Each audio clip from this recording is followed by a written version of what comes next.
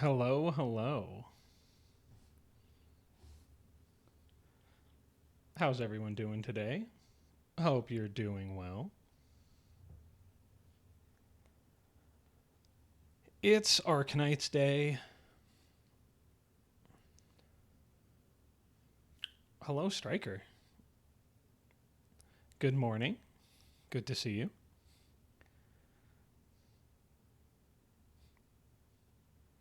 I'm happy to be putting out more content.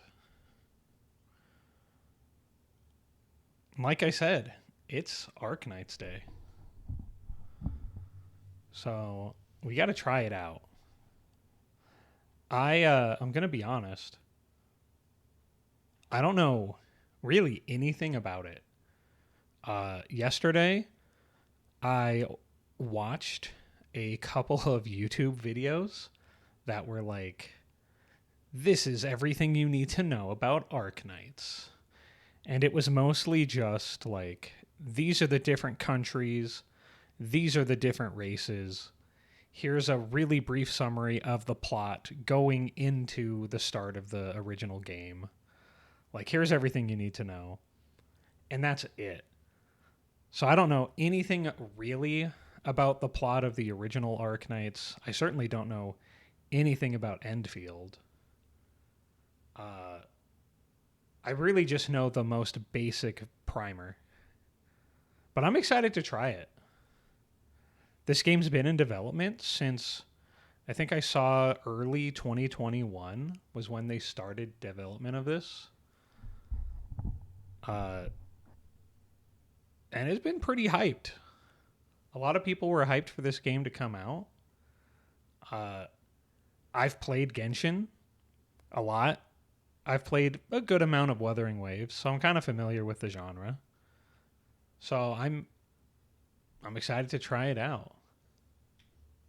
Hopefully it's good. So with that said, I think we just gotta get into it.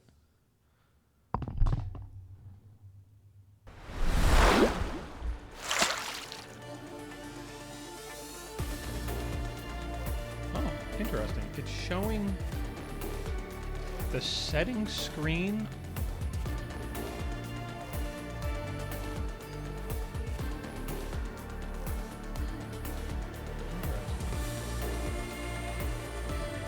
It looks like it's showing the settings screen, but I already closed out of it.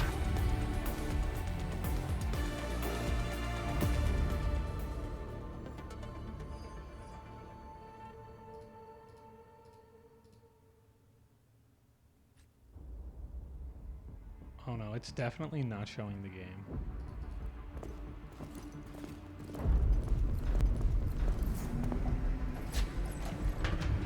Oh, we gotta go plan. We gotta go new plan. Administrator has arrived.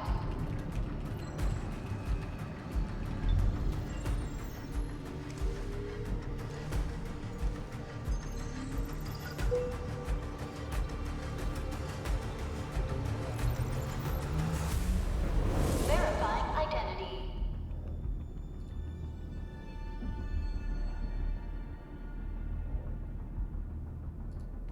Okay. We had to go full on display capture. I don't normally like doing that because no one likes capturing a display. But I kind of had to, I think. Let me check one more time. Yep, we had to go full on Gacha display. All right. Or full on window cap. I think we're gonna play. We're gonna go with the left because she looks cute.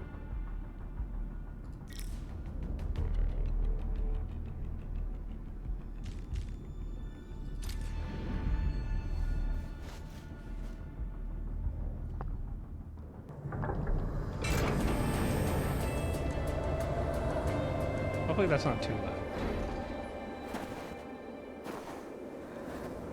We might need to turn it down a little bit.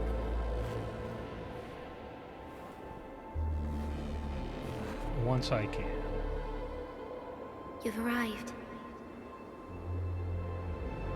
What took you so long? Sorry. I was held up.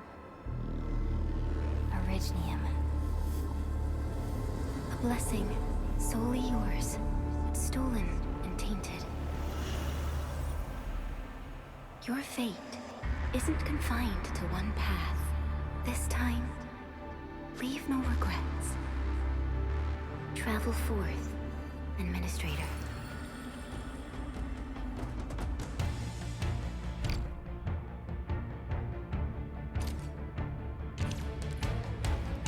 Originium is the pillar of life, the link that connects everyone. This expedition must not fail. Alright, I gotta admit, just right off the bat, kind of liking the start. We're gonna turn the volume down just a little bit more. There we go. And let's, while we're here, let's adjust me real quick. So I'm not taking up too much room.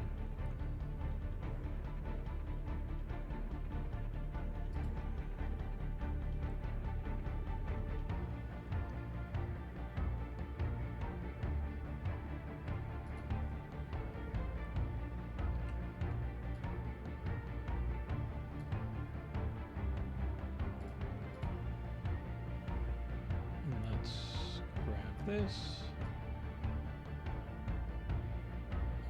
Shrink me just a little bit. Will kind of put me over in the corner a little more. There we go.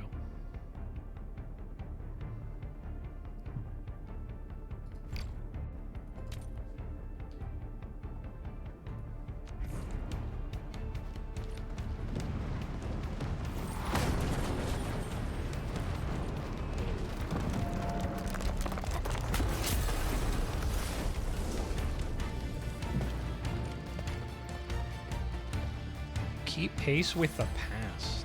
This will be a difficult campaign. Zip across when you're ready.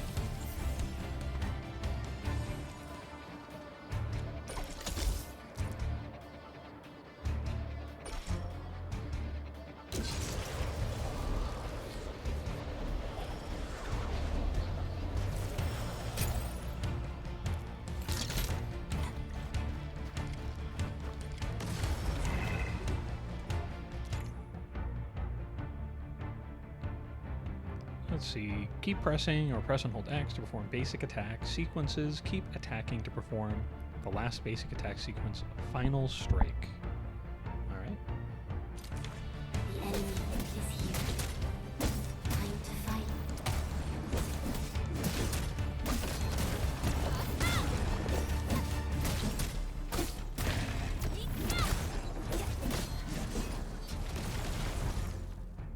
During combat, press B to dodge enemy attacks. Dodging does not interrupt basic attack sequences, but it costs stamina.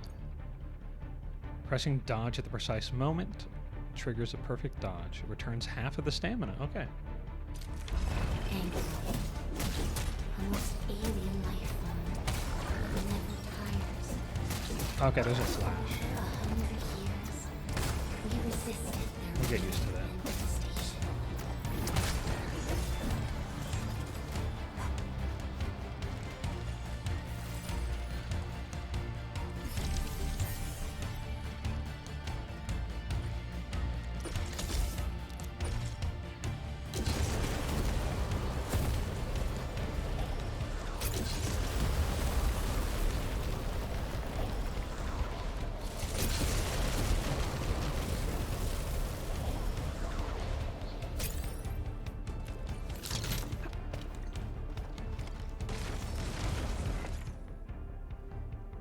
Let's see. While holding down LB, press X to cast a battle skill.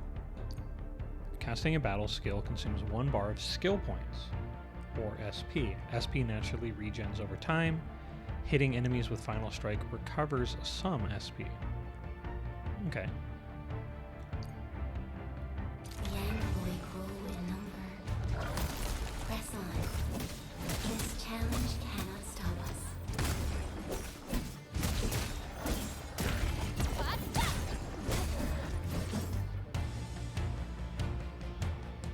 Perfect dodges also recover SP.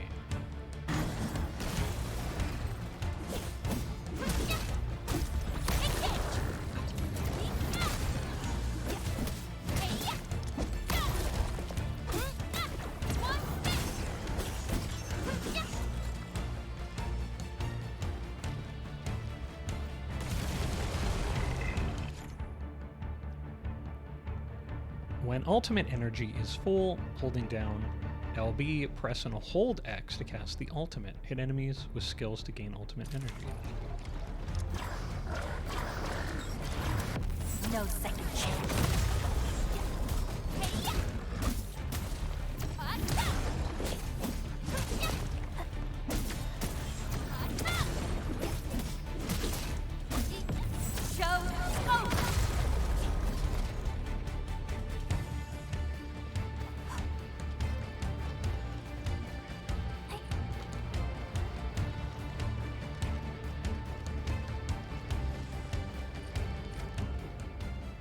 These flowers are... A legacy. A tomb. A lonely soul, never meant to bear such burdens. In the end, you chose not to let go.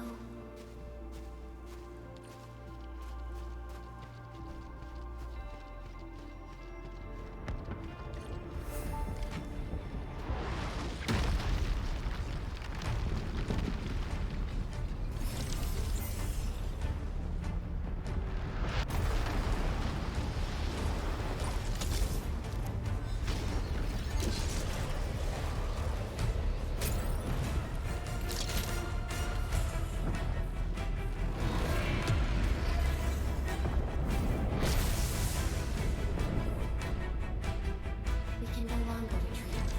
Let's strike forward. Use your true weapon. Forge a path for the living.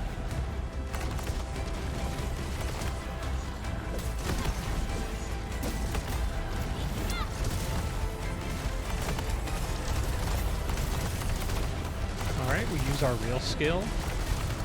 Summoning giant autocannons. The skill of the living. Big gun. Of course. Life always fights back. It is our nature and our fate.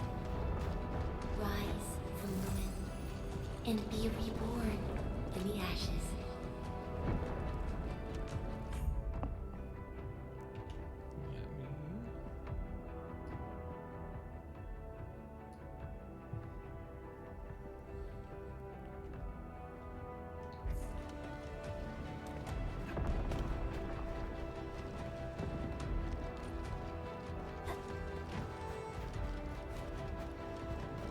The end draws closer. Cross this chasm to face your final trial. Big statue. The ultimate trial. Stonemasonry.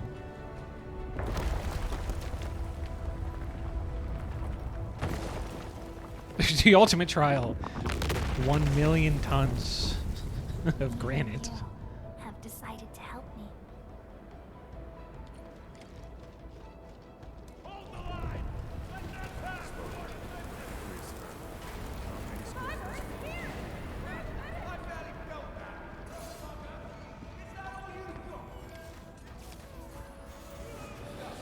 Enter the past.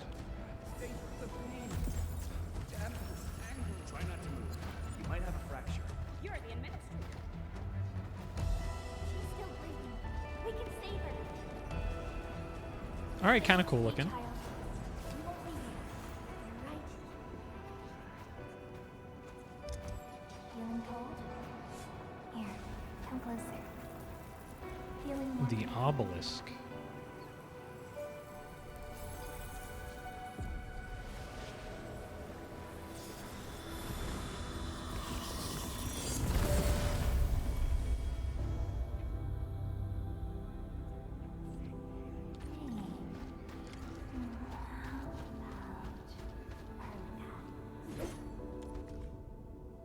Epitaph. The cosmos held by her lips is untouched by time. Beyond portals guarded by the deathly kind, she continues to wait and bide.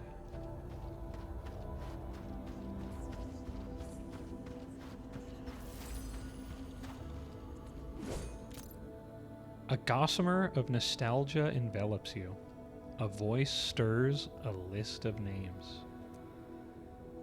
Calcit, Teresa, Terrasis, Scout, Ace, Outcast, Whitesmith. Name that's really hard to pronounce.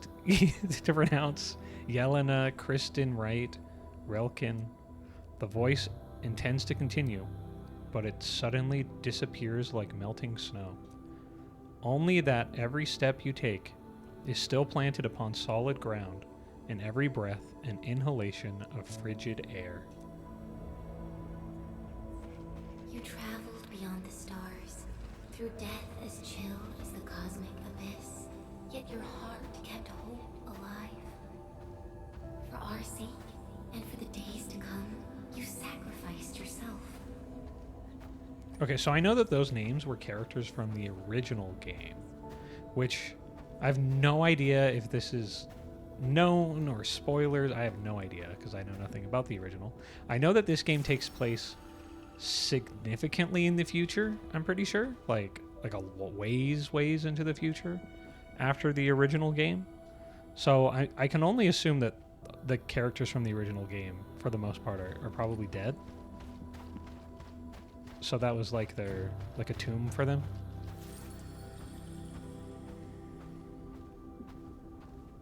Truth be told, I've always wished that you would find the answer on your own and find your true self.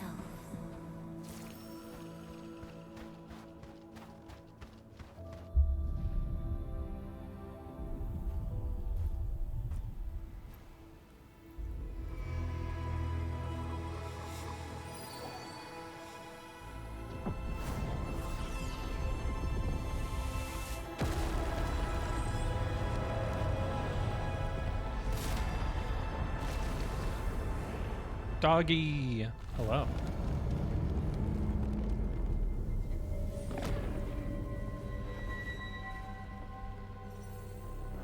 Okay. Tiny sword, not tiny sword.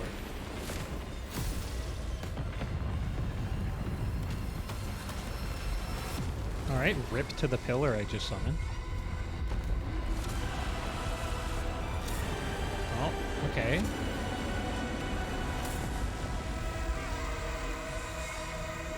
I think I need to turn on the volume a little more.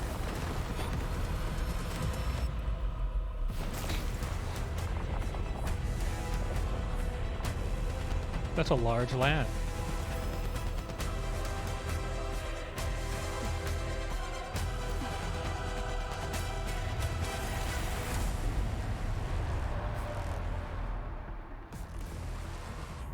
Okay.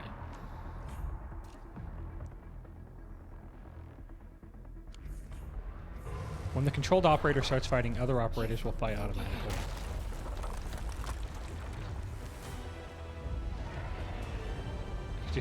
I will do that. I will do that.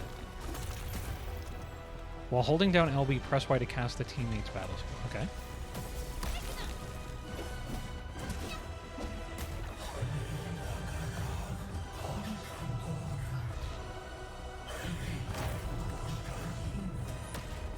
But can I say, I do think Arknights has the best character designs in, like, gacha gaming.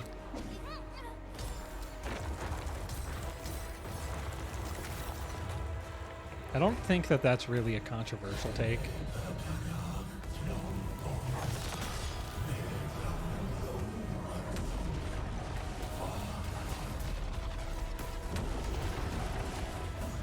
But man, the characters look really good.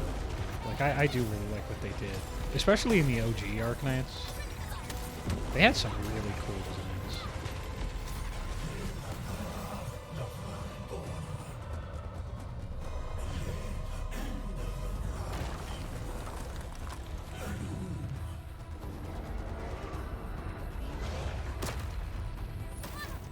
Probably shouldn't have walked into that.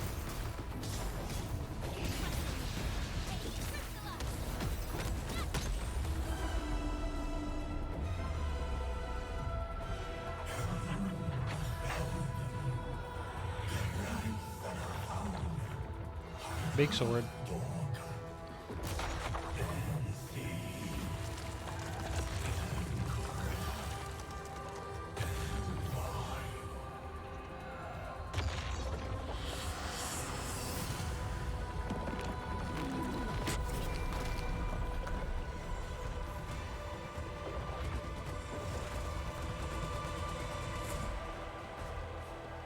It really wants me to cast this ultimate, but there's like nothing to hit.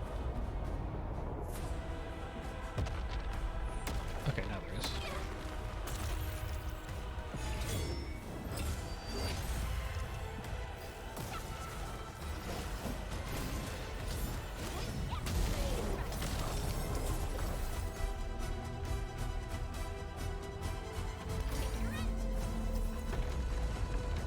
Powers of unripened. Unleash your full attack.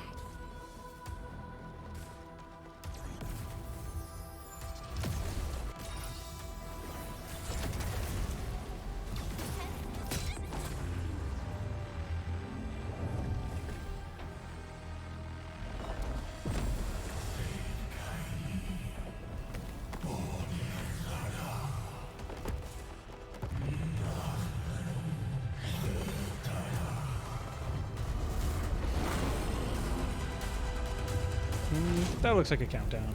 You must stop that countdown. Death is nearing the shore.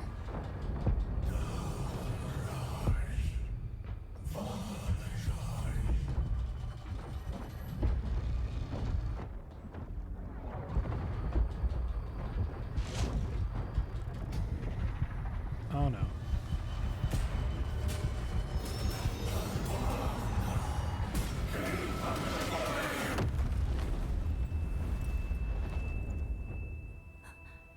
Oh, no, we're Do fine. not forget our promise. I'll be waiting in the north.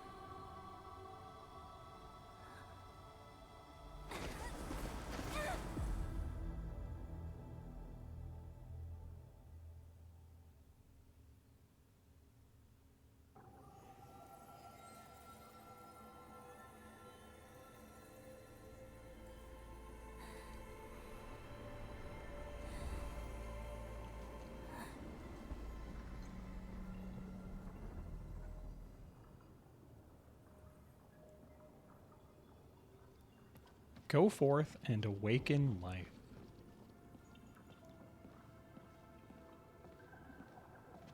A strange object. It's a tiny triangle.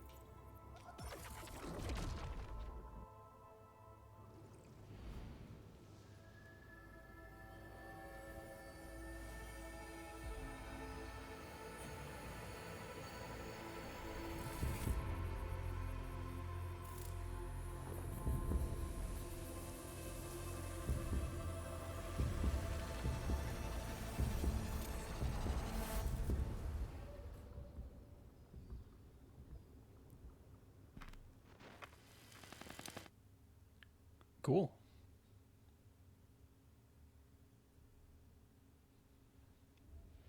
Do not forget your mission. Do not forget who you are. I remember. Who are you? The Administrator.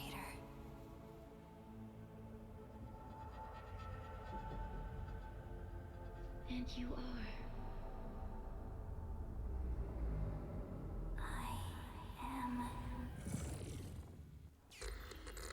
Yeah, I don't know what that means. I don't know what that means.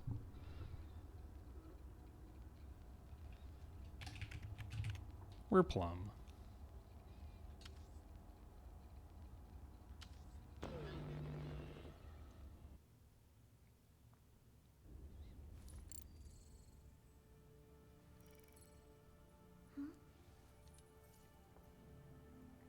It's a big rock.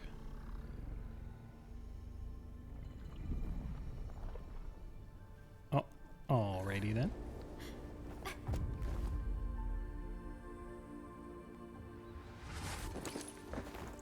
Administrator, Endman? It's alright. The Endman's just a little weak. It's been quite a while.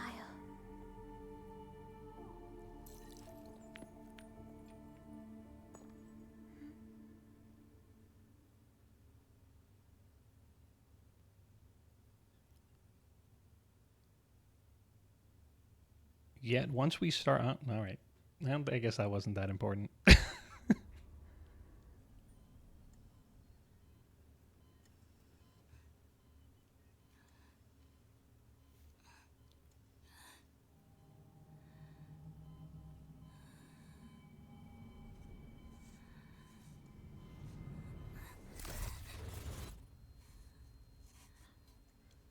You're awake, Endman.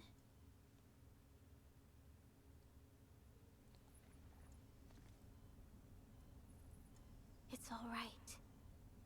We're at a safe place.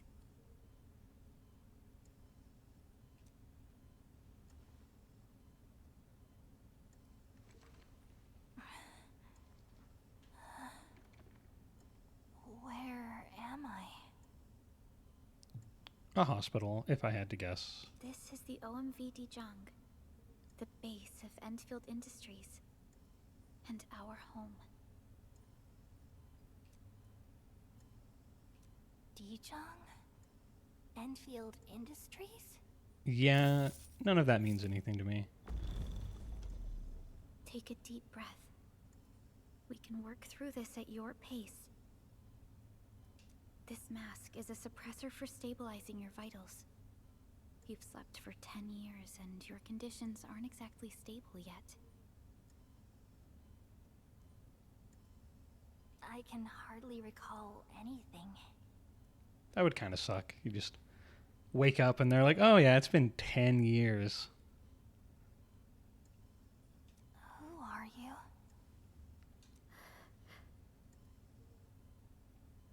My name is Perlica.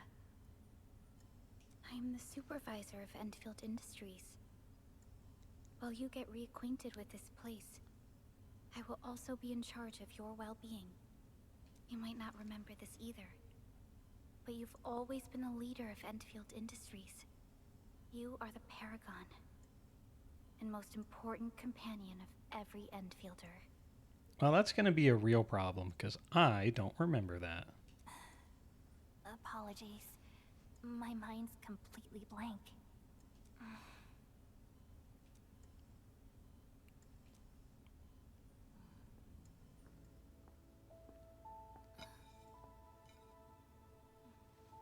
But for someone like you, this fresh new beginning might just work out. In any case, welcome home, Administrator. What do you mean by that? What do you mean? For someone like you, amnesia might be a good thing. We didn't want to say it, but we didn't really like you very much.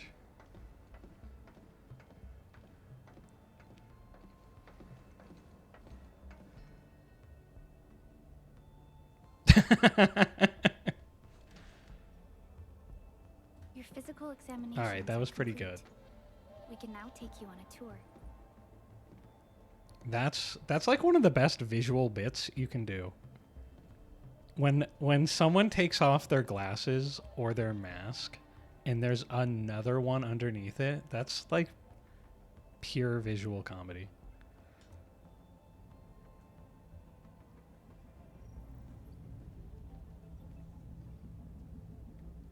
This is our HQ.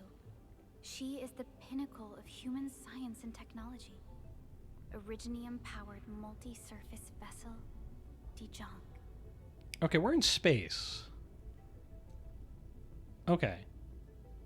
Like I said at the start of the stream, I don't really know anything about Arknights at all, except for the like hour of primer I watched yesterday because I was wanting to like understand the lore and the world building. I didn't think that they could go into space in Arknights. So I guess something changed in the like time skip. Also, if you have never played Arknights or don't know anything about it, Originium is that like yellowish black rock. It's like a crystal, and it powers pretty much everything in this universe. It's like it's the ultimate like MacGuffin. It powers magic, essentially, cars, weapons, toasters. Like everything is powered on this like crystal. But also, it's like insanely dangerous because if it gets into your blood or you eat it or drink it or breathe it in, then you get a really, really painful terminal illness that eventually turns you into it.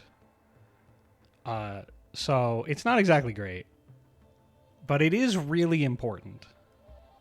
And I think most of everything that happens in Arknights is based around this power source and the effects of being around it and using it. There was a time when we were close to losing Dijong, but we followed your lead and saved the ship. Dijong survived the day. Ever since then, we've kept her at low orbit and minimum power. We're now repairing Dijong using ground-supplied materials. The ship is also where we develop new technologies. Sorry, I remember nothing at all. Don't blame yourself, Administrator. Follow me.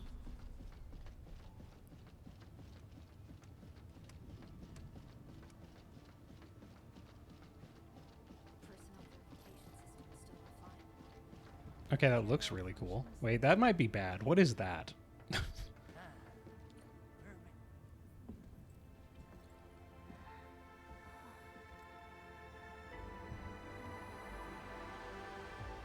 A majestic world, isn't it? I saw it in my memories. It's Talos 2. Our home.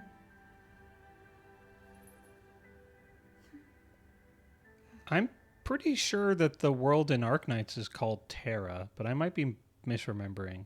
Are we on a different planet?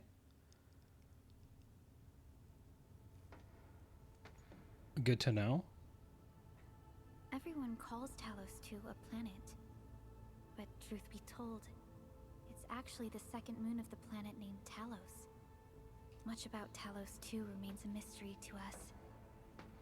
We're also facing enemies that once threatened our entire civilization. But since you're here, I believe that Endfield is capable of overcoming these challenges.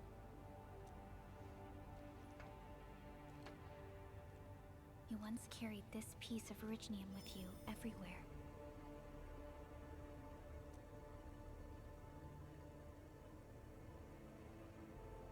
Every Specialist Tech Division operator carries a piece of proto-rig. The mineral helps teleprotocol triangulation. This is your very own proto-rig, and it carries secrets only privy to you. It's responding to my call, and it seems to know me really well.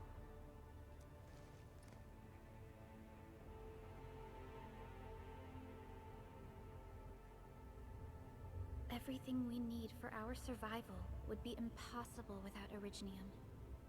The mineral powers our machines, and is the basis of the arts we wield. When we first arrived at Talos 2, we planted Originium upon this new world. The spark from our distant origins was meant to create a new place to call home. But war destroyed our first landing. Though we achieved victory, we paid a bloody toll that left us battered and ruined. To revive our civilization, you led Endfield and developed the proto-rig technology, as well as its ultimate evolution, the Protocol Automation Core.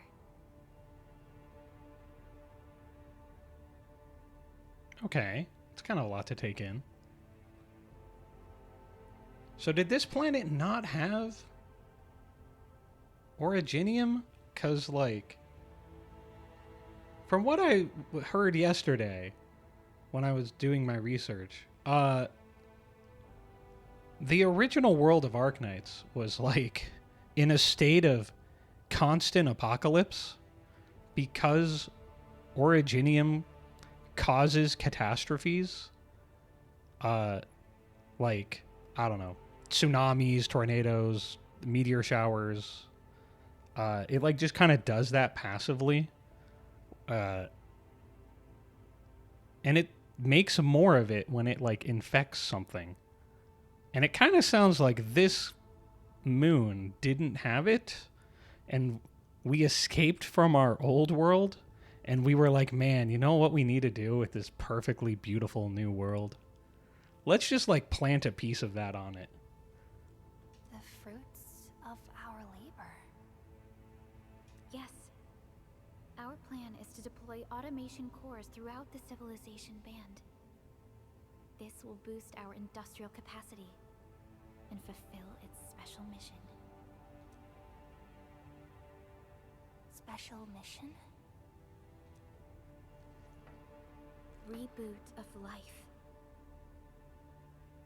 Are we, like, on an arc? Are we the last, like, survivors? Someone very important commissioned us with the Zeroth Directive. Your awakening, as well as the mission and plan I mentioned, are a part of it.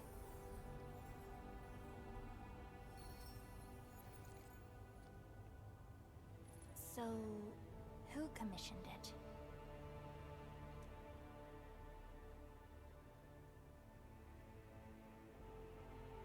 You did. Boom. Name drop.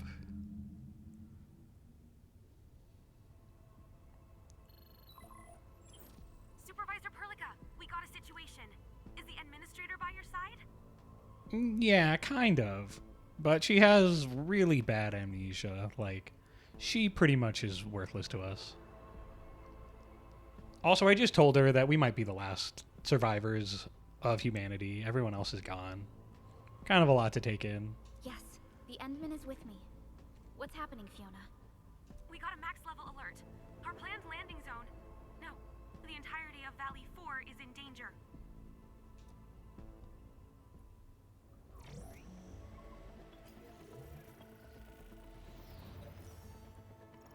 Just moments ago, simultaneous self-destruct. Oh, this is reminding me of when I played Ace Combat. Drone squadrons. The communication blackout is expanding towards Valley 4, and the status of facilities along the route is now unverifiable. At the same time, we are picking up extremely intense angeloid energy signals in the affected area. We are hailing the hub base on every channel. So far, they haven't responded. The whole place is offline.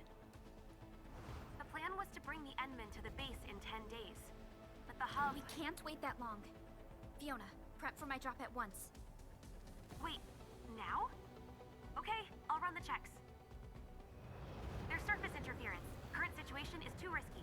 Unguided emergency drops might deviate. We'll drop you to the area near the base, out of concern for safety. Director Chen and Andre are at the hub base. In accordance with the contingency plan, they will take control of the scene as critical events happen. Fiona, keep Alright, these visuals are really good. regardless of whether we've received any response from them. Inform them that I'm coming soon. Also, tell Operator Chen to rendezvous with me there. Roger, we're prepping your drop.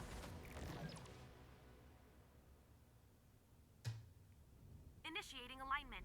Target, Valley 4. All systems green for landing.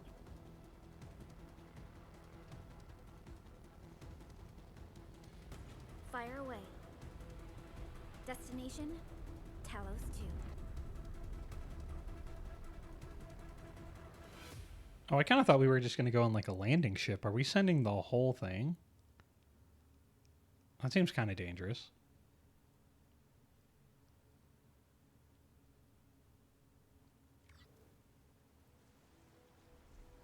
Surely we're not bringing the whole thing out of low orbit for this. Oh my gosh. Progress update, Fiona. It's a rabbit and a plant. Established contact.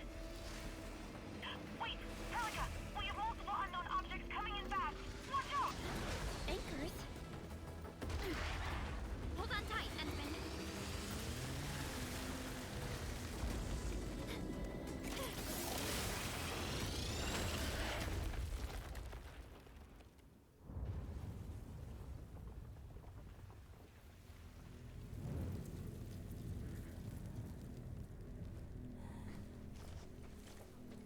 Not our bike.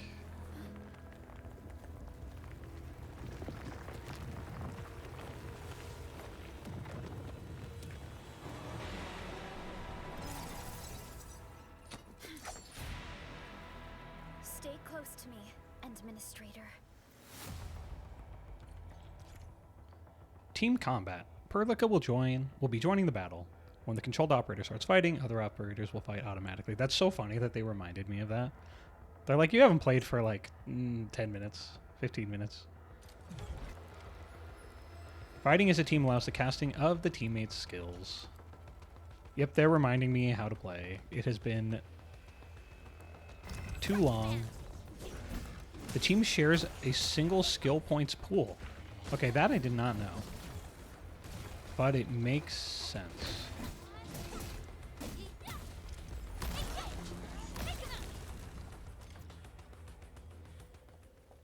Administrator, you all right? Are you hurt? I'm still good for the mission. What about you? I'm okay, but we'll have to walk the rest of the way. The angle I even managed to reach this place. The situation in the field is far more severe than our previous estimates. Seems like a warm welcome from Talos too. I actually hoped for a gentler reception than this. I wonder why this dialogue isn't voiced, because like the Endmen already talked like multiple times, and the other characters are talking.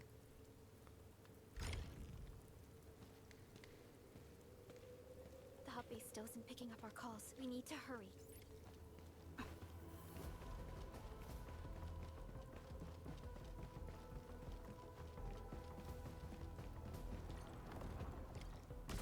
This Angelos looks dangerous. We need to be cautious. We can focus our attacks to bring down its defenses. Final Strike and Enemy Stagger. The last sequence of basic attack is the Final Strike. It is a powerful hit that also deals stagger, and thus can apply the staggered effect to the enemy.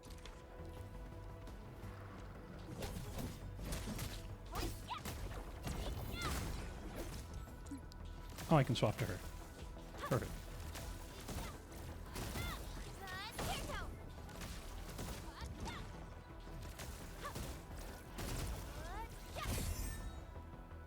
The Final Strike has successfully staggered the enemy. When the stagger meter is full, the enemy becomes staggered.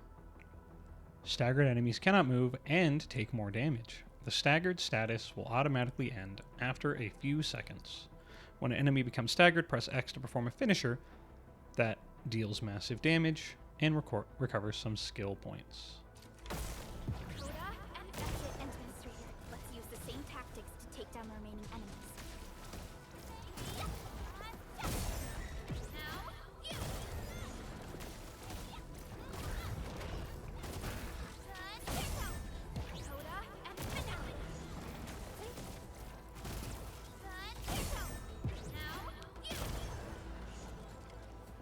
You know, when I first saw what combat for this game looked like, I thought it looked a little too,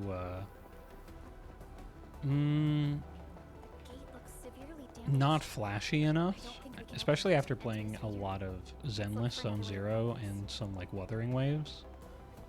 which have very flashy eye bleed, like a lot of visual like effects and particles going on.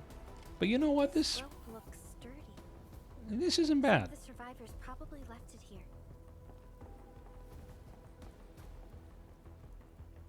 Hello? Hello? Dr. Chin isn't picking up the call. Forget it.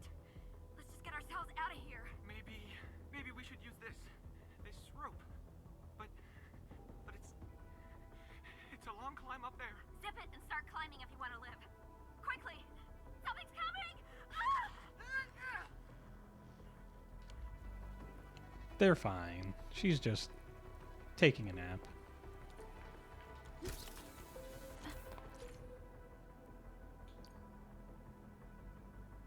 This should be the way. Let's continue, Endman.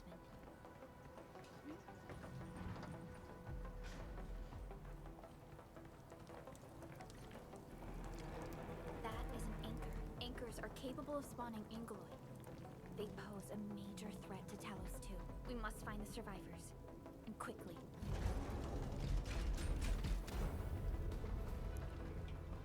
UWST, United Workers Syndicates of Talos 2. Research Center. Keep improving.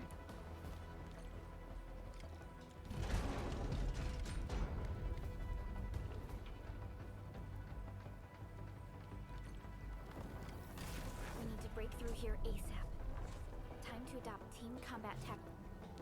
This enemy is more dangerous. We can try using combo skills to defeat it. Let's see, every operator has a combo skill. Casting combo skills does not consume skill points, but the casting criteria must be met. Combo skills will enter a cooldown period after casting. Final Strike is the last basic attack sequence. Hit enemies with Final Strike to trigger Perlica's combo skill. Okay, I guess I should swap over.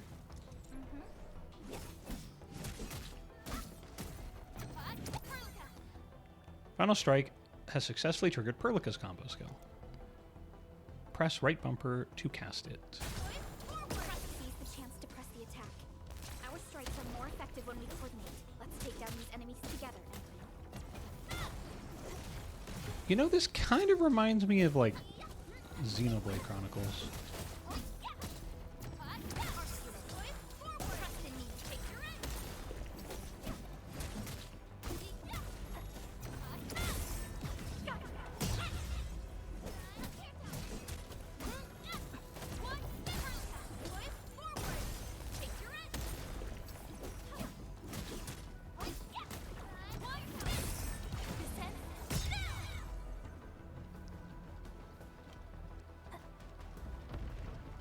Damages are so severe. Director Chin has always kept the hub base in good order. But if she lost control of the area, things inside the base could get bad. I hope for the safety of our people. Well, we haven't seen anyone who's alive yet. Look there, Endman. Oh, we must act now. never mind.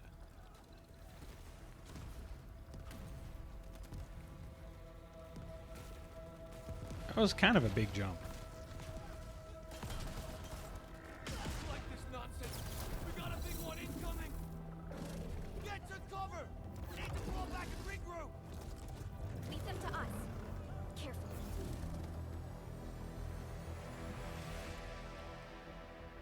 Let's see, press right stick to lock onto a target. After locking on, use the right stick to lock on to another.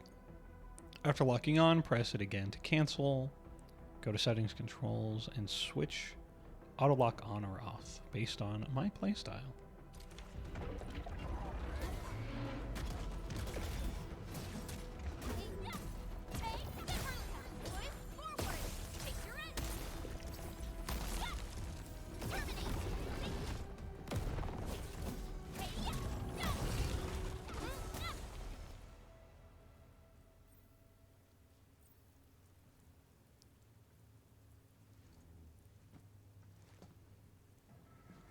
Supervisor Perlica, you arrived at just the right time.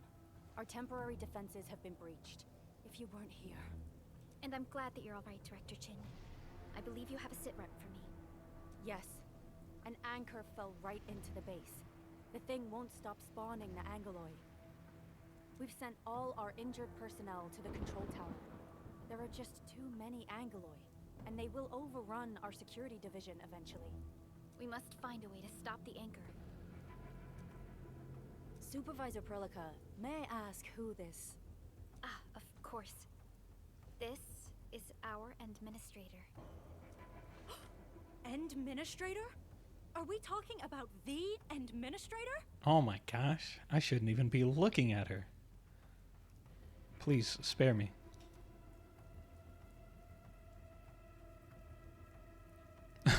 I wonder how do people talk about me, just curious. Apologies. Many operators in Valley 4 have never seen you before, Endman. News of your awakening gave rise to plenty of gossip and rumors. When we received the message from Dijong, the entire crew tried to plan a welcoming ceremony. But just a few days later, we were suddenly attacked. I didn't expect you to arrive here in the midst of the battle. We were gonna throw a big party with a cake. We're here to help, Director Chin. Do we have any news about the missing personnel? How many of our people are outside the base? It's hard to say. The Angoloi just kept attacking. Security Division can only maintain a limited security perimeter. People here are in danger. I suggest we delay our earlier arrangements, Administrator.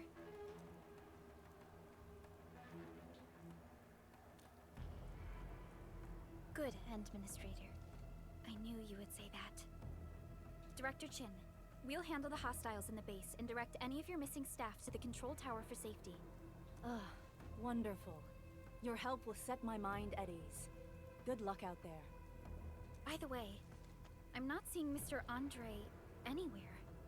Where is he right now? That silly old man.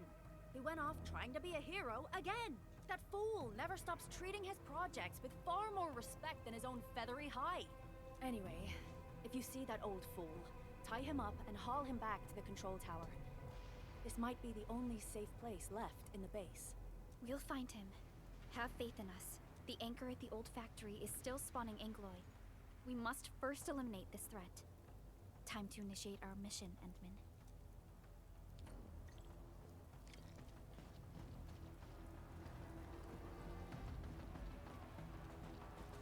All right, let's get moving.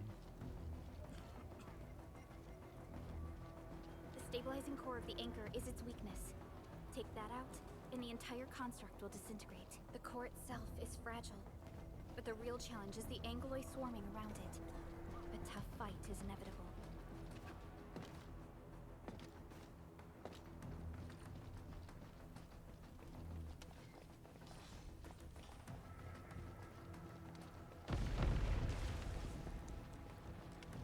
A cluster of smaller Angoloi.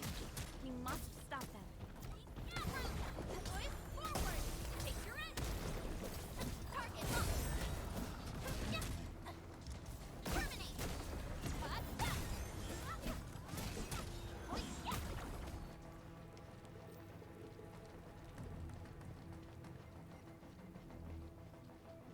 Stay strong, people! We're winning!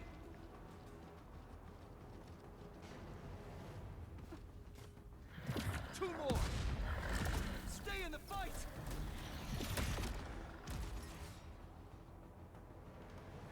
Are you all right? Supervisor Perlica. Thank goodness you're finally here. We assembled here after the anchor fall and managed to hold on to this place. Okay, I guess we held on to this place until 5 minutes ago. Head to the control tower. I understand, but I must tend to the wounded. Wait, you're injured as well. This is where we grow buckflowers. Buckflower powder is a common pharmaceutical ingredient, and it's easy to make. Take some. They'll come in useful.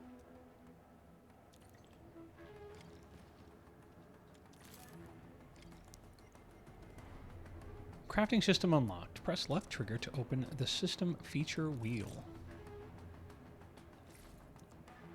Items gathered during exploration will be placed in the backpack. Press Y to access the crafting system from the backpack panel. Buckflower powder can be crafted from buckflower.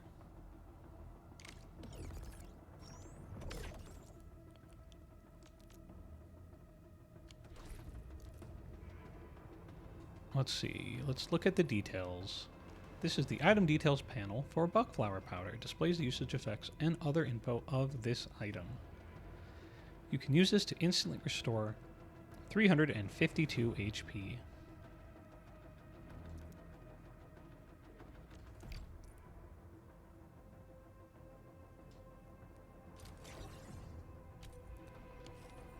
This will give me a peace of mind. I'll stay here and care for the injured for now, and then join up with Director Ching when we could start moving again. I look forward to your good news. Oh, just for the record, it looks like some ads are about to start.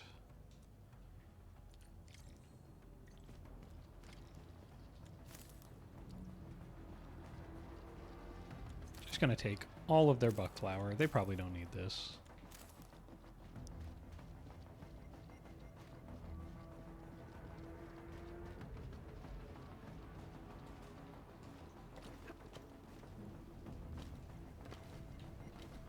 Can I get up there?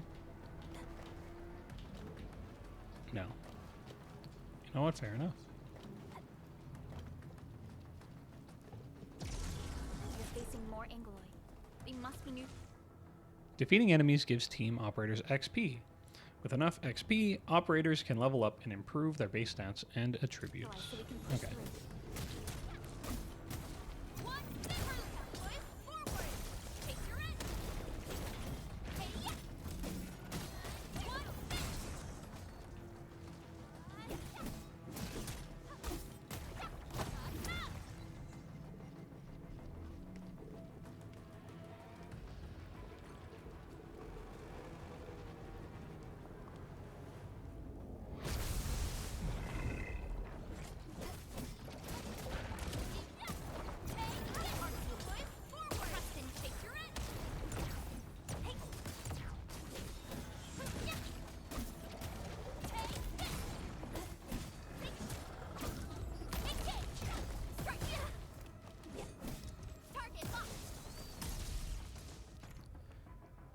To an enemy with electric infliction, applying another electric infliction adds one more stack and deals electric damage. Target locked. Fire.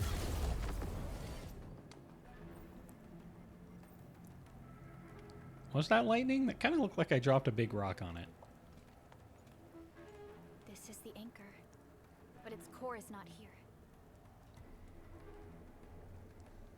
Should we try to break that glowing structure? No.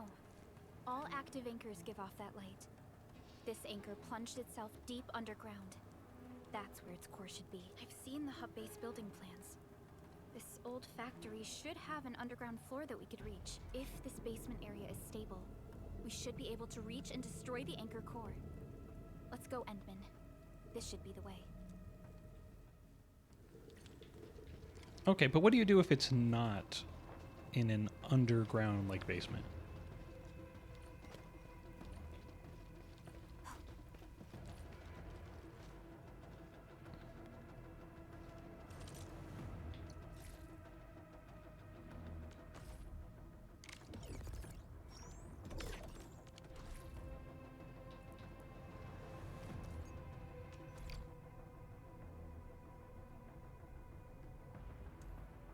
I really don't think we need to use that. Landsbreakers? What are they doing here?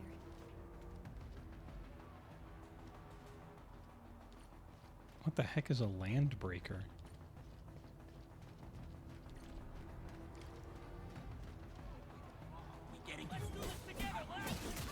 Well, I guess it's these guys.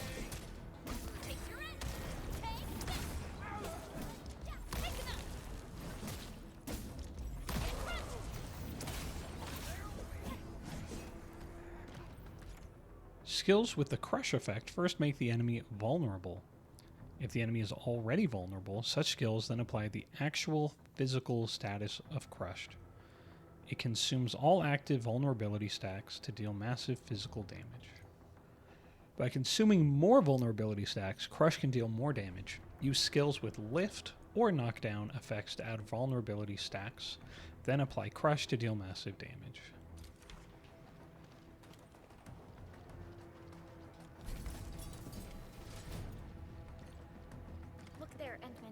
We must act now. Why, tell us! Supervisor Perlica! The anchor! Take out the anchor! Where are you?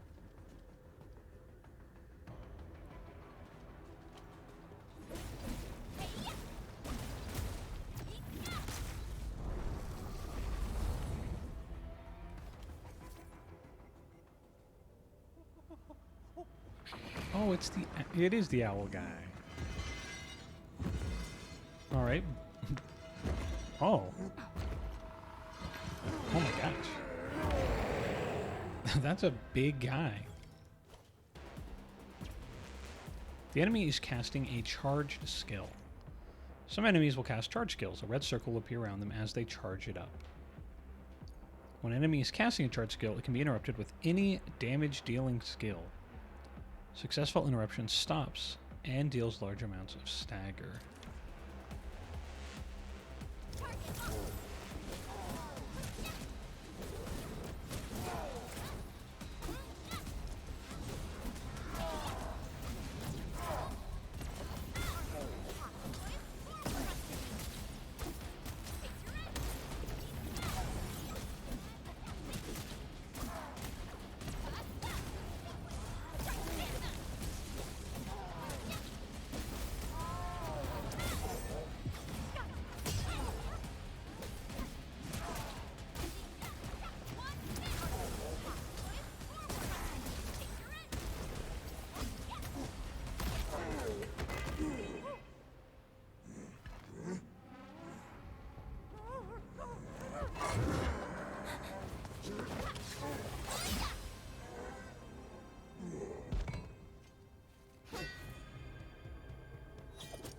Special Operator Chen. Am I the first to arrive or what?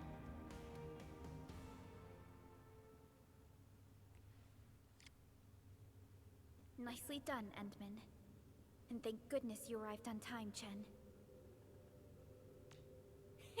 Awesome, right? What do you think of that move?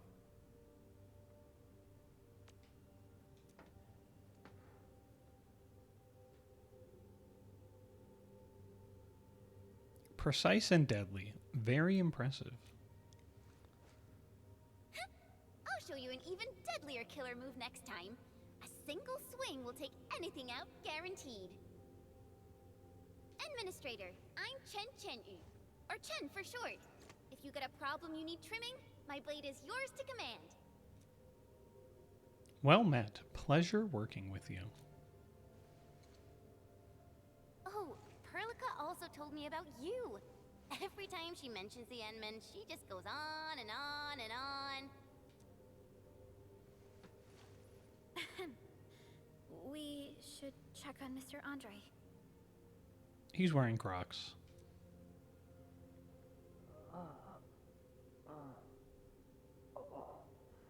This hurts.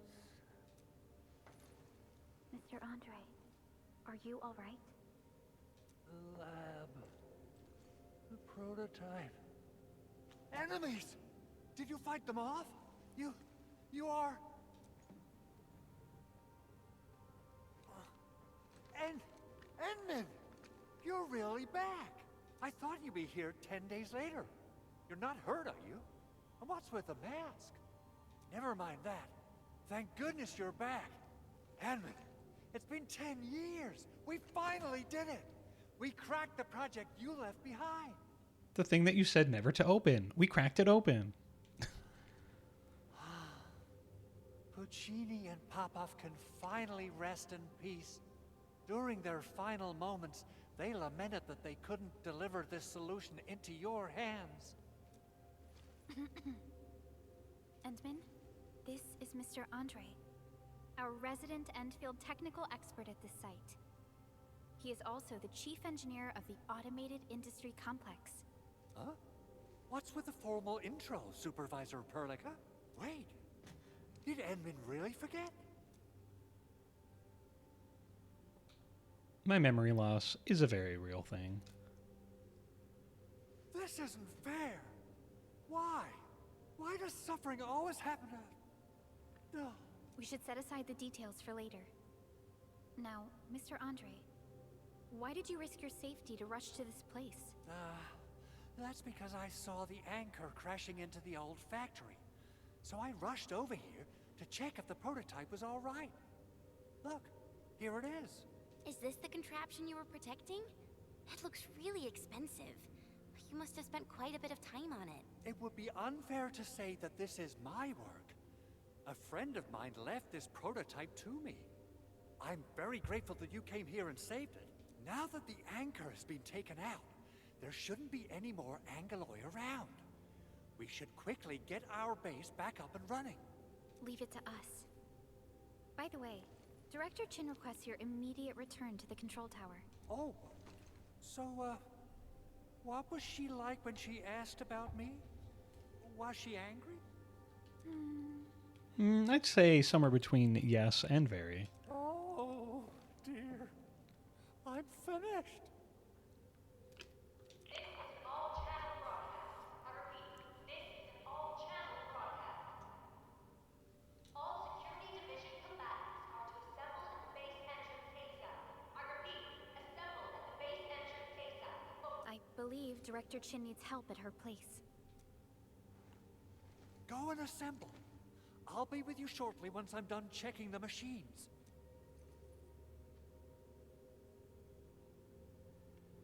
Chen will keep Mr. Andre safe. Let's go and support Director Chin. It looks like a ship of some kind.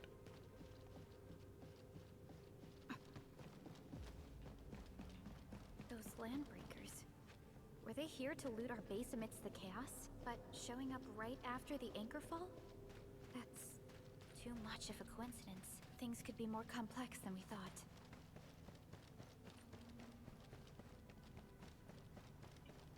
Our original plan was to deploy the protocol automation core nearby and run some tests, but with the hub base severely damaged, we need to get it up and running first.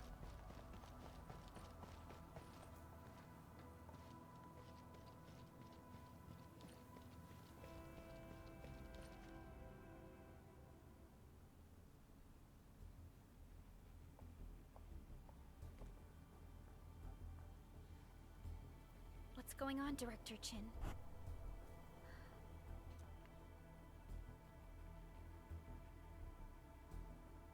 Landbreakers. And so many of them. This isn't the worst of it. Look over there.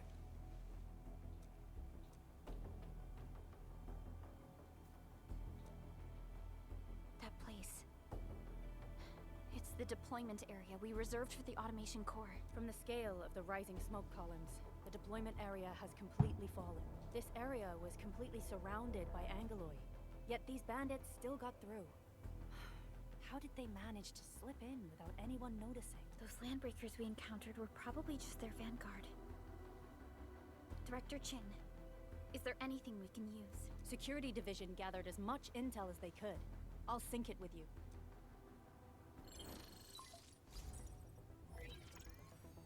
We have yet to recover from the anchor fall. Power's still out, and we've taken heavy casualties. Well, it's been like maybe The Angaloi 5 destroyed minutes. many backup cables. Our systems are failing. The attacking landbreakers have been confirmed as the Bone Crushers.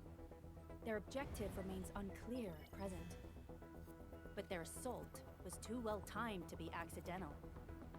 If the current situation persists, we will not be able to successfully deploy the automation core. We can use the resonance tower to activate Originium for power, but its energy cost is steep. It won't last long. We have another option available.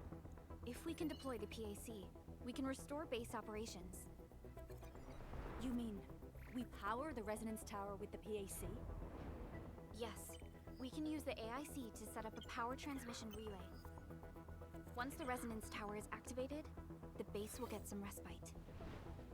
But there are so many landbreakers along the way. If only we could weaken them. Of course we can! Landbreakers?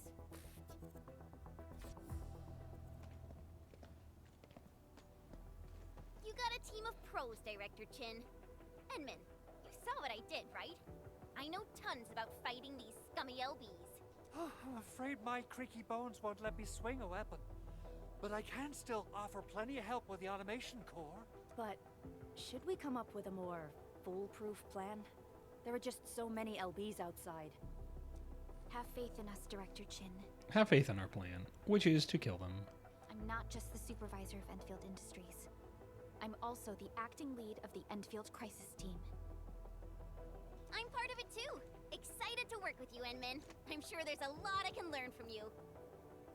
Yep, there's a lot to learn from someone with total amnesia.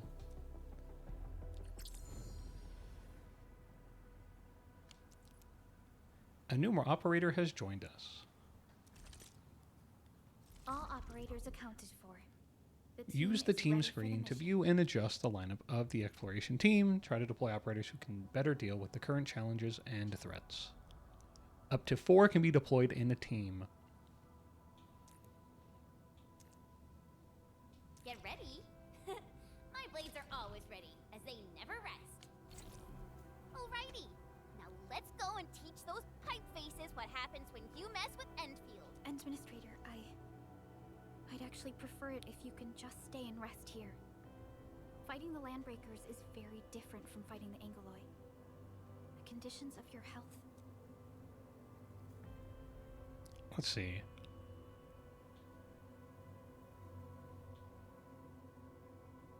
I can't simply let you face the dangers alone.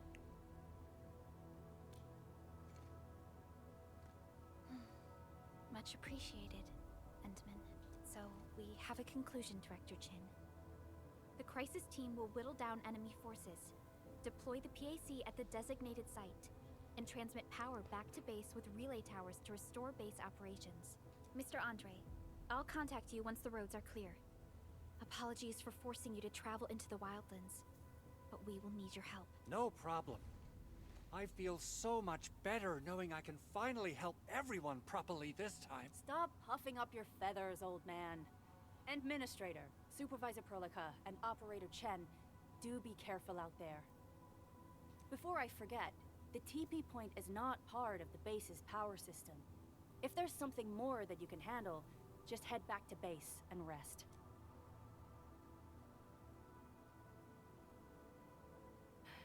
We're counting on you. Endman, let's first activate the teleprotocol point. TP points will let the team move around faster, and...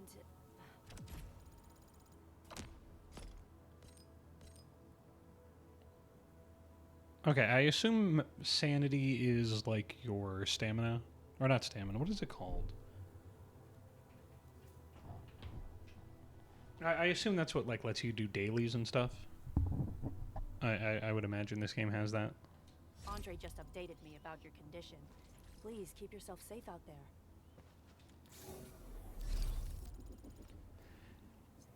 Activating a teleprotocol point, TP point, makes its various features accessible. Using rest. And there's storage.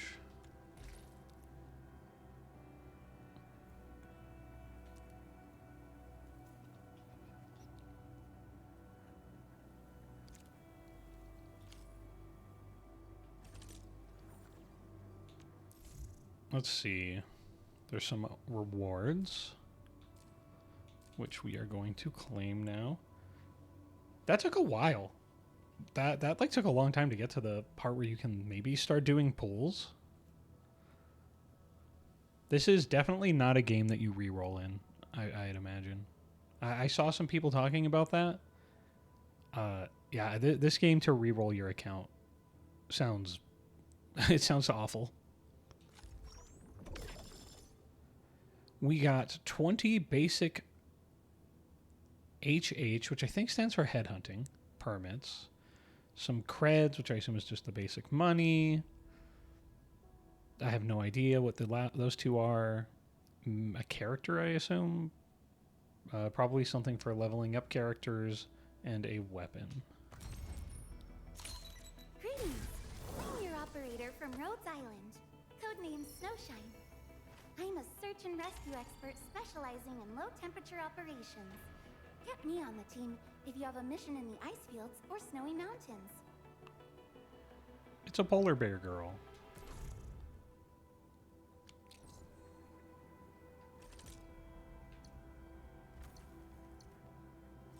Still waiting for something? Okay, this is where we look at our characters. Standing by. Oh, wait, I gotta watch that again. That was kind of cool. Still waiting for something? Operator Prolica, standing by. That is actually super cool. The wand like opens up. That's cool. Watch this! Awesome, right?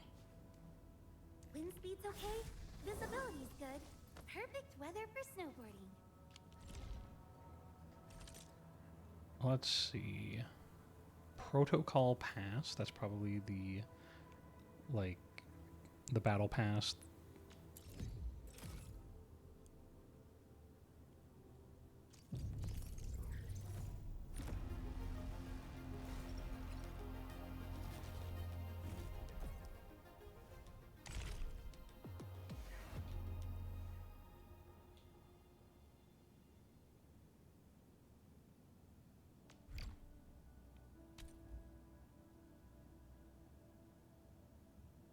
I don't... Do you have to buy... No, this bottom one you have to buy with real money. I don't know what this top one is.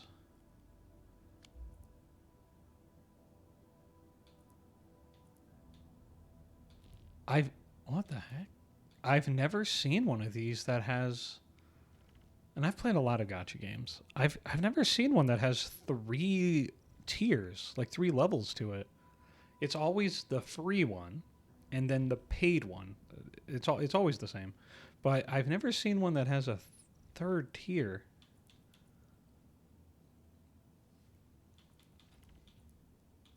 And then I imagine at level 20 or 30 you get a weapon.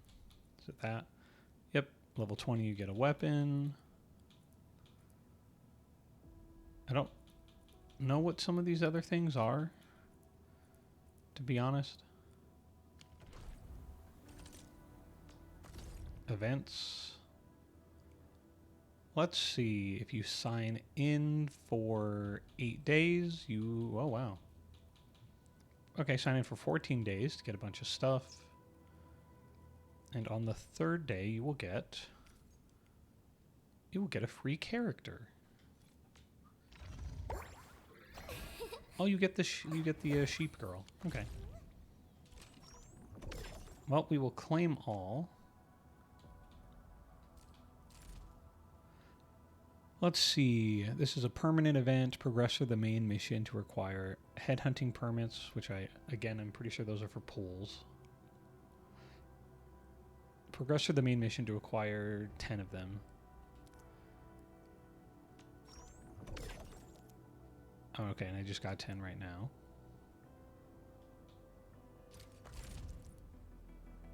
Use headhunting to acquire more operators for support. New Horizons headhunting is now available. That's where you do that.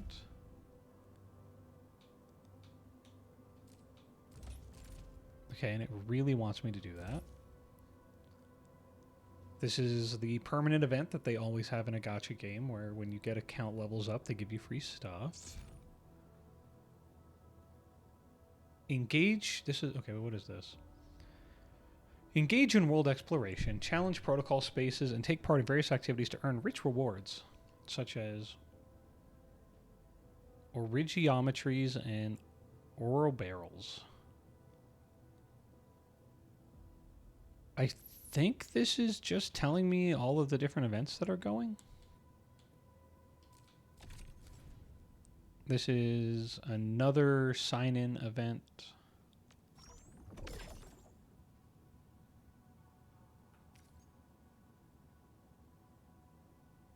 Okay. I don't know what that was. This is... Oh, we'll just do this now. This is going to be like the trial where you try out a character for a little bit of resources. We may as well just do it. This is for Levitain,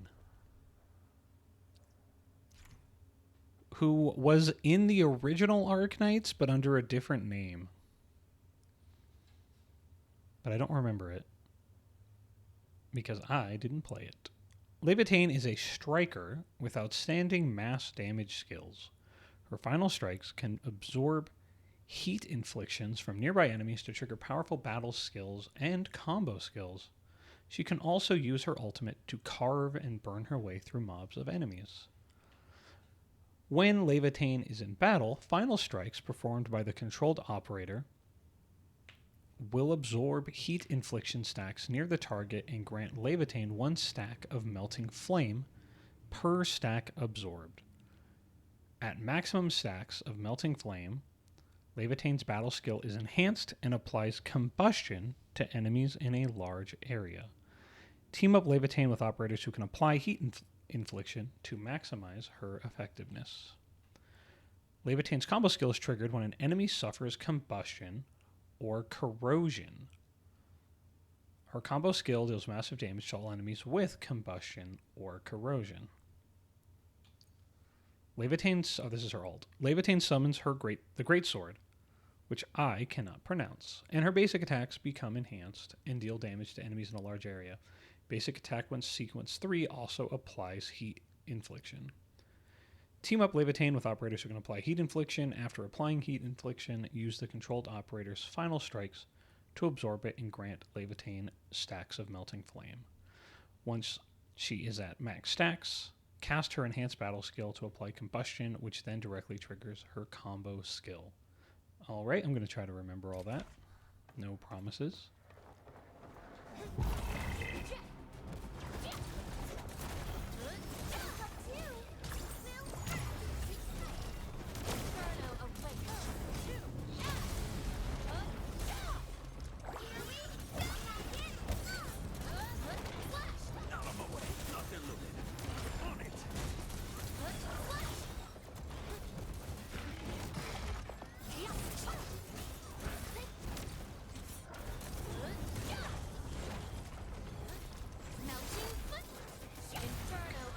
Okay, ult is ready.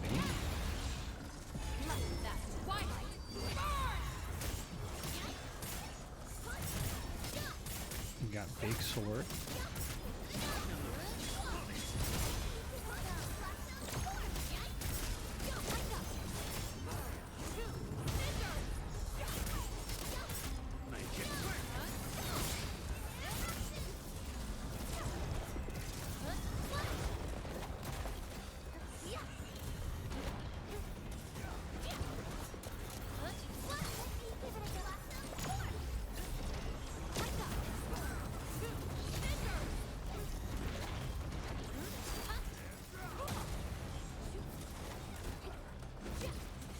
I mean, she's kind of fun to play.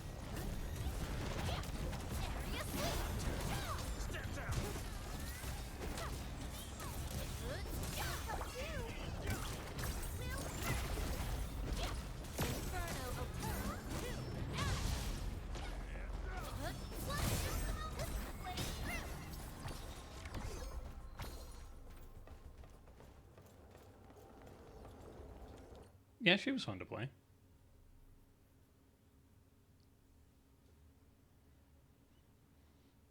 I like her design.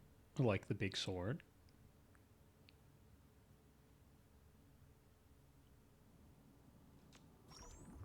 I get some free rewards for doing that, including whatever that is. Okay, that's how you upgrade skills. And progress through the main mission to get more events. Okay. Alright, now I gotta do headhunting. Okay.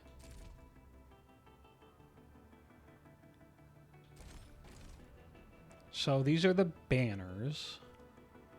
This is the basic one. Okay, it's exactly how I thought it would work. So this is the basic one that's always up. This is going to be the one that lets you just pull... let me see if that's right. Yep, this uses the basic permits, which are only going to work on this banner. And you have a chance to get the 6-star operators from this banner, and if you do at least 300 pulls on this, then you get to pick one of them to be your character. But this one's permanent. It's just always here. This is the character who is on rate up for the first 2 weeks of the game. And this is your, hey, you're new to the game banner.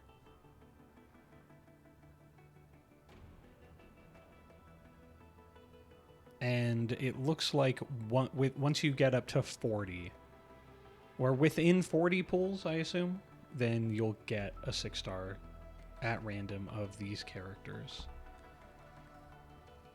Which could be Last Rite, Ember, Li Fang, Ardelia, or Pogranit Chick. I don't know how to pronounce his name. But if I remember right, from what I just saw in the events page, yeah, you get Ardelia for free. So you really don't want to pull Ardelia, because you already get one. Of these 5 characters, I probably would like to get, if I had to like order these on like the desire sensor, Last Rite, choice number 1. Pogman, choice number 2. Ember, choice number 3. Li Fang, choice number 4. Ardelia, last choice. But Last Rite would be really cool to get. I like how her character looks. I saw some of her gameplay. I liked it. Sure.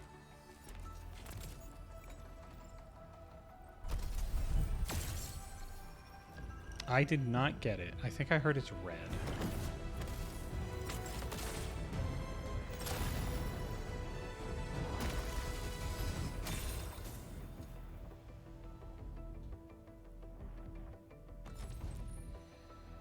Why do I have to do this again?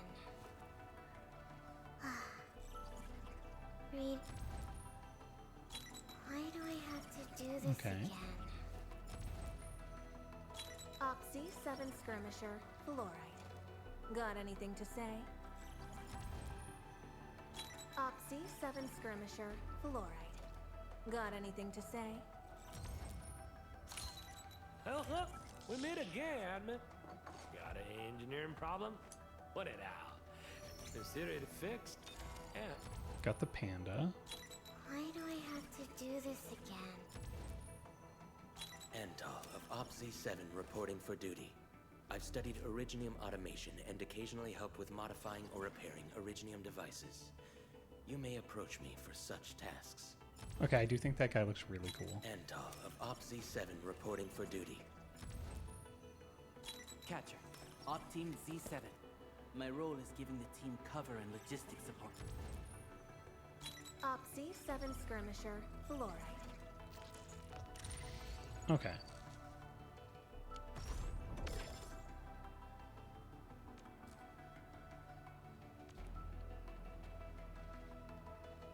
And I have to continue the story to get more pulls. All right.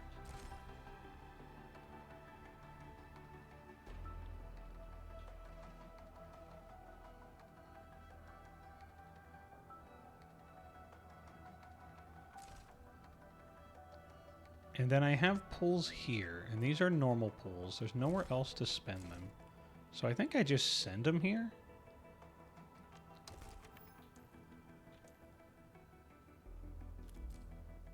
Yeah, I think we just send it. Because these are the blue ones. This uses yellow ones, and this uses like a red one. Yeah. Alright, we send it.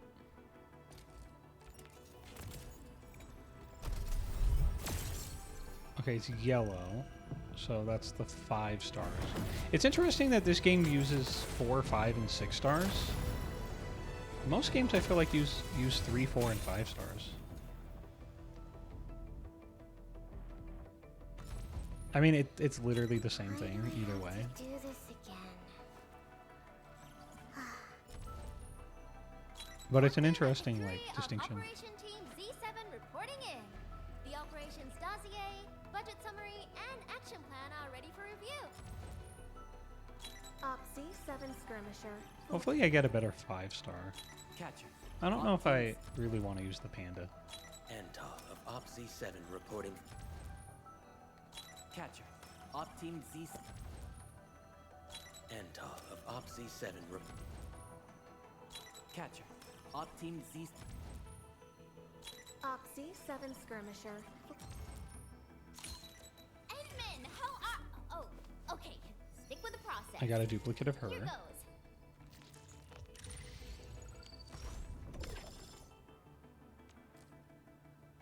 All right, we got more. We do more. We read?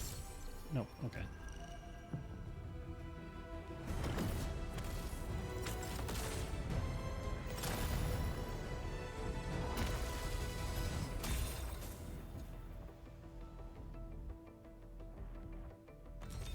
I am Ikut. Call sign is Arklight. I am not a trained weaver of words, but I wish you well. Okay, I actually like her design a lot, so I'm happy I got the horse girl. To do this again. Why do I have to do I'm getting this a lot of duplicates of her. Why do I have to do this again? I've pulled a lot of her. Op Z7 Skirmisher. Fluoride. Catcher. Op Team Z. Catcher. Op Team Z. Captain Akikuri of Operation Team Z7 reporting. Catcher. Op Team Z7. Captain Akikuri of Operation... Okay. I think I might be out of pools now. Except I have Arsenal Exchange. Getting weapons from the Arsenal Exchange costs Arsenal tickets, which can be acquired from sources that include headhunting, acquisition center bundles, protocol pass, protocol customized credit store, and by exchanging origiometries. So this is how you get weapons? I'm a little unsure about all this. I don't really know what you're supposed to do all here. So I think I don't touch this yet until I understand it better.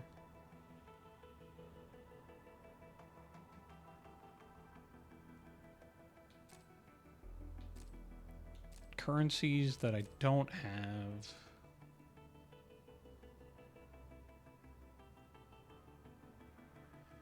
Don't really mess with that yet. Wait, what is it trying to tell me to look at?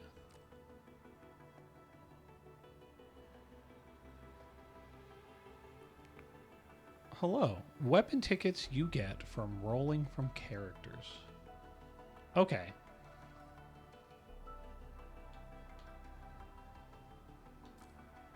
Now that's a new one. I don't think any other gacha game I've played has done this.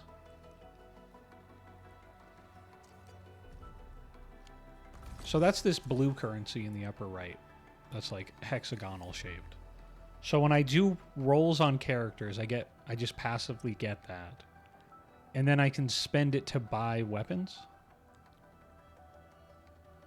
Am I getting that right?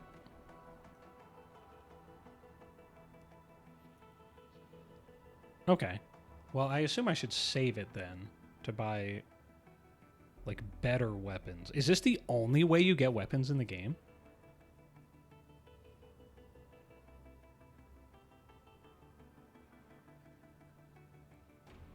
You can roll for banners or buy weapons outright. No, you can get 4-star weapons for free. Okay. Are some of these are some of these banners like that I'm looking at on this page?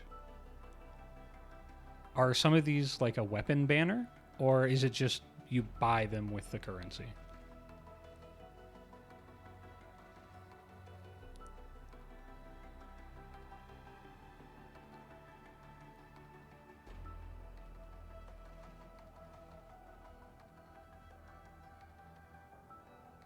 They're individual banners you roll like normal. Interesting.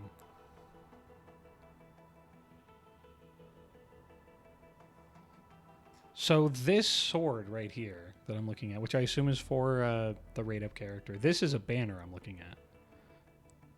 And the currency for this banner, I get by doing rolls on the character banner.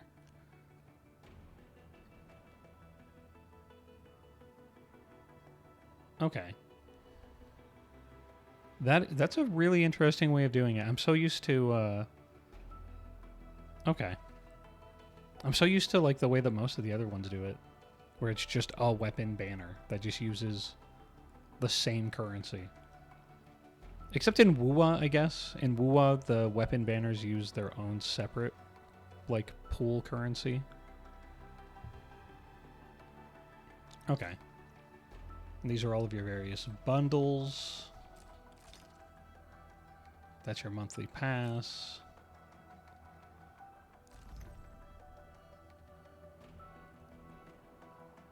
Here's your just buy currency for money. The weapon banners last a really long time. And let me look at that again.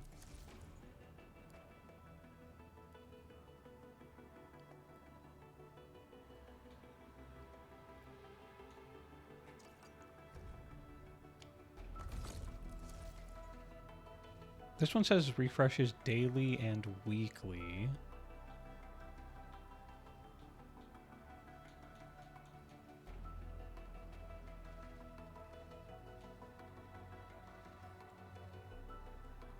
Oh, on the upper left here.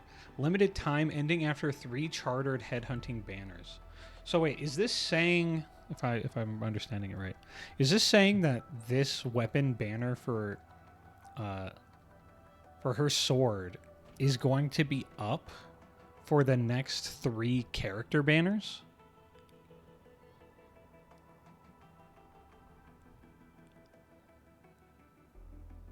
Oh wow, that is actually kind of a long time. Until sometime in March. Okay, that is actually a long time. So they give you time to get the weapons. I do like that. Do we know how long banners are in this game in general? I saw 15 days for the current rate up. But each individual banner's pity is individual. Oh, so there's no carryover between the banners.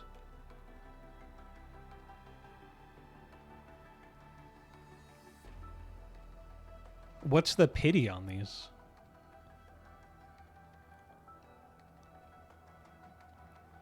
What is it in Genshin? I'm used to like a pity being like 80 or 90. I want to say 3 weeks per character, but you can still roll them after their rate up. Oh, okay. Do they go into like the pool afterwards?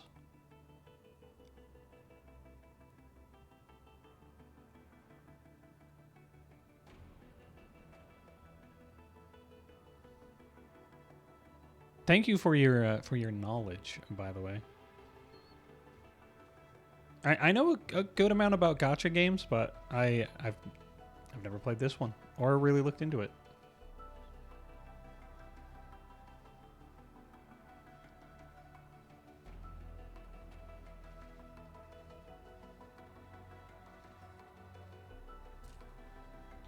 What is this trying to get me to look at?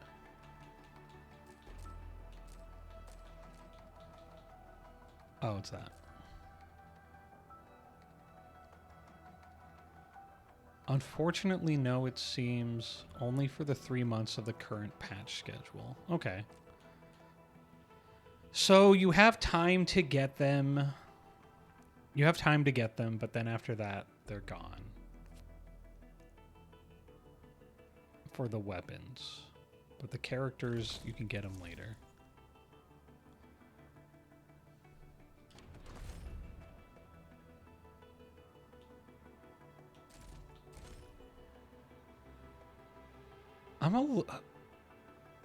It's showing me so many currencies in the upper right. I'm trying to figure out what all these are. Let me switch to mouse and keyboard. Let me see if I can hover these. What button do I need to press to get that back? Still waiting for something? For example, on Levitane's banner, you can also get Gilbert or Yvonne, also limited. Okay. Okay. Is this what I'm trying to click on? No. Oh no, I've been playing on a controller. Now I don't know how to get back to where it was. Why does it reset me? Is it you? Which one of you is the pools? Get ready. Not you. My blades are always ready, as they never rest. Not you either. There we go. Okay. What are all of these currencies? Okay, this looks like the one that you will get from like random chests and stuff that you can convert to pools, if I had to guess.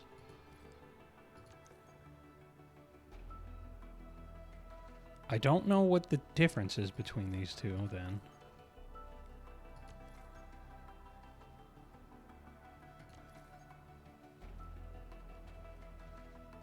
Firewalker Trail 10 permit. Oh, this is a stack of 10 pools.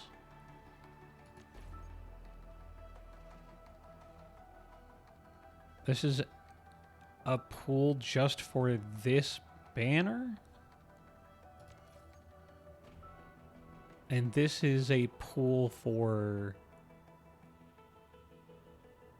rate ups in general. Okay.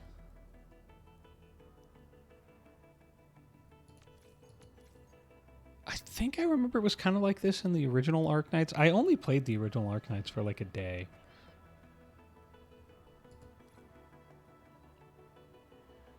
"30 headhunting attempts to get a free 10x.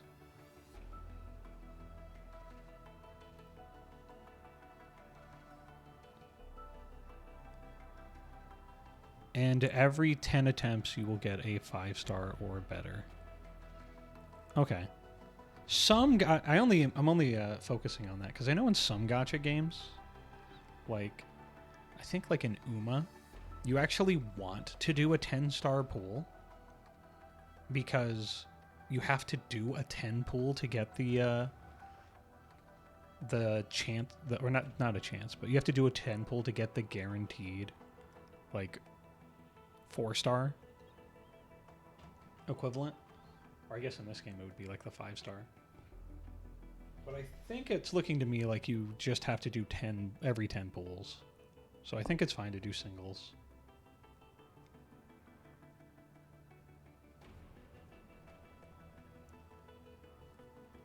And if I click this, it's going to use... Yeah, it's going to use that one. Okay. You never know. Could get lucky.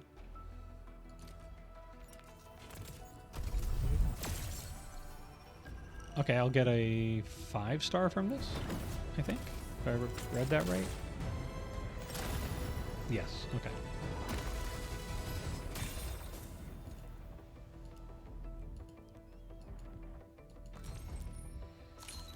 O knowledge most ancient, lead us not into temptation, but deliver us from the codes of malice. Okay, I like her design. I am Saihi, Administrator. Make...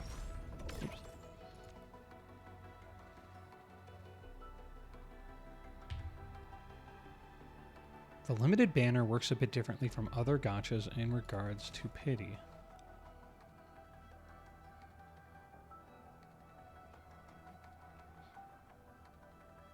"60 attempts to get a 6-star. This one is 80, and then this one's like the limited time brand new player. The specific rate up character pity won't carry over to the next limited character." Oh. Interesting.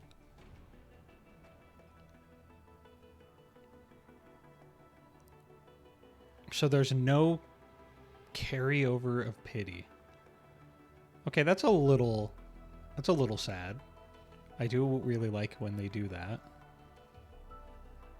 Does it convert to like anything? Like points or something? Or is it just like a...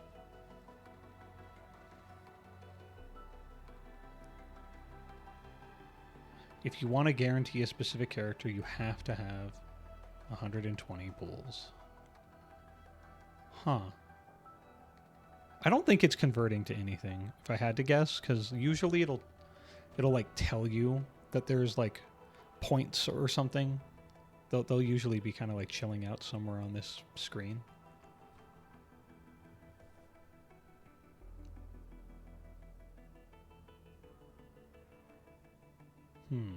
Okay. So if you get the specific headhunting permits for a specific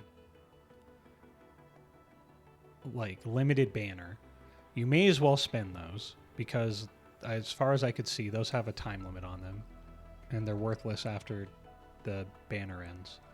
But these ones, you kind of sort of want to save those. And you don't really want to start doing pools until you have a ton of them.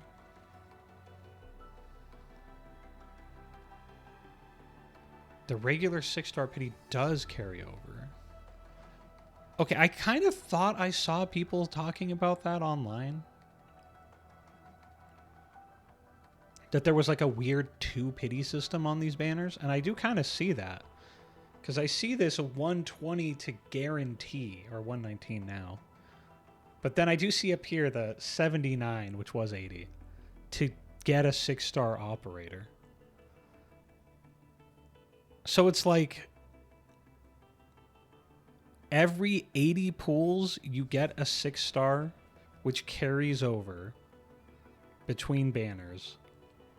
But that could not be the character you want. But then 40 pools late. No, what is that? 80 to 120. Yeah, 40 pulls later, you'll get the character if you didn't get it on the 80. Huh. It's a little more complex. Like it's a little more convoluted, but it makes sense.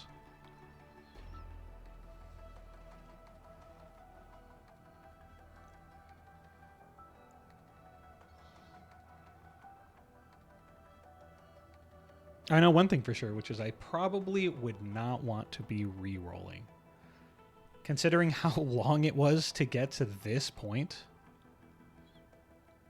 I probably would not want to re-roll. Also, I think it made me bind an email immediately. So I definitely would not want to re-roll if I could avoid it. I saw that on Pridwin, actually. There was a whole page for it under the Enfield page, which was like, should you re-roll? And it was like, no. Short answer, no. Long answer, don't, essentially. So I guess we'll have to see if I get anyone cool from this. I really hope I get last right. I guess I'll save this pool until I know what I'm doing. And I'm not going to touch the weapon stuff until I know what I'm doing there. Let's switch back to controller. Still waiting for something? And let's look at who I did get.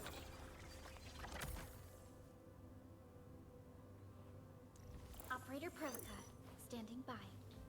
One of these is, I assume, going to be for duplicates. Watch this! Awesome, right? And Administrator, this is the operator's potential screen. Use operator tokens at this screen to raise their potential. Okay, so this is where you do duplicates.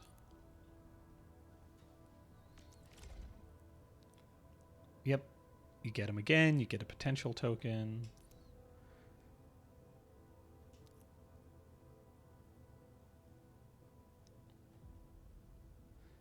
Reaching an operator's potential 1, 3, and 5 also unlocks the operator's snapshot.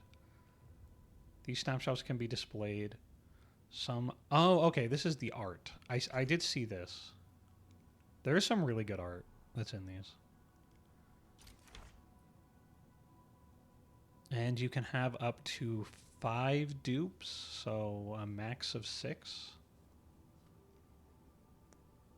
1 for the original pool plus 5 dupes.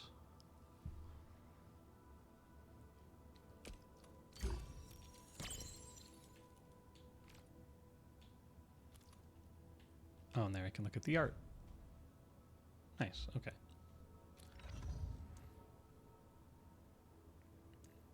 Well, we'll go activate all of those really quick.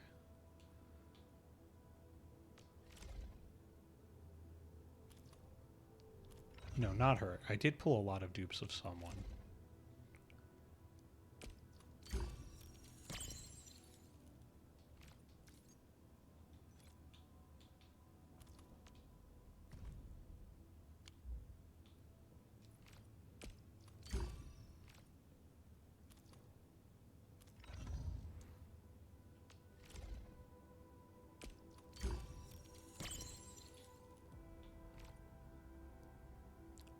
So are you playing this game too, then?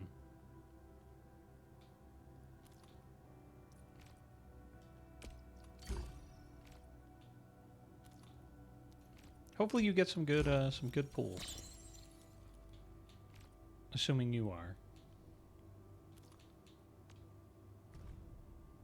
I do really like this guy's design.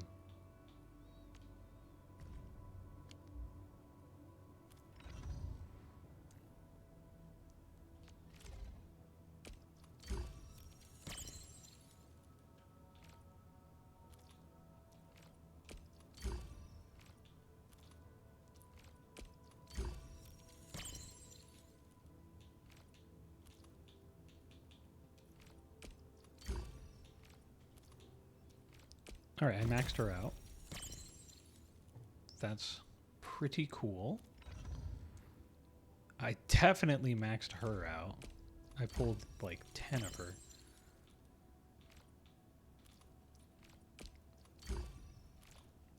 You know, I was trying to find in the in that like menu that had the weapons, the weapon banners. I was trying to find, so like normally when you pull dupes in these games, or like just the act of pulling characters, you'll get like that currency, like at least in Hoyo games, that you can exchange for like more pulls, or you can save up to like buy other stuff. Was that in this? Or is it just the weapon currency that you're getting?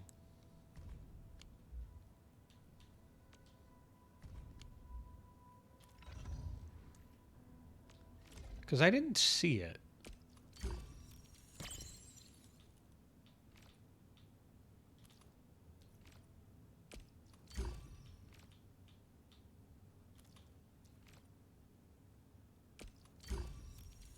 Okay.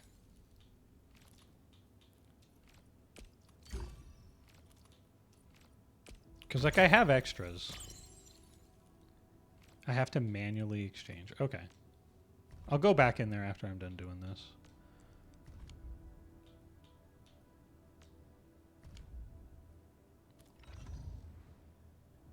Is that everybody? I guess that is. Oh, I didn't look at their art. Let me do that real quick. How do I do that? I need to go back. Originium. Who's due for some bad luck this time?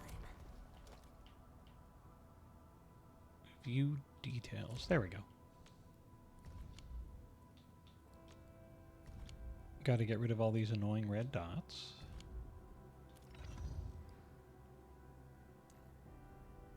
And I think that's everyone's dupes. Okay, back to the shop, which I can get to right here.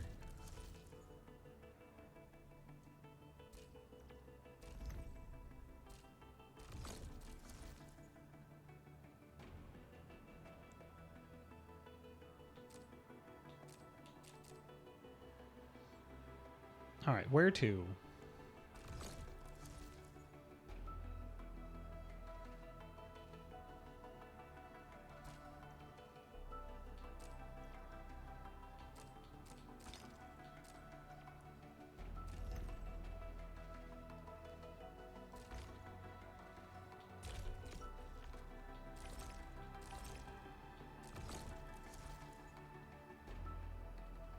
Quota exchange AIC bottom button.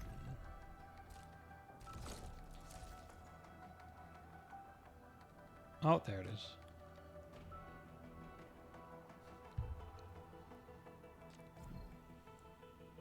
Exchange extra tokens of operators already at max potential.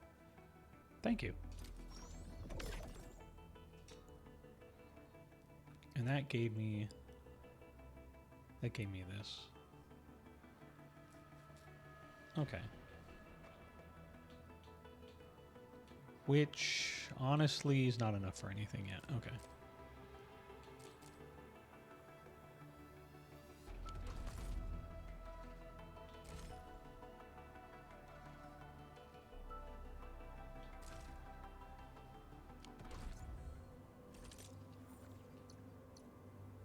I have to like figure out teams now. Originium will carve a path for us. Okay. Let's pull up the operator list. That's what we want.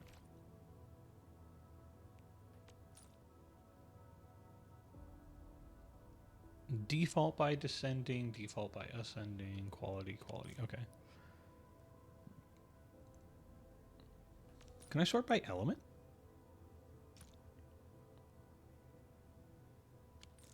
Am I crazy, or was that not one of the options? Over here, Edmund.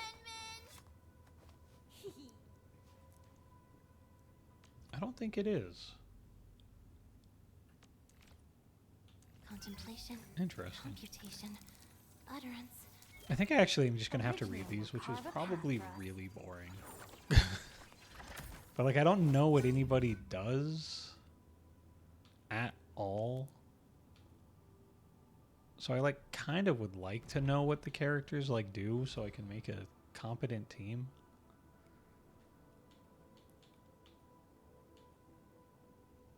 Oh, they have stats.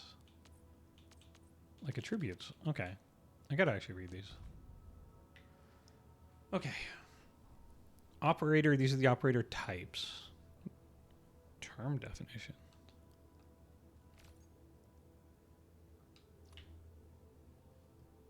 Okay. Guards are skilled at making enemies vulnerable and applying physical statuses. They are also good damage dealers. Casters are skilled at applying arts inflictions and arts reactions. They are also good damage dealers. And then it points out guards are skilled at making enemies vulnerable and also applying physical statuses. Casters are skilled at applying arts inflictions, are special arts debuff inflicted upon the enemy, which is heat, electric, cryo, and nature. And you can get up to 4 stacks of each. And then arts reactions are art debuffs that can be applied to the enemy, which are combustion, electrification, solidification, and corrosion. Okay. So guards and casters are your DPS units. Strikers exploit physical or arts effects inflicted by other operators to deal decisive damage. Okay. Guards and casters are your main DPS. Strikers are like an amplifier almost, it sounds like. Vanguards are great at recovering skill points to help you. Okay, so those help you get more skill points, so you can cast more skills. Defenders are extremely tough. They are skilled in protecting and treating their teammates as well as counter-attacking the enemy. And supporters are skilled in applying various control effects that weaken the enemy. They also buff and support, which I assume is also like healers then. Okay, that's a lot to take in, but we absorb it. Guards and casters deal physical and arts damage. Strikers exploit that to deal more damage. Vanguards help you get skill points. Defenders block and counterattack. And supporters buff you and debuff the enemy.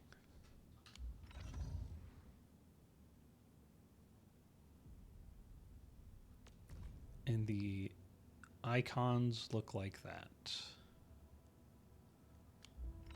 Okay. Prepped and ready to go. So these are both damage dealers. Over here, Enman. Also a damage dealer. Contemplation, computation, Support. uttering. I'm primed for optimal. This is Striker, right? No, Vanguard. Oh, she helps you with your skill points. Okay. Oh, it actually says right underneath skill point recovery. Wait, do they all say that? Computation, Oh no. uttering. I have to actually read. Okay. Crushing crowd control, electric infliction, and electrify. Oh, thank goodness they have those underneath. Lift and stagger. Contemplation. HP treatment, cryo infliction, and amp. Okay. Seems really good for an ice team. I'm primed for SP recovery and electric infliction. Okay, seems like she would be good with Perlica. Damage dealer, lift and crush. He's the striker. Wind speed's okay? Protect, Good. HP, Weather for snow. cryo infliction. Okay, she's the, what was it called? A defender. A strong team is one without any weak links. Okay, much like the horse girl.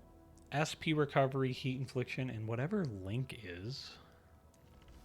I am trying to compose a bad joke for you.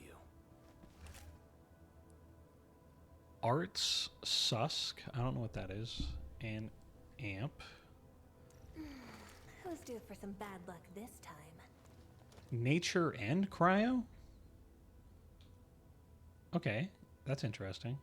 I overworked myself again. Cryo, Lift, and I better appreciate the break Fizz. while it lasts. Arts Susceptibility. Okay. Need defensive cover? I shall give you my best. Protect, Shield, and Weaken. Okay, what do I have then? I have quite a few that have the word cryo in their A name. strong team is wind speed's okay? That have cryo. I'm primed for optimal. And I have 2 characters for electric. Originium will carve a path for us. And I remember reading, it must have been on Pridwin. I remember reading that you, in general, you want to go for elemental teams in this game, which I guess would kind of make it like Genshin, because like in Genshin it's all about elemental reactions. So I imagine then that I need to do elemental teams. And I'm seeing I have the framework, potentially, for physical, for electric, and for ice.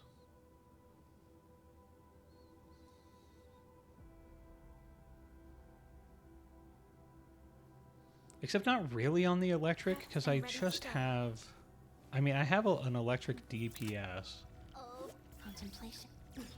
I'm primed for optimum performance. And then another electric inflictor, an SP recovery, but that's kind of it for electric, so I kind of feel like I don't have a lot for that. Trying to. Oh no, I guess he's compose a bad electric. joke for you. I need to look at whatever he does.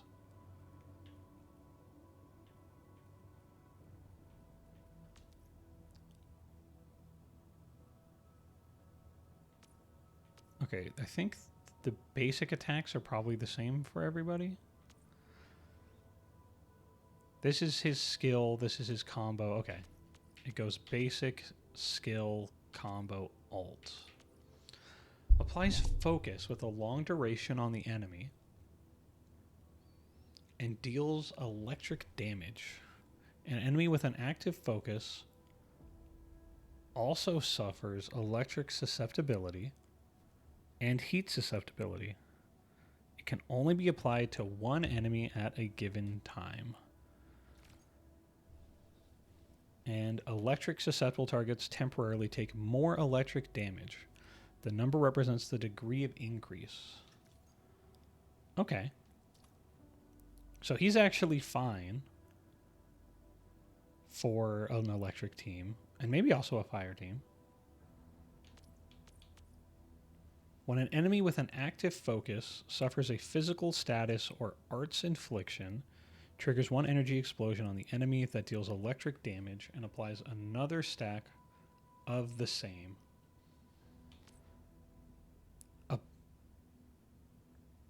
And then applies temporary electric amp and heat amp to the entire team, which I assume just is a buff. Okay. I mean, I kind of feel like I have an electric team Let's do it for some bad luck then, because I have Antal, I have Arklight,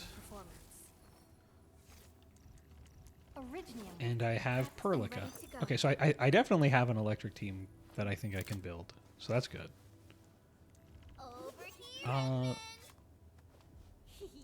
Let me take a look at the ice and see if I also have an ice team.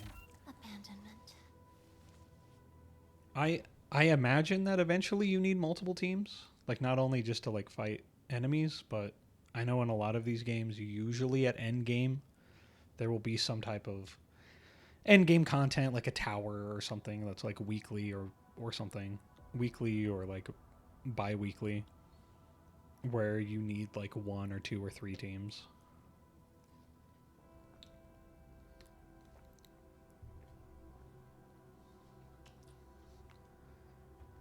Summons an auxiliary crystal that orbits the controlled operator for a while.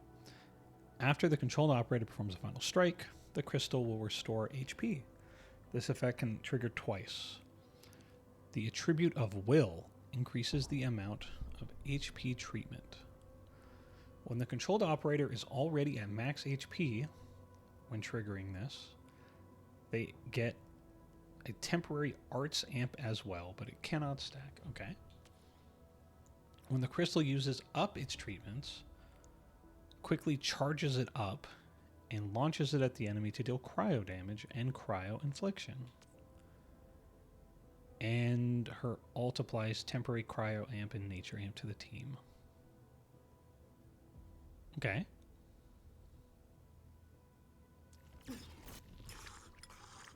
Wind speed's okay. Visibility's good. Perfect. Wind speed's okay. Visibility's good. Perfect weather for snowboarding. Raises a shield that can block attacks. Grants protection, which I don't know what that is. Protected targets temporarily take reduced damage. The number represents the degree. Only the most powerful applies. Grants protection to self and nearby operators and immediately returns some SP. When attacked while the said shield is raised, perform a retaliation that deals cryo and applies cryo infliction.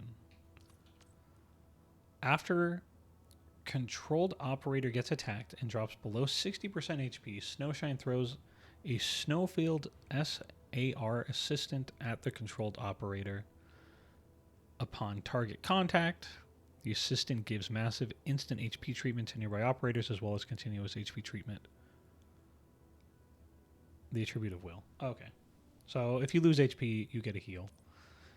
Leaps into the air, deals massive cryo damage, also generates a snow zone for several seconds that deals cryo damage. It also applies solidification. Okay. A strong team is one. Who's due for some bad luck this time? Kicks an improvised explosive that sticks to the target, applying slow and exploding after a short duration. The explosion deals nature damage and nature infliction. Defeating it sets it off immediately.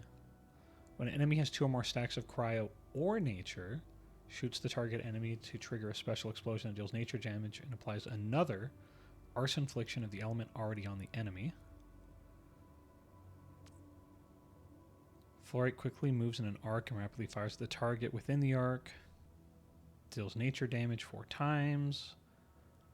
If an improvised explosive has been stuck, it detonates it immediately and increases the damage in size. If the final damage sequence hits a target with at least 2 stacks of cryo or nature infliction, then apply it again. Okay.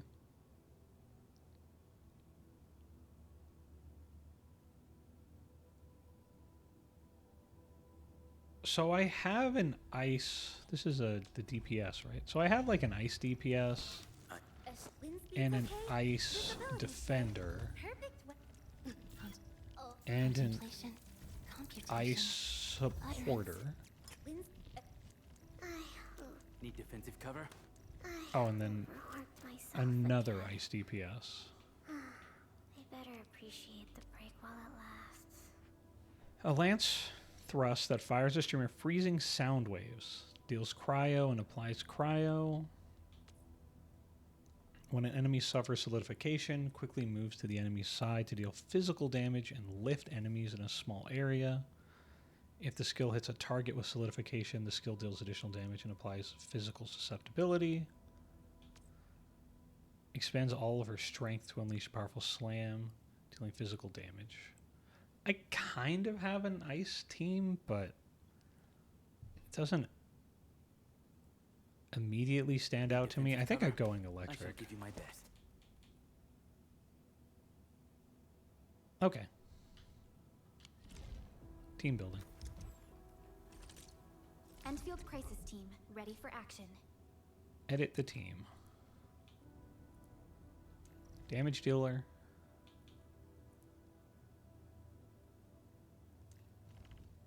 Vanguard. Support.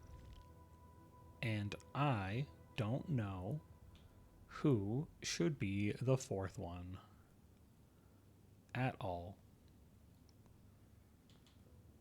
A mission for me? Good. I happen to be seeking field testing opportunities for modified orbiters. I should look again and figure it out.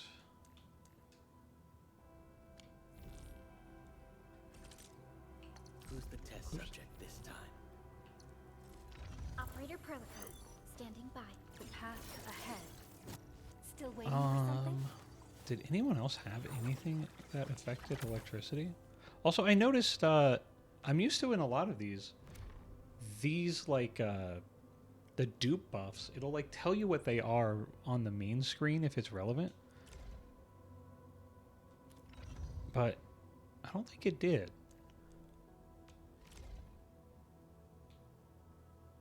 Maybe it wasn't relevant. I don't know what these do. I didn't read them. More int, more max HP.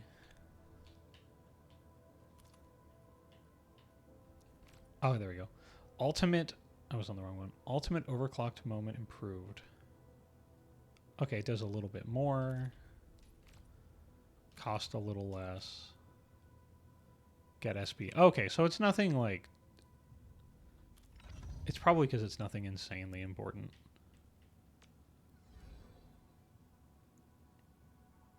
I mean, we have a buffer. I'm primed for optimal performance. We have SP return.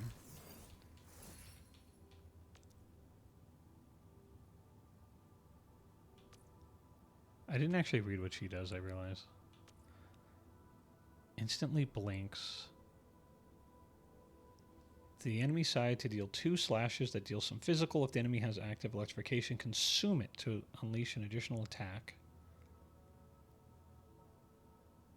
That deals electric damage and recovers SP.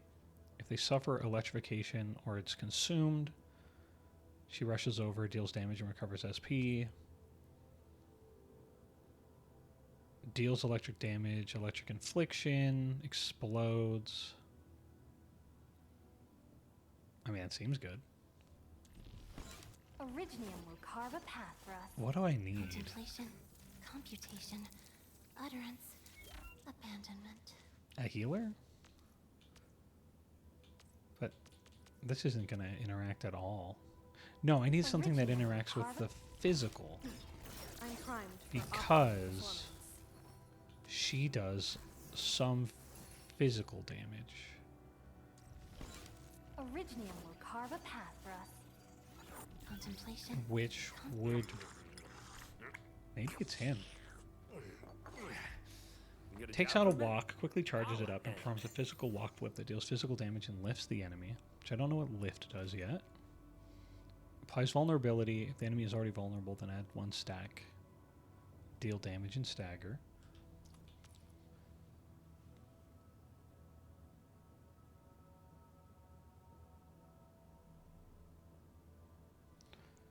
When an enemy reaches 4 stacks of vulnerability, swings the walk to deal massive physical damage and crush. Lift and deal physical. It might be him. Wanna come snowboarding with me, Endman?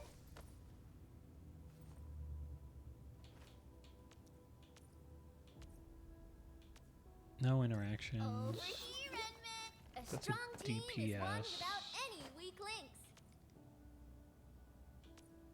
Nothing with it. Distract them, disable them. This is or nature and just ice. Still breathing.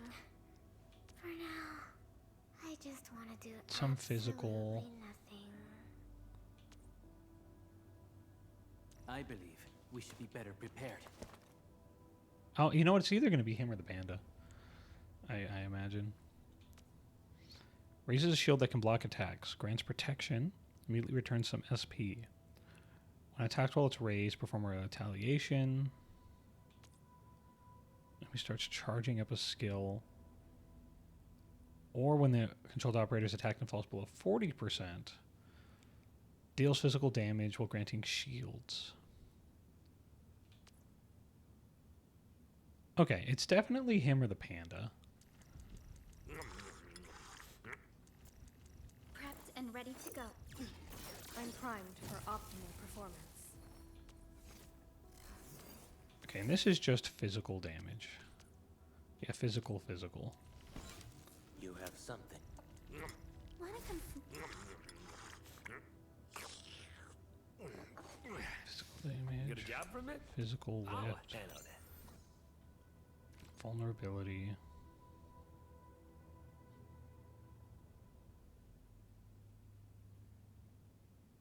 Crush or breach. But I don't think he applies crush or breach. You know what? With that said, Another shift begins. number 4, maybe it's you. Let's hope this mission is decently planned and involves less risks. That's probably good.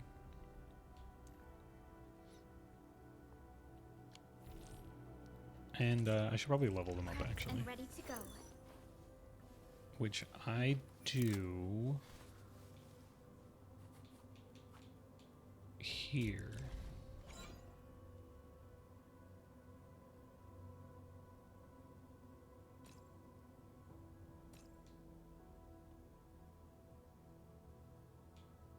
Maybe we shouldn't just level up her. Yeah, let's level up some of these level 1 And units. ready to go.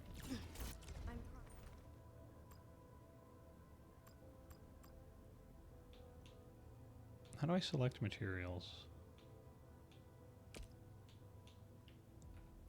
There we go.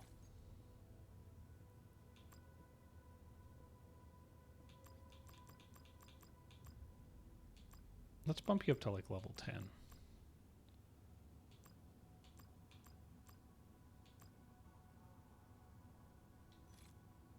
Living in the wildlands teaches you things, and such lessons. Or 11, that's also You have fine. something.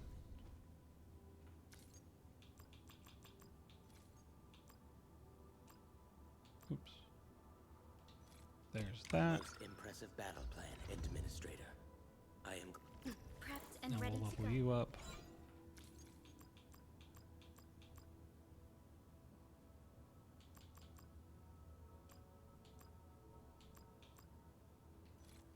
We once fought on and never gave up. I believe we should be better prepared.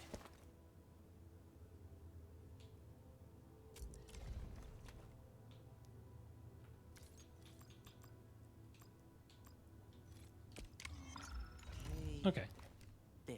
That feels Jotted pretty down good for all now. the key points. That took a while. The captain shall receive Sorry a if summary that on her was desk. boring, but there's a lot of team building in these games.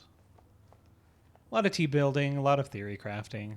Also had no idea what I was doing, so I had to figure that all out.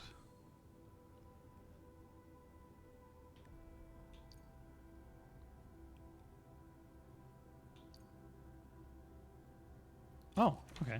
That's how you increase your stamina. I'm familiar with this kind of item.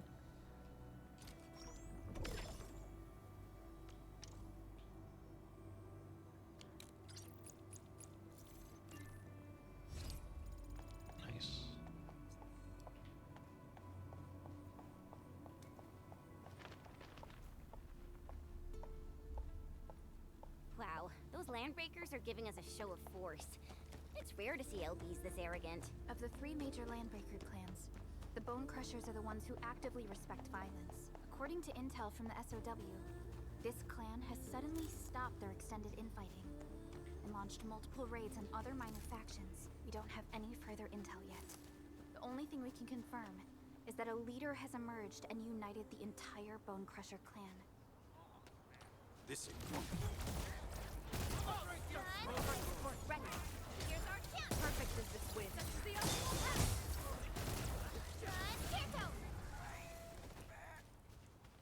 Seemed to work well.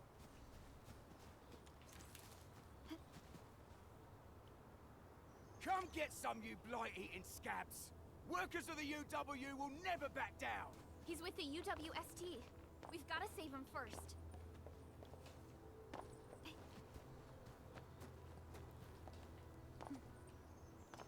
How do I get up there? There we go. You getting buggers? No! I'm gonna break your skull! Support, support. Here's our chance. Perfect as this. The double pass. Fight!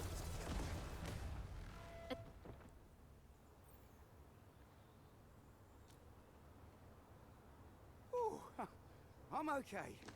Those LB scab eaters won't beat me that easily. Wait, you're Enfielders. I saw that anchor fall right into your base. I was just thinking about helping you out.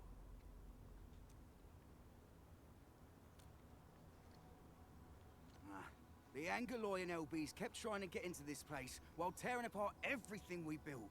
We could barely hold them, and had no choice but to beat a fight in retreat. Anyway, appreciate the help. I gotta fix our facilities here. Once I'm done with that, I'll go bandit smashing with my hammer right here. I still have 2 buddies out there. If you see an Alafia and Fort, tell them to bring their arsenal. I'll get myself ready for a major slugfest.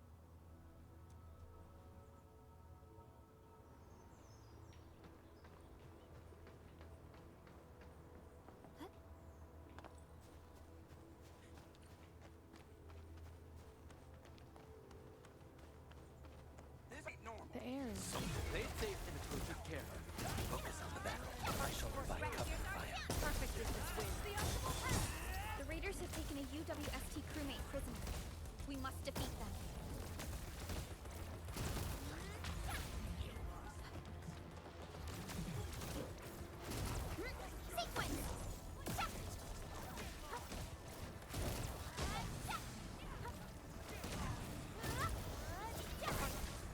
Thank you so much. I got jumped by these pipe-faced rascals. Darn it. That was embarrassing. Rascals? Well, landbreakers can be rather dangerous to the ordinary folk, you know. Dangerous indeed. You look like Enfielders. I guess you took care of your anchor problem. Our base is safe for now. However, we also had to fight off an unexpected landbreaker raid. We're out here to solve the issue. Solve the issue? That means every last one of those breaker scum, right? I am totally for that. But I guess our priority is to secure the roads. Since so many of our people are injured, we should restore base operations first. I wonder who voices her. Her voice sounds really familiar. Agreed. You bail me out of a death siege. I won't let that happen again. I'll head back once I verify the facilities are all right. If you see my 2 other brothers out there, tell them to look for me.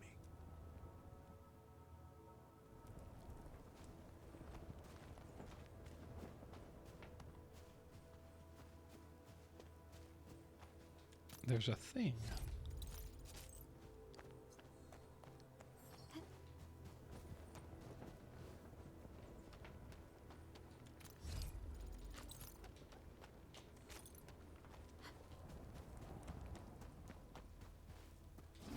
Play it safe and approach with care. Focus on the battle. I shall provide cover fire.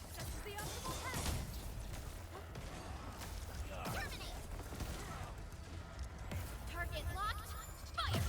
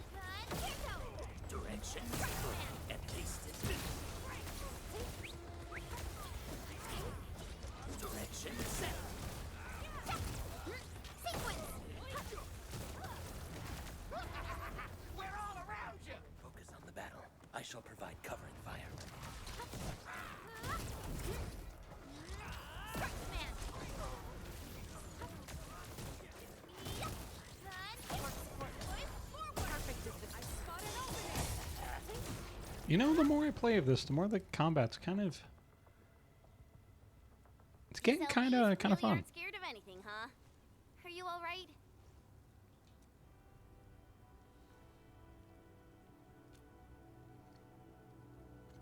This is strange. The Landbreakers built a camp here, but they did not loot the nearby areas. Is that one of those? Oh my gosh, it is. It's one of those tube guys. Why is that there? That means we kept most of our stuff, right? Sounds like good news to me. But it makes no sense. These raiders often raid various sites and settlements for essential resources. I was expecting to see devastation. So you're saying that they left most of the loot nearby, but stayed put here? It's not raiding. More like occupying. Occupying? Endman? Supervisor Perlica? I'm on my way with the cleanup crew. Please wait for us. Oh, it's Big Owl. Wait, he didn't mention my name? We'll talk about the Landbreakers later. Our priority is to deploy the automation core. Since Andre and his crew are arriving soon, we can clean this site of their illegal and unwanted structures.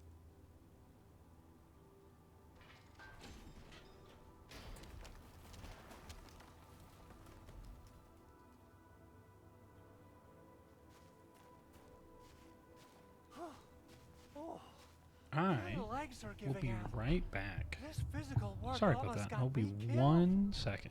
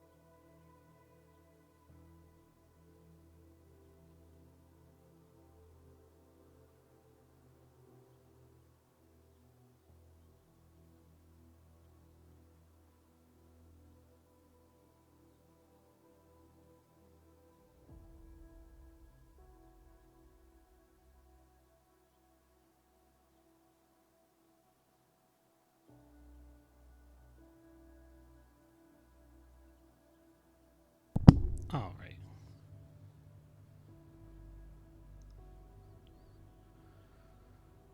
Sorry about that, but we're back.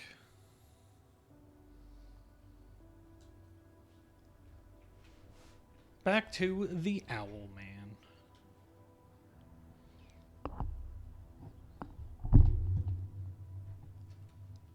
Anyway, this place is cleaned up.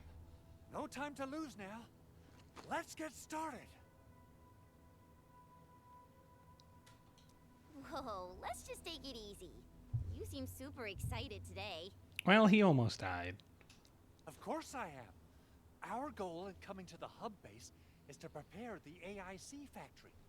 We gotta run it through a field test and production trials. Okay, but why is there the tube man over there in the bottom left? Though I must admit, I never expected to do it under such dire circumstances. Supervisor Perlica, we've received your protocol application and verified all access authority levels. You may issue the order for PAC deployment anytime now. Understood. The Endman and I shall initiate deployment at once. Endman, the PAC is protected by the highest levels of encryption. Only you can authorize its deployment. Everything is now in place. Let us begin.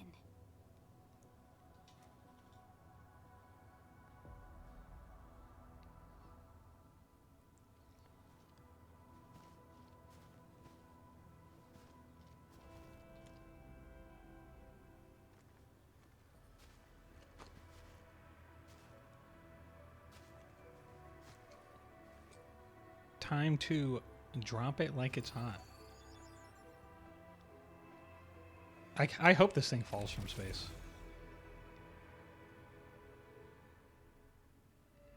Oh, it does.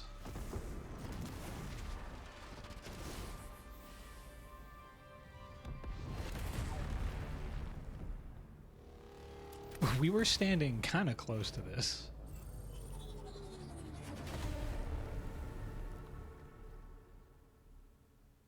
It's a pillar.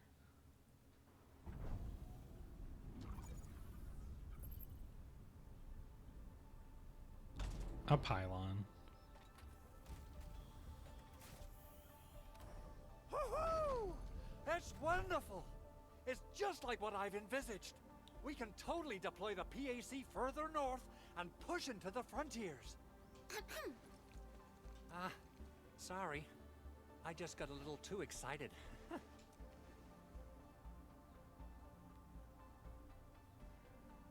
With the Protocol Automation Core deployed, this place is now the core AIC area. We can begin setting up our teleprotocol network. The AIC factory will need the core AIC area to perform production work. It will also be able to support and satisfy resource needs in its area.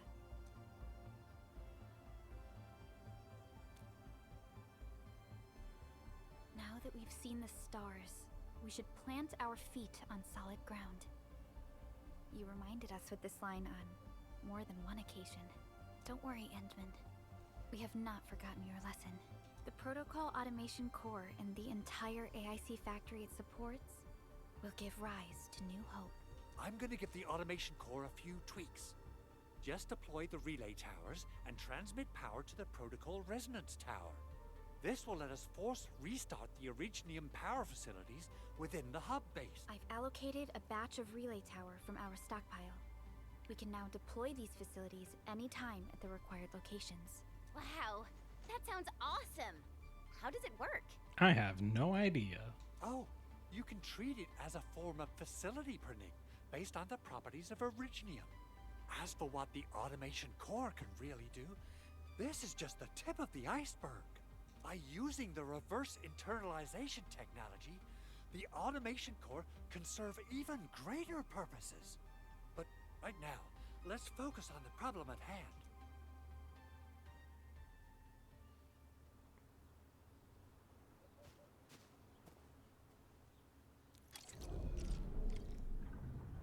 Construction is the strength of Enfield Industries made manifest.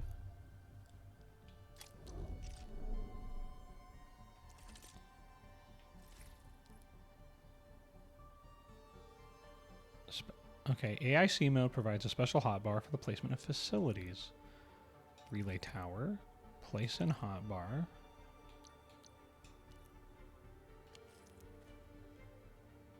Refer to the hologram and place the relay tower.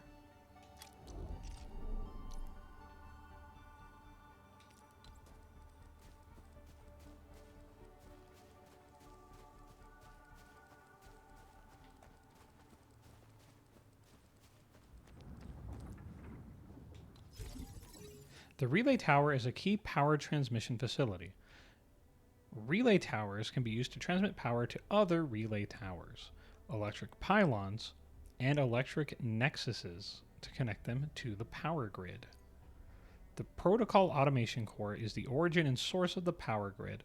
Transmit power from the PAC to the relay tower and add it and all connected facilities to the grid.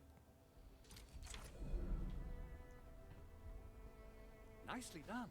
Our next step is to start power transmission from the PAC.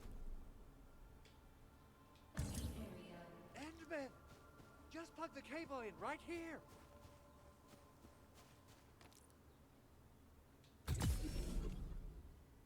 Both the PAC and relay tower seem to be in working order. Now, we just need to deploy more relay towers. That kind of looks like a Power to PS5. the resonance tower. Well, looks like my work here is done. Supervisor But you didn't Perlica, do anything. I guess I'll head over there to do some inspection work. Using the protocol resonance tower to force activate Originium might damage our facilities. If we're not careful with this, we might fry every Originium facility in the area. Okay then. Time to split our forces. Completing the automated industry complex is a top priority for Endfield Industries. It is our core solution for dealing with the hazards of Talos 2. Enfield completed basic verifications of the PAC technology several years ago. However, we encountered a crucial bottleneck that delayed our I guess I progress probably have to place another one. until recently.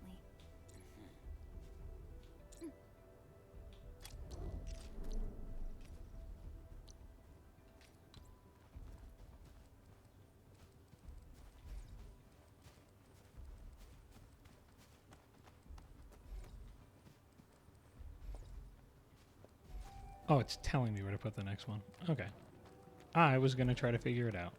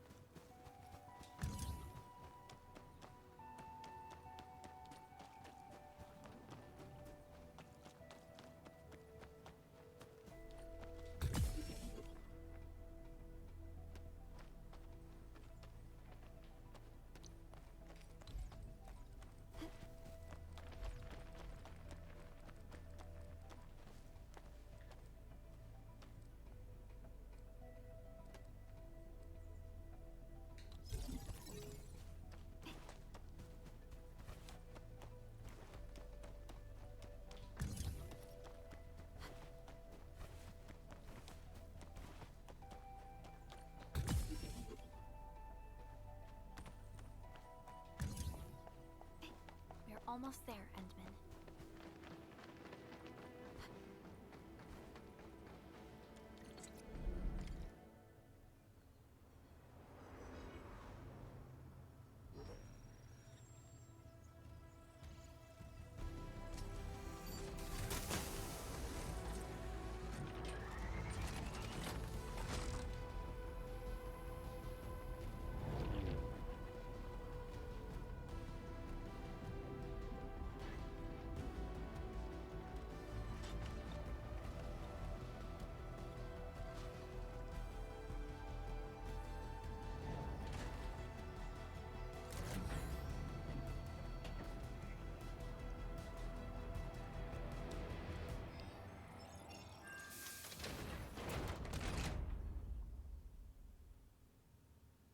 Okay, cool.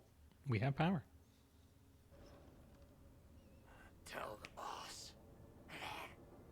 Enfield has arrived.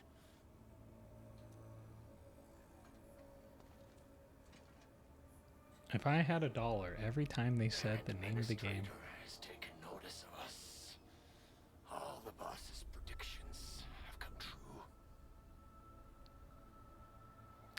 Listen, guy, I don't know how to tell you this, but someone's got to. Your masks are kind of silly. I mean, they just seem insanely impractical. You're covering your eyes with a bunch of hanging tubes, like... What are you doing? Like, that's got to be getting in the way of, like, eating, Good. drinking, Connection fighting, interfaces walking. look normal. I was worried about compatibility issues between our old and new equipment. I thought you Enfielders would never finish that project of yours, but you just deployed it in a flash. This tech is incredible. Didn't they say it's been like 10 years? We now only need a single night to construct a proper shelter in the wildlands. This is the future that we want to achieve with our AIC factory technology. What was once our dream has finally made a major stride forward. You did a great job, Big Owl. Oh, I mean, Mr. Andre. Oh, why so polite today, Master Chen? You got my feathers tingling and fluffed. I can hardly recall the last time you called me Mr. Andre. I've always been like this. Endman, Supervisor Perlica, power is back online at the hub base. Thank you so much.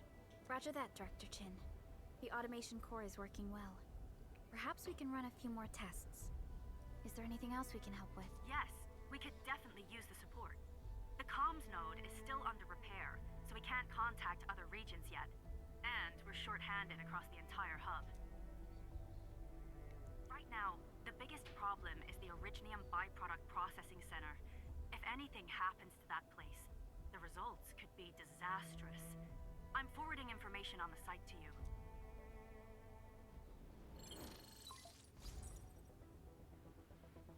Wait, the Angeloy wouldn't cause this kind of damage. Maybe the Landbreakers had their eyes on something inside. What's in the byproduct you mentioned? Another important project of yours? Byproducts include all sorts of things you can think of. But Originium batteries would be the most important. I guess the LBs are after that. Let's set aside how many these raiders stole for now. The worst part is that they know little about the safe handling of flammable and explosive materials. Things will be catastrophic if they accidentally set off an Originium explosion. Someone must have planned and coordinated this Landbreaker attack on our base. The underground lab, the protocol automation core deployment area, and now, byproduct processing center. Landbreakers usually wouldn't consider these as prime targets for looting and raiding. Then what are we waiting for? Let's head over right now and check out what those pipe-faced bandits are after. The photo tells me that the processing center has suffered severe damage. We must repair the local infrastructure first. Otherwise, we can't ensure the safety of subsequent support and repair operations. This is where the AIC factory comes in. Let's head on over to the core AIC area right now. Protocol Synchronizer Protosync Authority level unlocked. Yes. Press Start to open the Protosync. The Protosync has integrated various functions useful for exploration. Oh, I've unlocked the menu. The database can be used to view details of various items, enemies, and tutorials.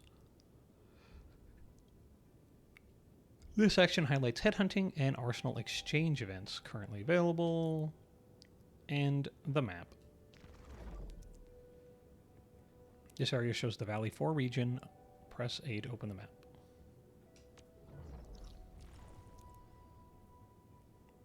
The map shows terrain and various information, mission tracking points, and we can teleport.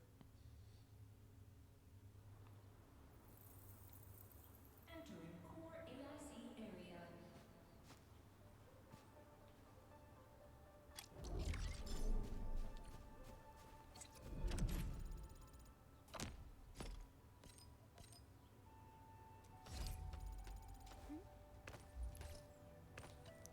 Judging by how bad that gate looks, the facilities inside are probably damaged too.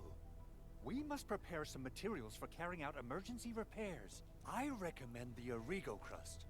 It's the most common material for producing all kinds of machinery and equipment. The very nature of Originium makes it the quintessential material for industry and engineering. Wow, if it's that useful, I'm guessing we've got a whole warehouse full of it, right? Yeah, we, just happen to have used up the local stash. Nobody expected that anchor fall to hit right in the middle of our base. There was so much damage that we needed to fix. That being said, we have to start from square one and do some manual mining.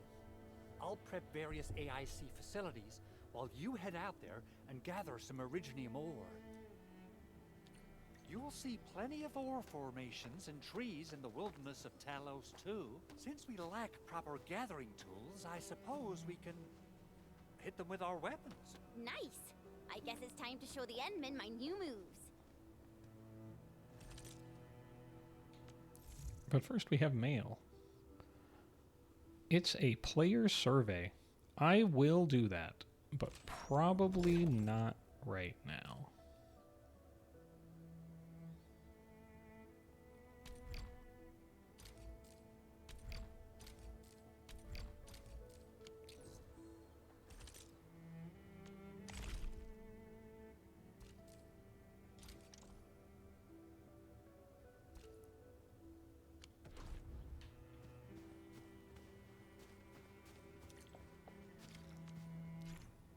Mineral ores are key resources found throughout Talos 2. Mineral formations must be attacked and broken for gathering. Mineral ores can be used to support production and growth of the AIC factory. They can also be used for crafting special facilities. The bounties of the land.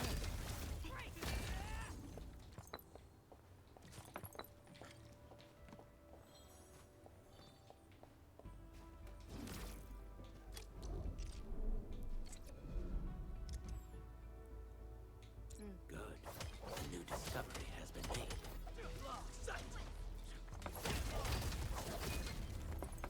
It is nice that your allies help you do this, rather than just watching.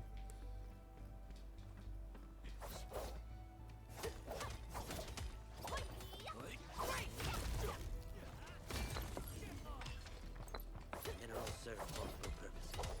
We should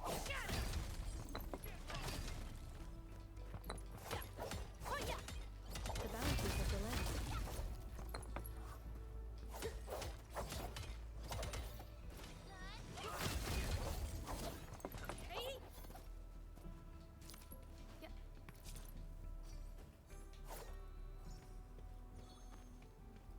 All right, we got some ore.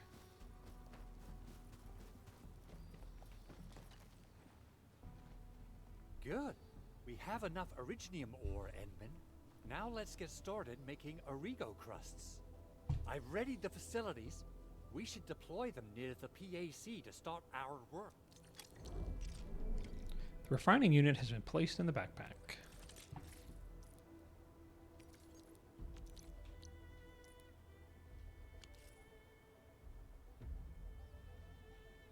All right, it says to put it right there. We'll put it right there.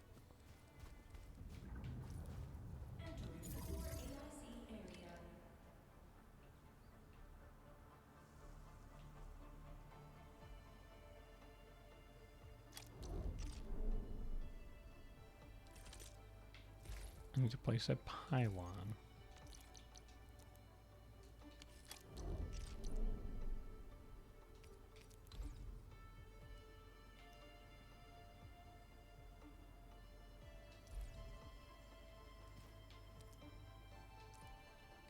Construction complete. We can now activate the refining unit. AIC facilities can process different raw materials to produce various factory goods and products. The refining unit processes materials by refining them. We have opened the refining unit control panel. The left panel shows the items in storage.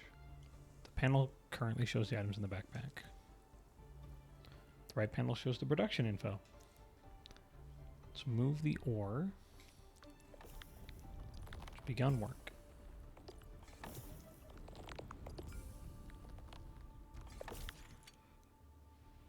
Items can be dragged from the backpack or depot into a facility. If it has the formula for processing the items, it will do so accordingly. Each facility can only use one production formula at any given time. Once they start processing, the product can be retrieved and placed in backpack or depot. Oh, once they finish.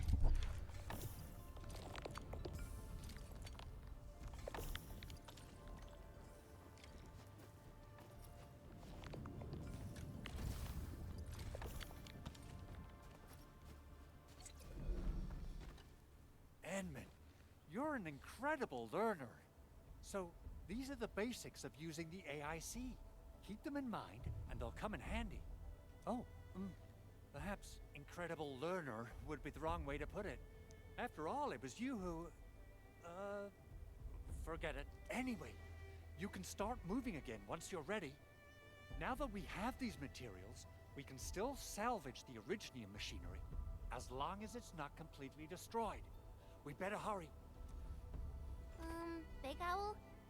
Besides those batteries, is there something else you're worried about in the processing center? Yeah, Jen. You got really sharp senses. Please direct them somewhere else next time. I actually left a set of parts and some key documents for the prototype's upgrades. If I lose them, I won't be able to wrap up my work on the prototype. Important documents? Mr. Andre, you could have told us earlier. Director Chin would have... Oh, you started the project without Director Chin's approval, didn't you? No, it's not like that. It's fine. The evaluation process can be a real bummer. So I spent my own money and got someone to custom build a set of special equipment. These are actually modification parts for a large area arts unit. Oh dear. If Chin learns of this, she's gonna have a really long talk with me. But I can't just delay the progress of the prototype project. It will be such a waste. Enman, Supervisor Perlica, please. You must understand. We understand. Let's move out. Oh, we understand, all right. Understand that we're reporting you. Thank you so much. By the way, some operators just set up a few zip lines in this area. Use them. They'll help you get around faster. Shared facilities left by others are temporary. Feel free to try them out if you want.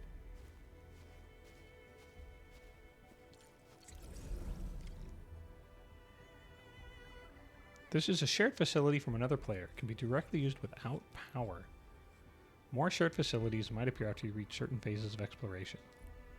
They lose stability with time and will completely disappear at 0. New shared facilities will regularly appear with time. Press or click here to repair it.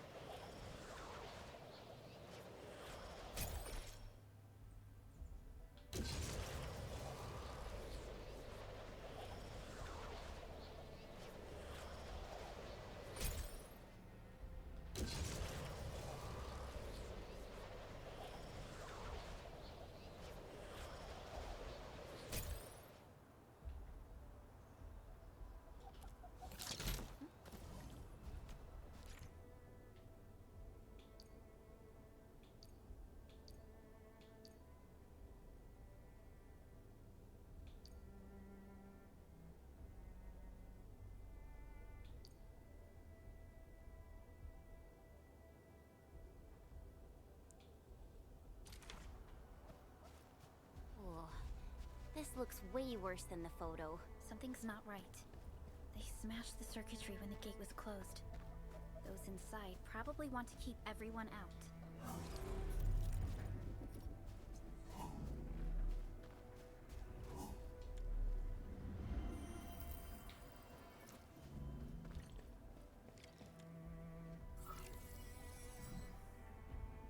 These Origo crusts really saved us some trouble. We have Mr. Andre to thank for that.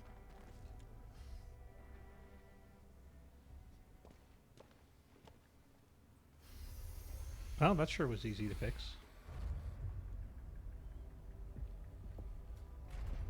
Look, the Landbreakers really turned this place upside down.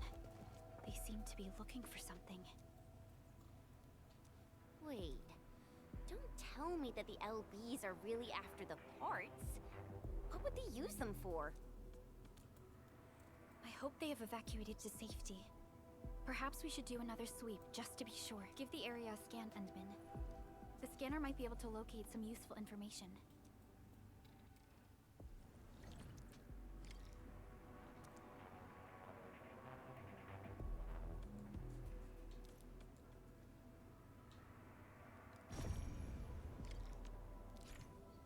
Let's see. During exploration, press right trigger scan to perform scanning and acquire information about nearby objects. Common interactables will be marked blue, while mission-related items or information will be marked yellow. Scan gatherables and mining spots to reveal their resource richness. The easy tools buttons open up many in-game actions to choose from, including camera. Press and hold to switch.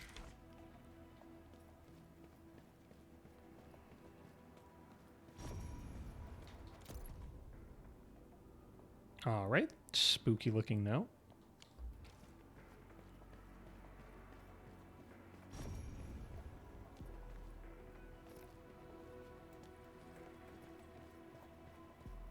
The Landbreakers lingered here for quite a while.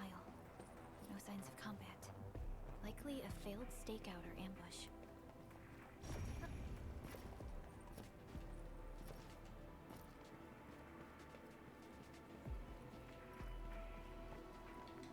Can I interact with that? Oh, yep, I can.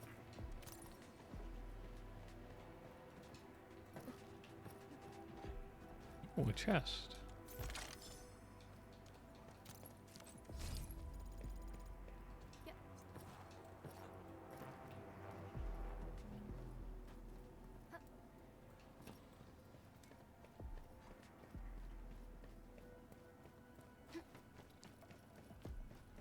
I guess I gotta go back this way.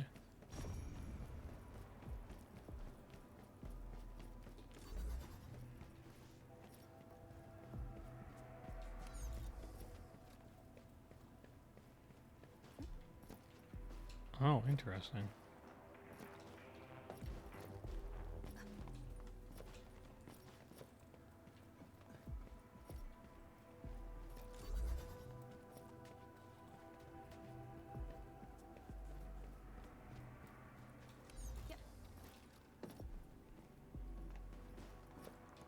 Oh, I get it.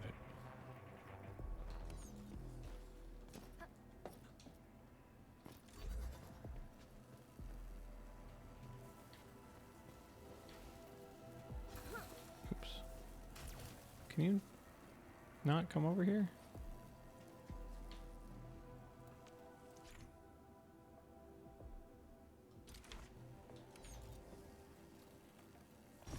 Shut it down. Oh.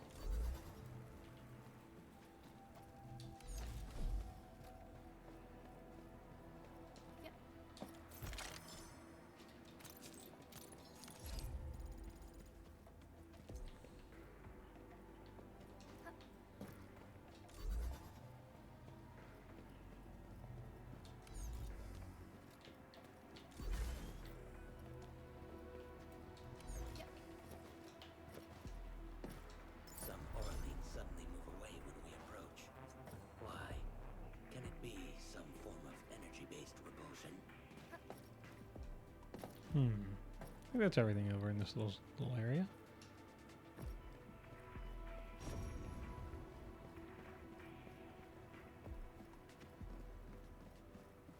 Someone has flipped through these data files. Were some of them taken away?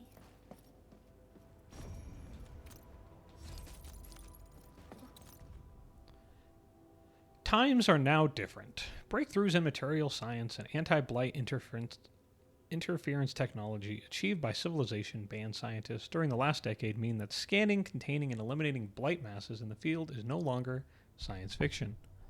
We are now capable of locating a blight's patch, a blight patch's origin of contact, and neutralizing it like untangling a ball of yarn. Although the exact form of the blight scanner performs, as well as the deployment and applicable scenarios thereof, have yet to be determined, any technology that enables immediate on-site control of the blight is highly promising. It is a goal worth realizing.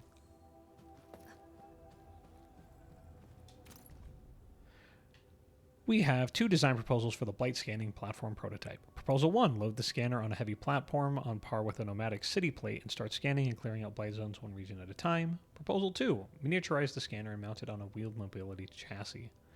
If it's the latter, a single field team would be enough to carry out missions deep inside the blight zone.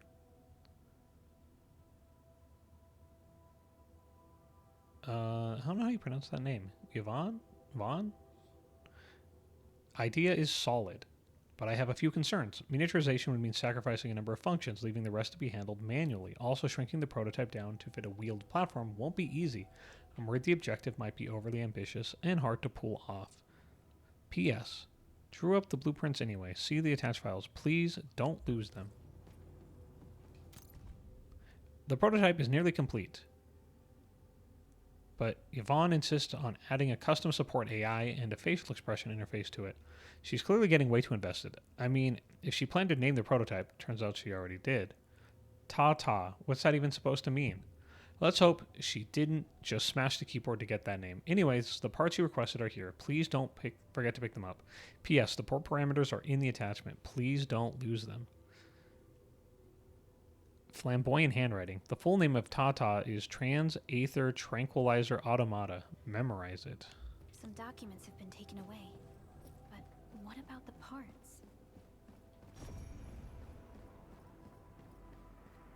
The footprints lead deeper into this facility. That would lead to a dead end.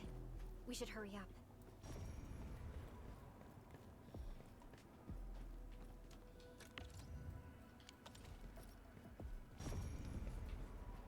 I feel like I missed something because I don't know. I guess that was it.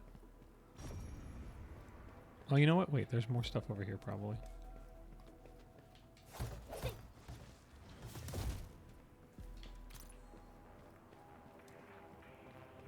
Oh, there's something there too. They even breached this place. These landbreakers are clearly covering every inch. Yeah.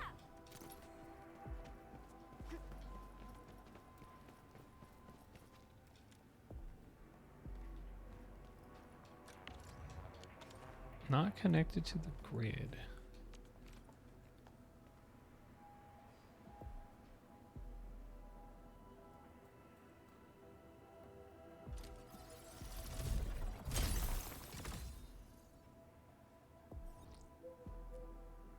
Oh, it's a bird.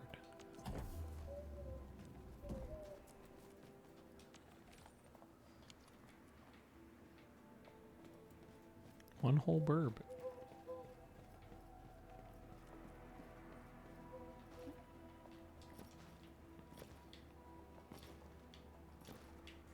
Yep. Wonder if I can get on here. Nope.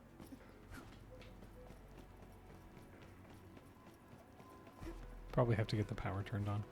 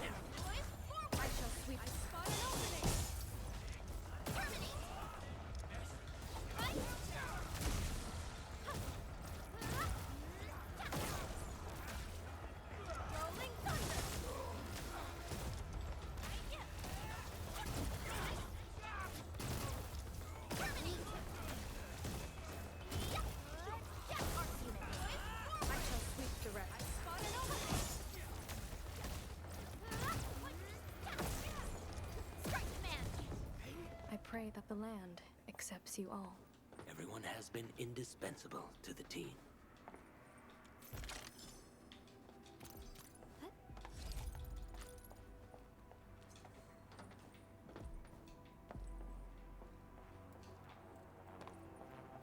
I'm in the flow. I shall fulfill my role of support. I shall sweep the wreck. I spot an opening. Sequence! To serenity.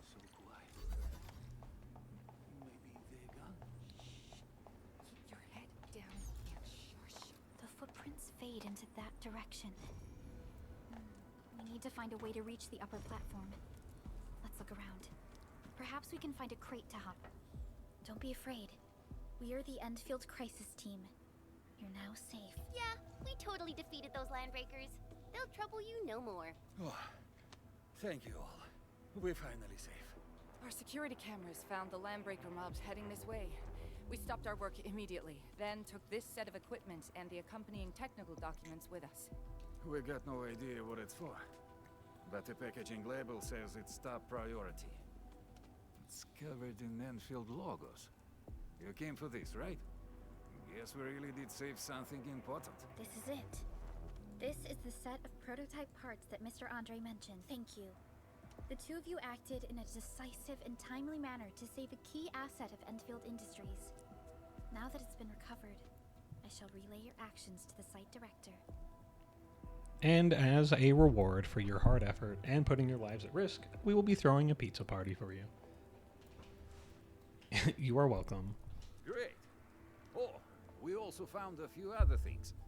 These combat records might be useful to you. Please take them.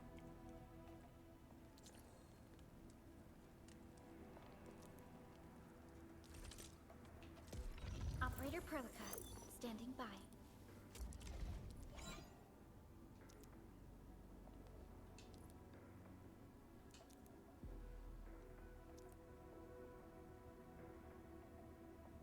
Alright, so that was just explaining leveling up. Which so far I haven't really Since needed the to. landbreakers are gone, we should start the emergency repairs. They should last until the base sends more people and materials for a proper makeover. You know, we really appreciate all the help you gave us, my Endfielder friends. Things look good for now.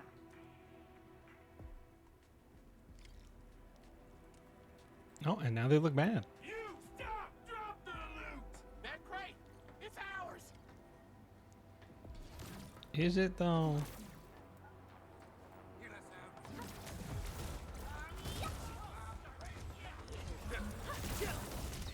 Victory electrified. From the storms, it came. Taking you down! We achieved tacit synergy. There. Whew, they just won't give up. What is it, Perlica? Thinking about something? Those landbreakers. You heard what they said. Their leader is looking for the parts and the documents. But why would the LBs want the documents? I mean, can they even understand this stack of technobabble? What's even more suspicious is Mr. Andre mentioned that he ordered and paid for the Originium modification parts himself. How would the landbreakers acquire such information? Mr. Andre should know more than us. Endfield has worked together with the UWST for quite a while. We often carry out joint engineering projects together. The UWST has spent years researching the ether rift of Valley 4. They have constructed an ether test site at the power plateau for this purpose. Though it does make little sense, I have a feeling that these landbreakers are indeed looking for our technology and products. We'll get to the bottom of this afterwards. The good news is that we successfully secured the processing center and recovered the parts and the documents. We should head back to Mr. Andre. Endman, the automation core can also be a target destination for teleprotocol. Time is a luxury we don't really have. So let's try using teleprotocol and get back to the automation core instantly. Now that everything's settled, I guess Mr. Andre can finally breathe easy. Guys, you've got to make Big Owl treat us to a mega feast. Alright, told us to Otherwise, you're teleport, just but spoiling then them. it's just giving us exposition. Okay.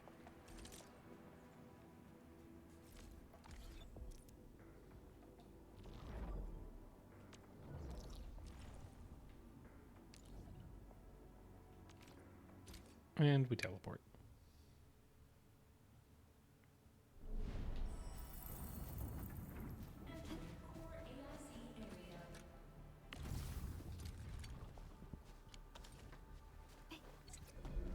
Mr. Andre, we found the things you need. We also met a few fortunate UWST crewmates who survived. They're now carrying out repairs in accordance with their contingency plans. Wonderful, Endman and Supervisor Perlica. I'll give Director Chin an update regarding the situation at the processing center.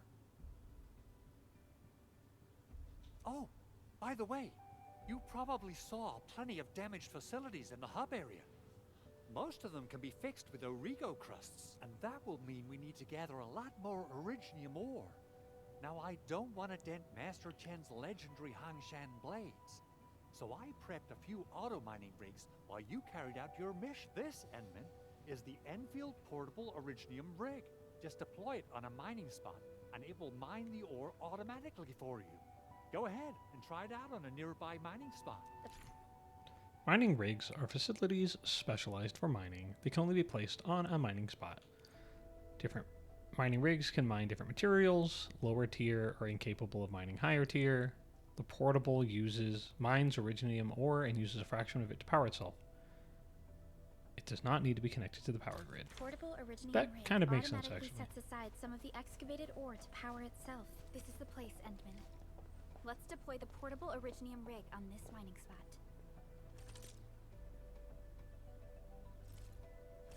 Wait, where is it? Oh, shoot. That's a bit of a problem. Oh, there it is.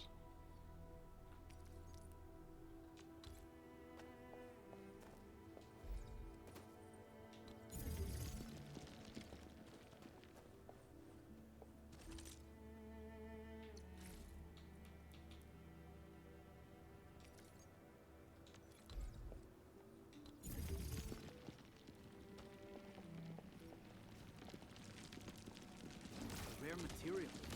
Gather them quickly.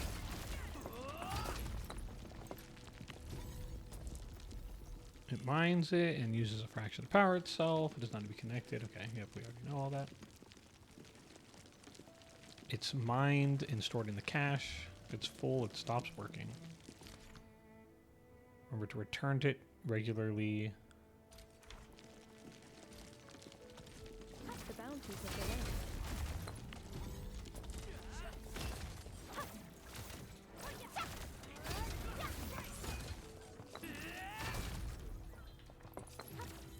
Mineral ores form the foundation of industry. We should gather more.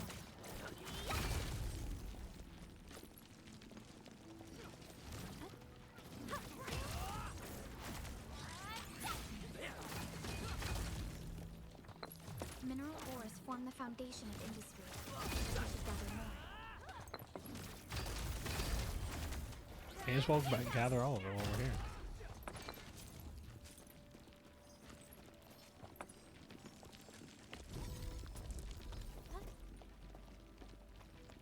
The bounties of the land.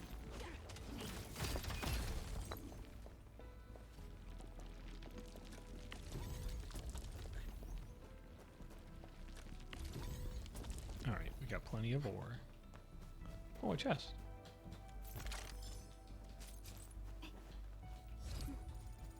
Endman, we can now produce Origo crusts in batches.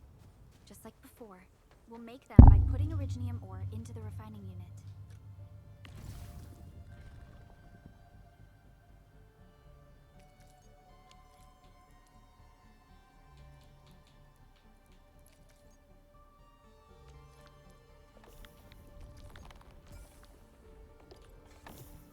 Oh, I said we can only do a stack of 50. There's got to be a way to automate that better. I've played a lot of Satisfactory.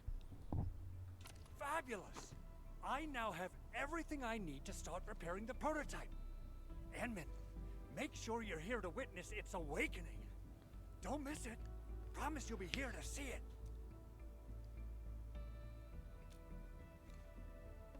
Landbreakers. Why would they want these things? T11 Originium prisms are highly fragile. Same goes for the high-precision nucleic crystal centers. If handled by untrained personnel, they can be easily damaged. The prototype is an experimental tech we developed for the ether side. To the Landbreakers, it's probably just a hunk of scrap. Yeah, quite odd indeed. Maybe some Landbreakers thought, hey, that looks expensive, and figured they could flip it on the black market. Anyway, since we've retrieved the crucial items, let's focus on the matter at hand. We should also update each other if we find anything new.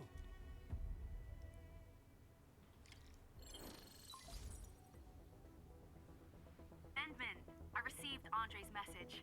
Good job out there. A team to reinforce the Originium byproduct processing center is en route.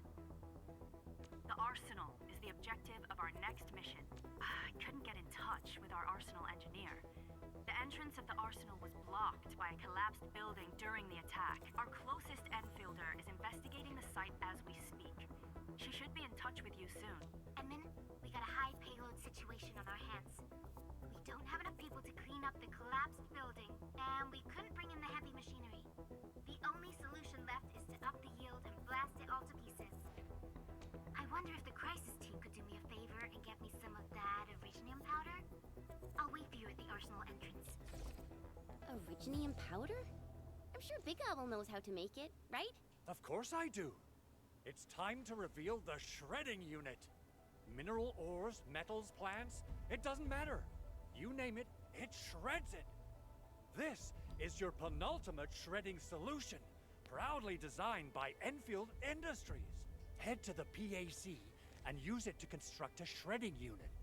The PAC is meeting all our expectations so far. We just don't have a lot of numbers from field operations. We're counting on you to generate the data, Edmund.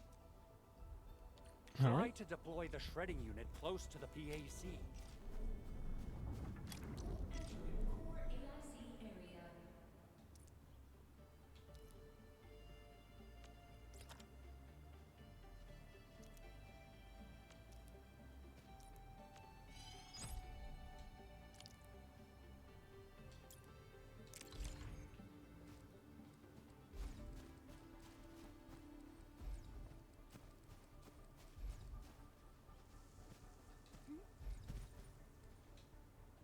Edmund, activate the shredding unit control panel to check how it's used.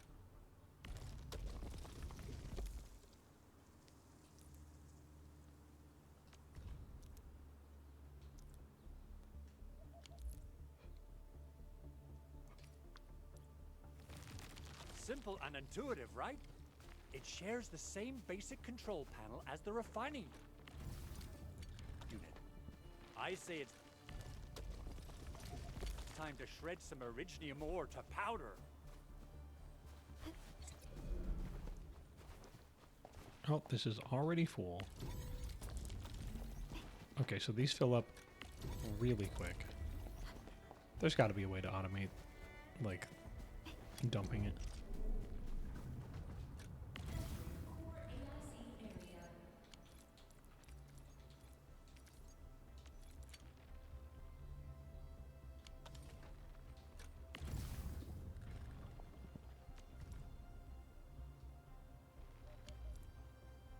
Oh, wrong one.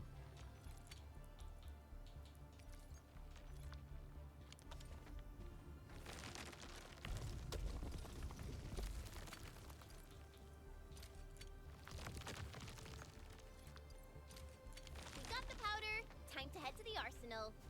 I haven't had proper fireworks ever since I left Wu Ling. If I'm not mistaken, the local arsenal is managed by an arsenal engineer from Endfield. Arsenal engineer?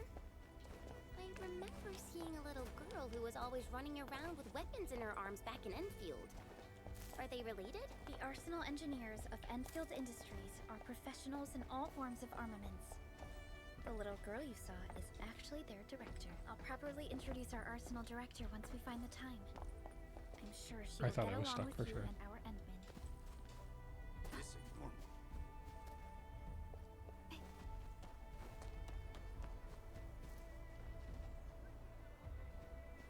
What the heck just happened to the floor?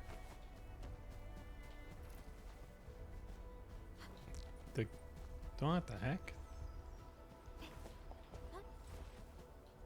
The ground is breaking? the visuals for the ground are not looking so good? Okay, maybe it's good now. That was weird.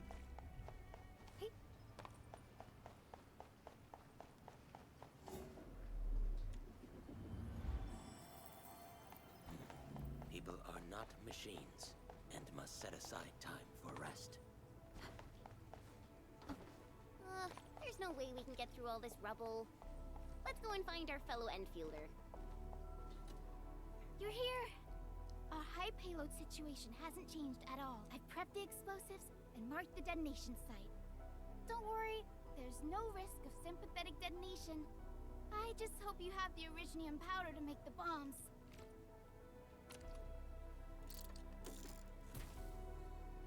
Ooh, Edmund, this barrel of Originium bombs is ready for use. Blasting, demolishing, and rubble-clearing work has never been easier. Oh, and our AIC factory has been deployed, right? Edmund, you can totally use the factory to make even more explosives! She really likes explosive. They can be made by interacting with the barrel of Originium. Use the aiming guide to adjust the view to aim, then press attack to throw it. They detonate upon impact and can demolish certain rocks or walls. They can also deal damage to enemies, but do not damage friendlies. It only gives unstable. They must be used within a short range of the barrel and will disappear if taken too far away. If that happens, just wait a while to make another by interacting again. As it expands and more techs are researched, they can be used to mass produce them.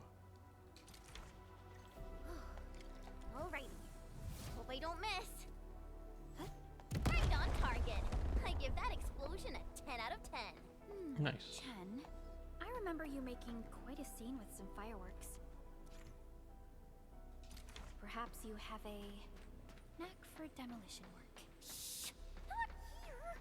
Not in front of so many people, Pearly. That happened way back.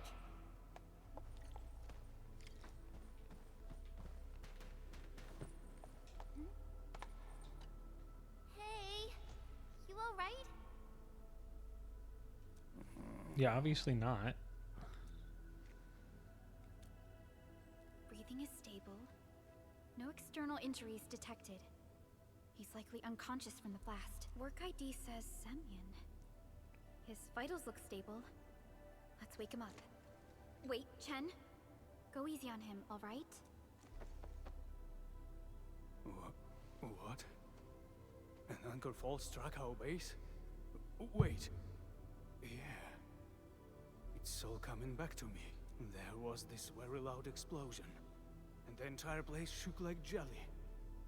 Something then probably hit my head. Oh. Thank you, Administrator and Supervisor Perlica. You saved my life. I must return to my post. Fortunately, this arsenal still seems intact. Take a piece or two. It's my duty to make sure you're wielding the best weapons we have. This will show weapons being sold at the weapons store. Press A to select current weapon. Valley stock bills must be spent. They're accepted by most stores as currency. Defeated enemies might drop them. Additional channels for earning large sums will become available afterwards.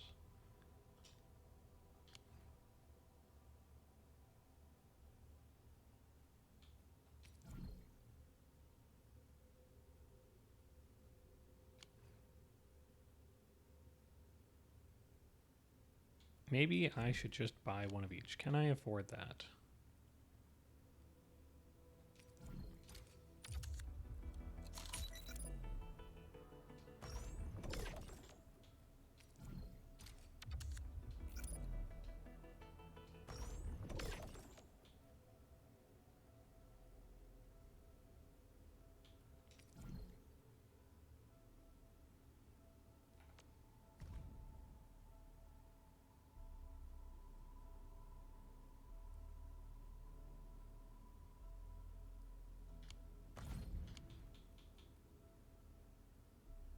I have to like read what these do.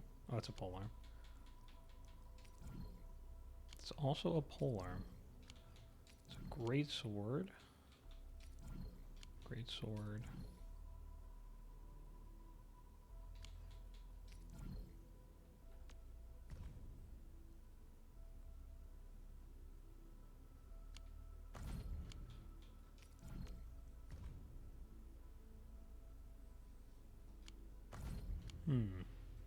Maybe we're good for now.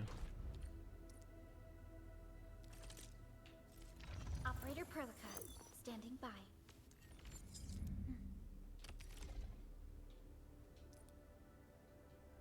Not too shabby.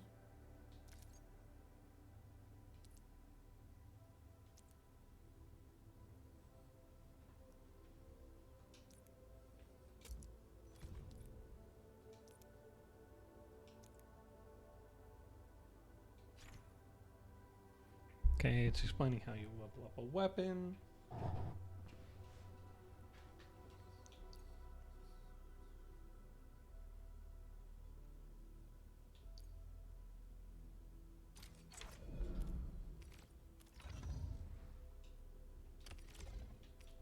Not too shabby.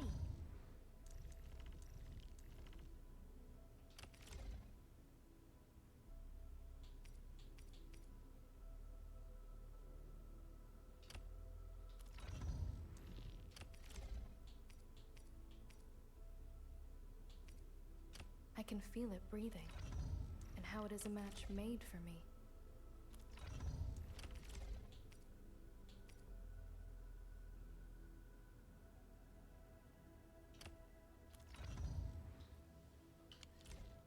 Good.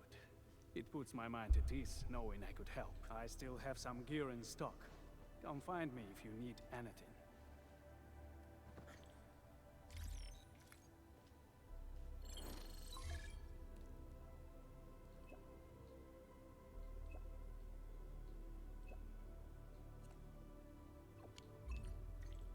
Speaking of which, the Valley won't be the only place that's getting an AIC factory.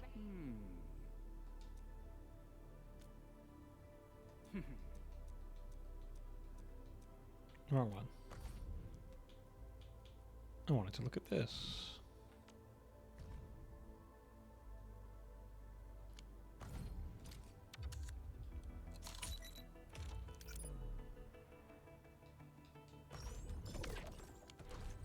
So, what was I talking about back then? Valley 4 is the first step for the AIC factory. Our plan is to deploy the AIC in various regions along the frontiers. So what happens after that? After that? Yeah, once we step into the frontiers, what do you want to see? Brand new cities?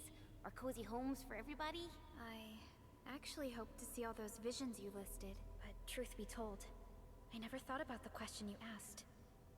Perhaps I only hope to witness the fulfillment of a long-held wish. Oh, a wish from Pearly? I bet it's something noble and compassionate. No. It's not a wish from me. It came from someone else. Someone who shared it with me. Prepped and ready to go. I'm primed for You have something to discuss with me.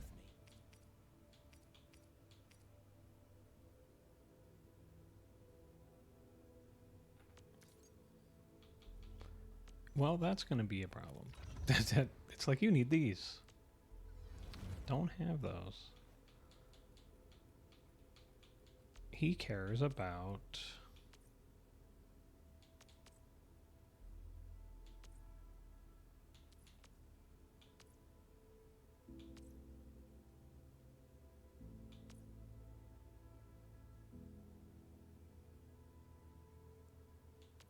Int? I don't know what that other thing was talking about. What Will does. A new and uncalibrated weapon. I was subjected to a round of performance evaluations.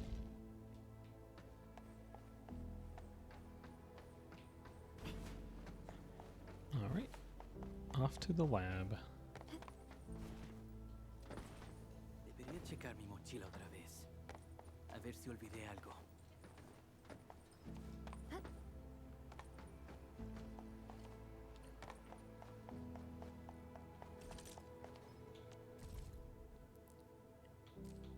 That's a lot of red dots. We'll just get those out of the way real quick.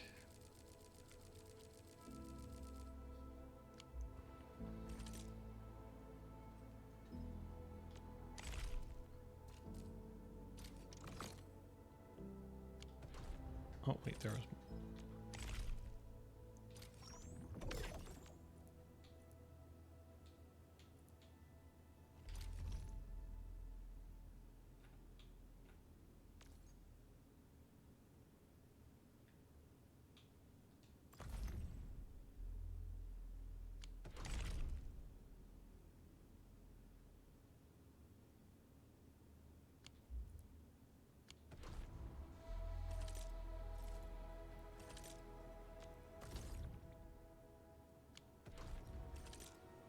You know, did it say how I get the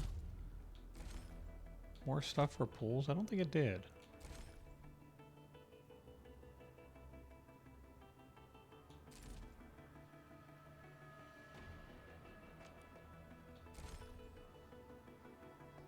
Also, dang, it's 500 for a pool.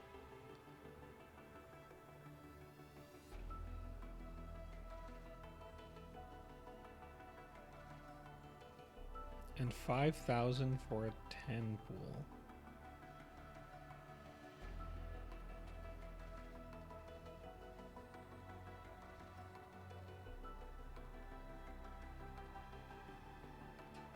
You know what? Let's go see how much that costs. Because I'm kind of curious.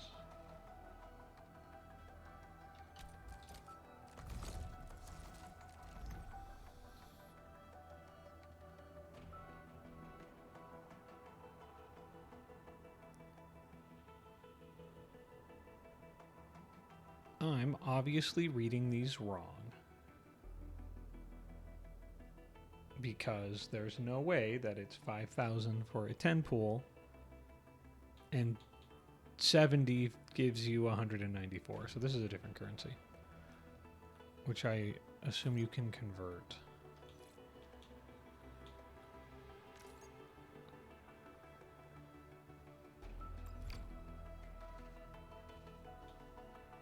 One gives you 75.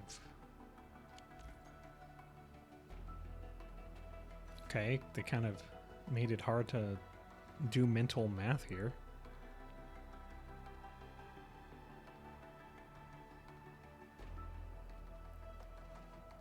Okay, thank you. I was about to try to pull out a calculator. Oh, wait. The biggest pack is 58 rolls. Is that counting the double? So it's normally only 29 for 70?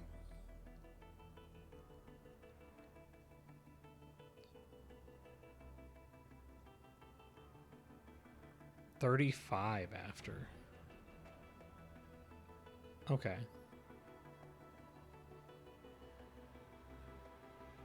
So you get 35 rolls for $70.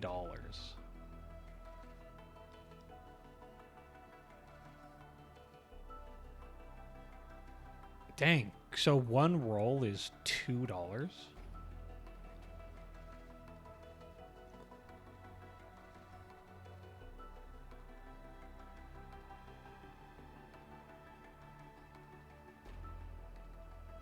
Dang. And if one roll is $2 and you need a minimum of 100, well, not a minimum, but you need 120 rolls to guarantee a character. Discounting all luck. It's $240 to guarantee a character. Dang.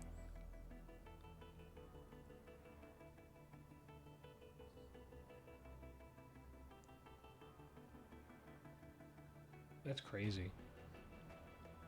Now that's kind of in line though for like Genshin, I guess, or Star Rail or ZZZ. That's true. You do get the weapon pools. I'm trying to remember how much it costs to guarantee a character in like ZZZ. You need 80 pools to, I think, I want to say 80 pools to get a character. You could fail the 50-50, which means you need 160 to guarantee. You get 49.5 for $100.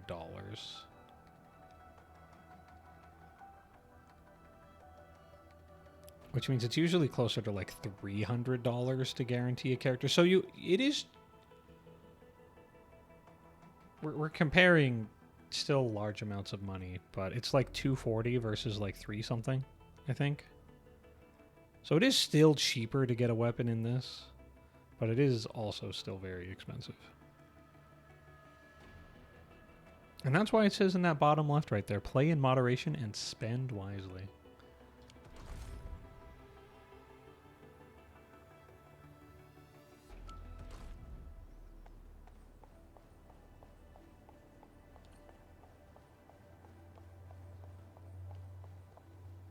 In this game, soft pity starts at 65, and every roll after increases 6-star chance by a flat 5. Okay. That's good to know. And then at 80, you're guaranteed that 6-star. You almost never hit. Yeah. That makes sense.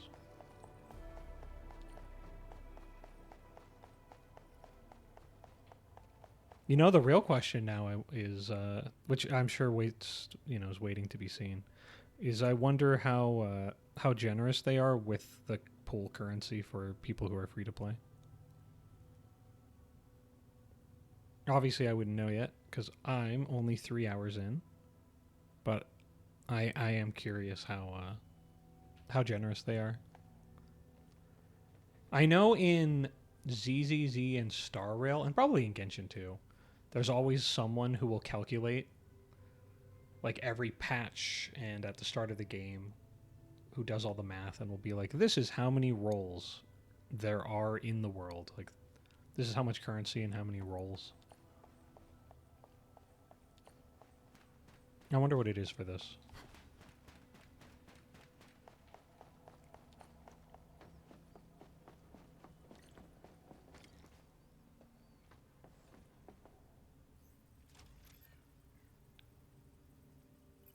Alright, time to find out what this thing is. Activation success! Can you hear me? Hello? Oh my gosh, it has a cute little face. TA? It's got the cute little dot face. Dot V dot. Oh, even cuter. Absolutely wonderful! This proves my repair work was a success. This here is Operator Chen, this is Supervisor Perlica, and this is our Administrator.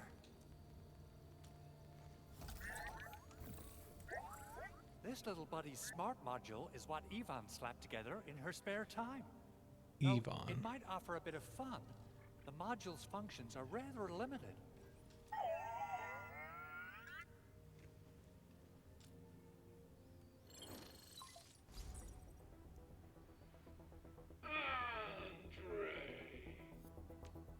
What? Is this a radio call? No, wait. It's a pre-recorded voice message. This voice message is triggered if some dummy performs a hard reboot during maintenance mode. You! What did you do to my precious baby butt? Ooh, someone predicted Big Owl and all his silly moves. I don't know what you did, but it's gotta be serious.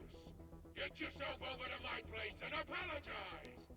Also, bring my baby butt along. Remember, if you ever do that again, there'll be no mercy! Edmund, Supervisor Perlica, you must be my witnesses. I did nothing wrong. I did my best. Well, good luck, I guess. No, I can't be mean to him, but that would be really funny. Oh, thank you so much, Edmund. Whew.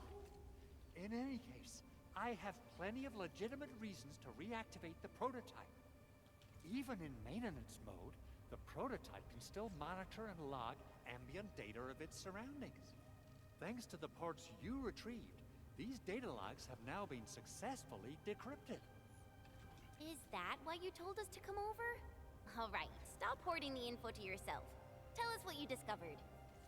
Okay, listen. I found abnormal energy fluctuations coming from the Valley Fort. They appeared shortly before the anchor fall.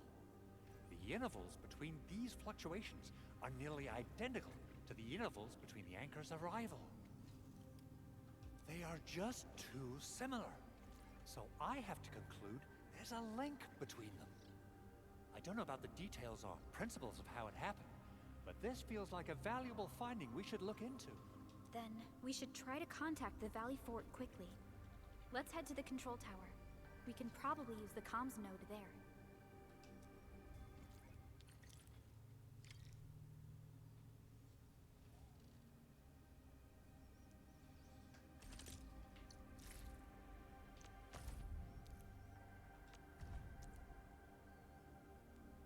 Let's see.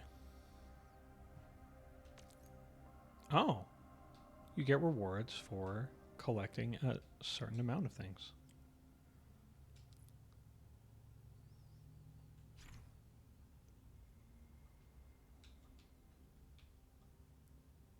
Okay.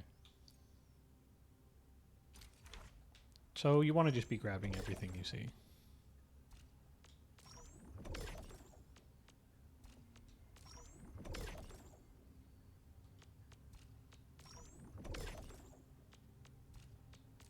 If you see it, just pick it up off the ground.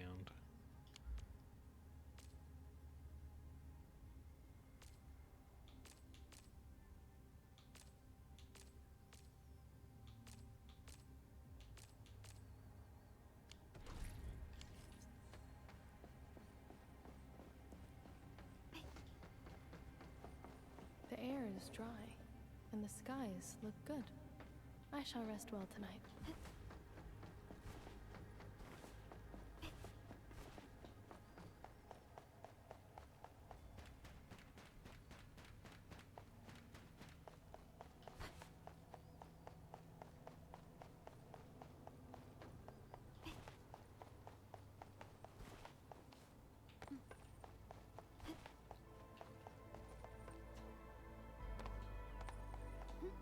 I'm not going the right way.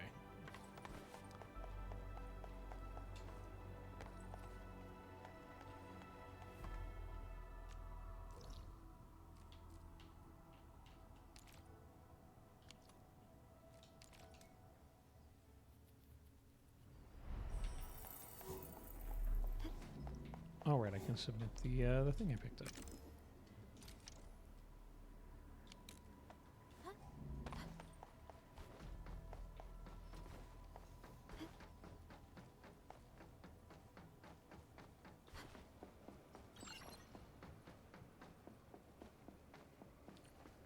The control tower received plenty of great news from around the base. Stellar work out there, Administrator. Basic amenities of the hub area are working again. There's only one core issue that we still need to fix right now. Our main comms node is currently inoperable.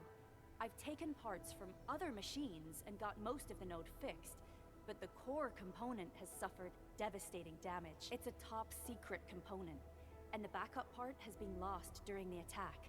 Endman, I know I've already asked a lot from you, but I'm gonna ask for even more. legends speak of your miraculous work with Originium equipment. We desperately need some of those miracles right now.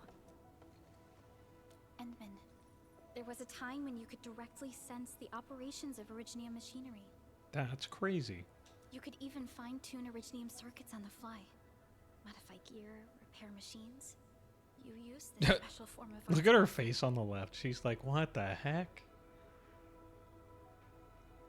You're some type of techno god. Yes. Yes, I was. Originium has a wide range of applications.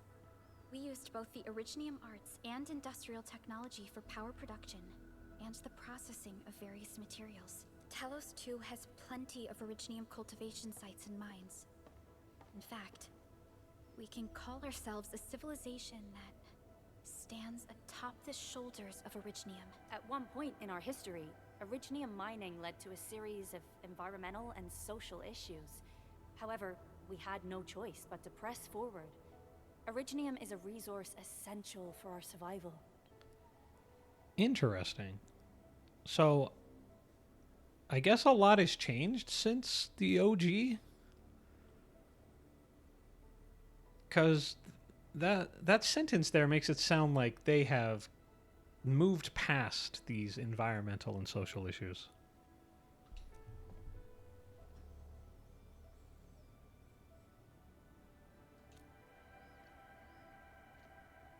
But the Endman has just been awakened recently, and wielding powerful forms of Originium arts will affect anyone's health. Let me try something else. We can always find another way.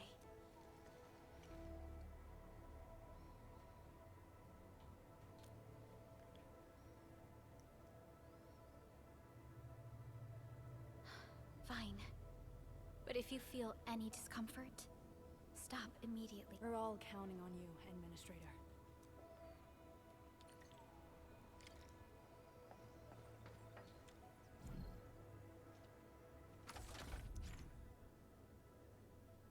Oh, time for a mini game.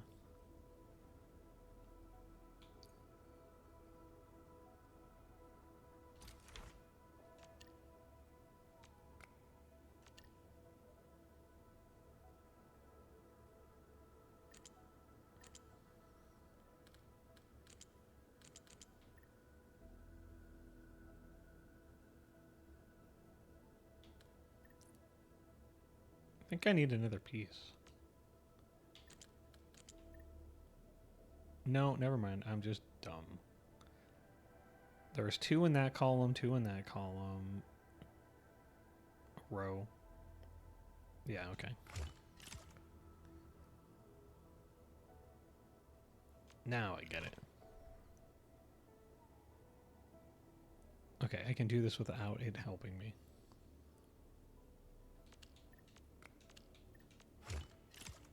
There we go.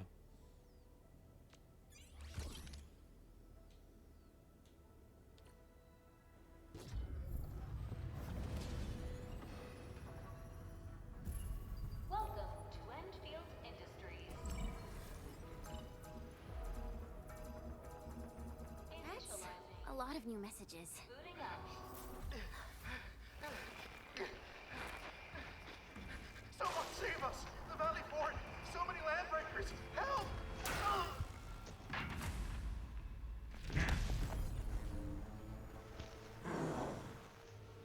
Too much noise, scumbag! The Valley Fort seems to have fallen. You don't say. That landbreaker, was he trying to taunt us? He killed that guy. Maybe we should, like, An LB comment mob on that. raided Andre's basement labs. Another group attacked the Originium byproduct processing center. And then there's this group.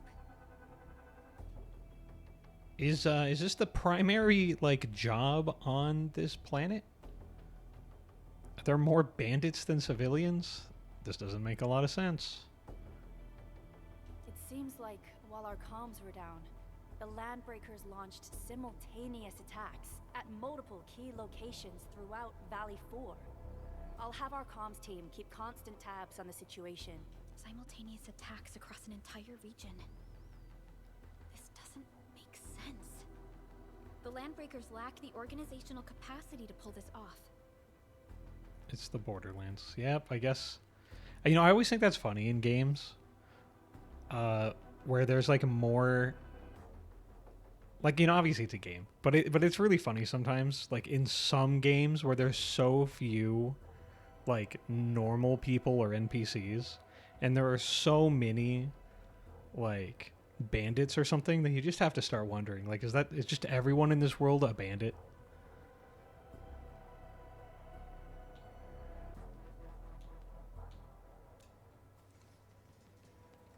Agreed. We need to act and respond in kind. Hell yeah! I say it's time for the Enfield counterattack. Before we made our landing, I had Dijong contact all combat operators in the surrounding regions to reinforce our position. One of them is a Landbreaker specialist. His last reported position is just nearby. We shall rendezvous with him on our way to the Valley Fort. Wait, Endman. Before you set off, I actually have something for you. Gear assembly.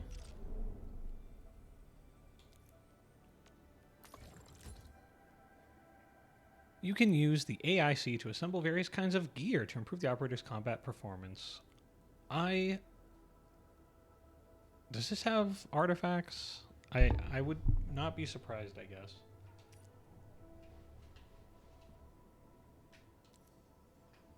This shows the stats. Wood? Have I even seen trees? I guess I haven't even been paying attention.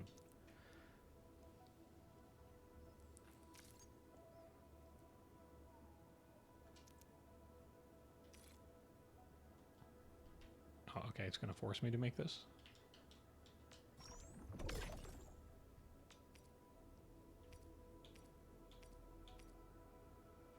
Oh, okay, I see. This set is for strength and agility. This set's for intellect and will. Strength and agility, intellect and will. Basic armor, basic PPE, basic gauntlets, basic gloves. And now it's going to make me put that on someone. There are 3 types of gear based on the part. Armor, gloves, and kit. Every operator can equip 4 pieces of gear. Okay, yeah. 1 suit of armor, 1 pair of gloves, and 2 kits. Gear already equipped by the operator will be displayed in the gear slots. The right side shows bonuses to various stats offered by the gear equipped by the operator. Press A to select the gear slot, then either equip a current piece or swap. This shows a preview of the changes to stats. Gear can offer all sorts. Some may even offer additional skills.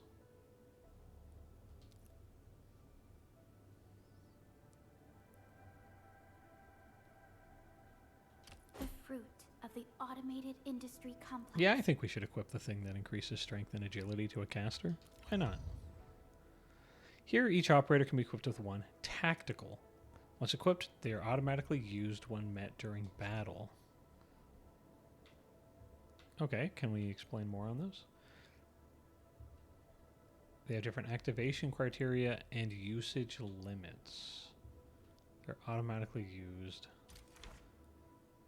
I would love to see what these are. Oh.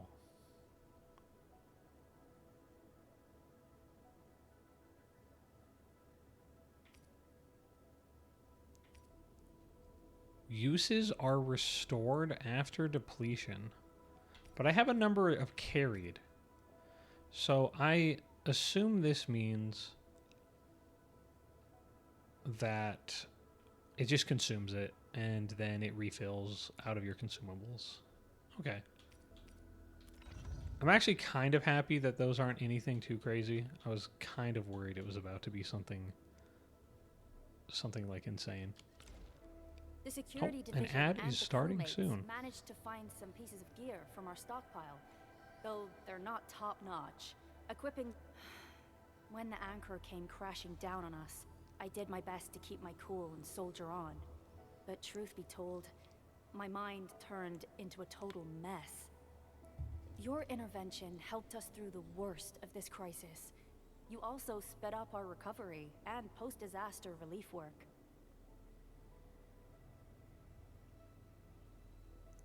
It is my genuine wish, on behalf of the hub base and all site personnel, to express our everlasting gratitude for your help. Oh, and by the way, I actually planned a nice little reception for you. Once things get back on track at the base, I'll try to organize another party for you. Endman, Supervisor Perlica, and Operator Chen, never bite more than you can chew. And do not press a desperate foe. It's always better to be safe than sorry. You already did a lot for us, and people at the hub base only wish to see you return safely. It's funny that she's saying never bite more than you can chew, and it's better to be safe than sorry, but like a few minutes ago, she was like, hey, I know you've done a lot, but can you please turn on this hub for us? Like, please. I know that like you have amnesia, you're still like medically like not fully up to par yet. And also this could like cause severe injury if you just go for it. But like, could you go for it just for us? And then Perlica was like, there's other ways. And then you kind of got pressured into it. Kind of crazy to do all that. And then like a few minutes later be like, now you're on this, now you're saying this stuff. I understand, Director Chin. We all do. You can count on me. I'm obligated. All right then. Good luck out there.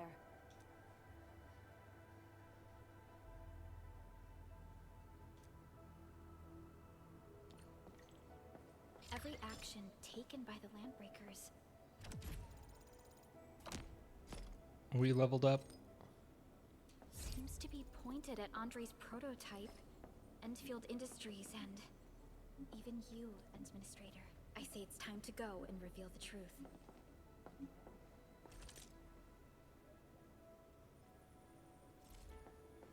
We should get some trees.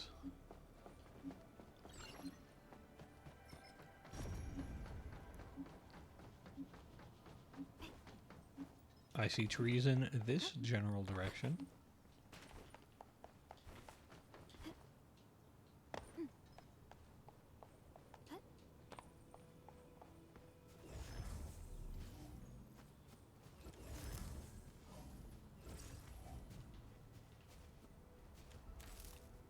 You know what I've been noticing? There's not a glider or any form of like vehicle in this game, is there? Oh, there it is doing something weird with the ground again. That is such a weird visual bug. Oh, okay.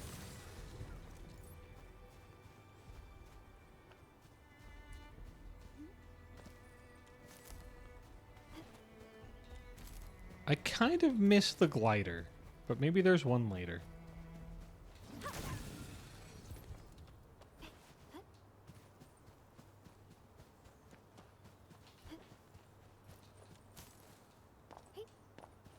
Okay, that looks like a tree.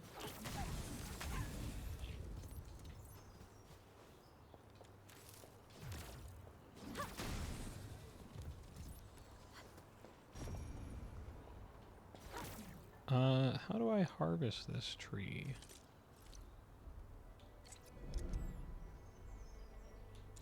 I just hit it? Oh my gosh. I just cut it down. I'm gonna believe that's gonna grow back.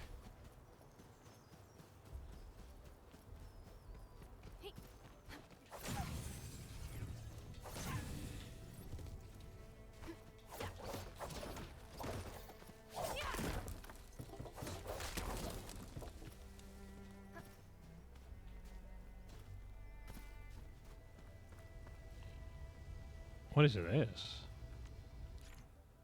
Strange masses of light emitted by a localized concentration of aether. Interact with it and defeat the enemies to earn rewards.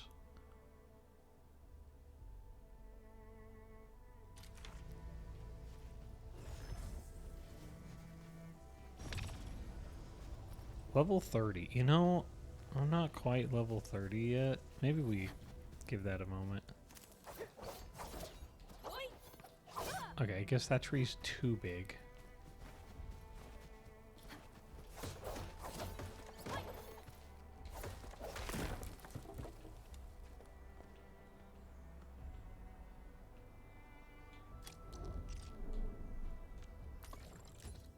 You know what? Let's look at our gear. Let's see who needs what. Primed for optimal performance. She needs the armor. Prepped and ready to go. She needs the PPC. He needs PPC armor. Okay. So 2 sets of each.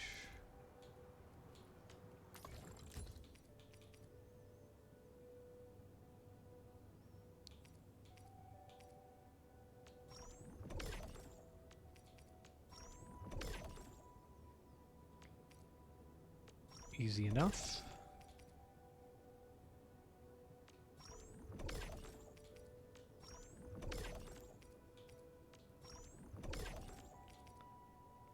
I need a little bit more of the Origo crust, which I can go make. The path ahead. I am.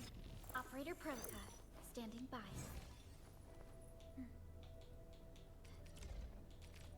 The fruit of the automated industry complex.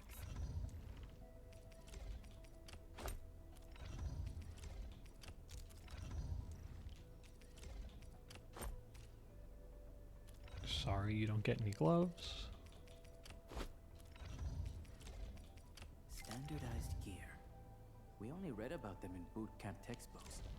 The real thing is better machined than I expected.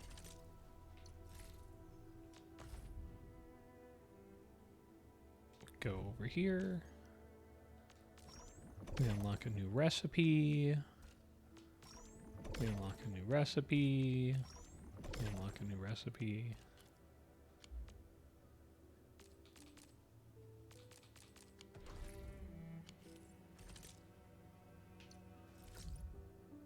Baker, I guess, is the the text message system. Is this a...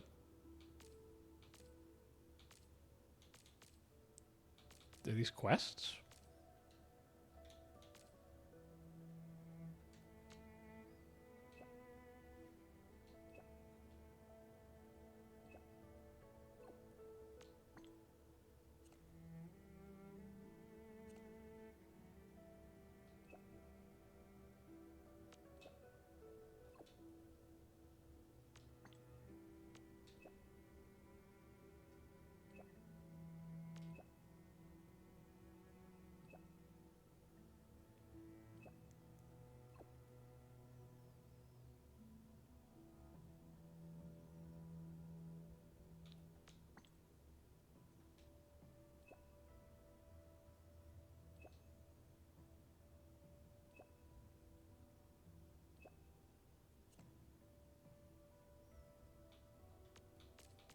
Okay, so it's just stuff to talk about.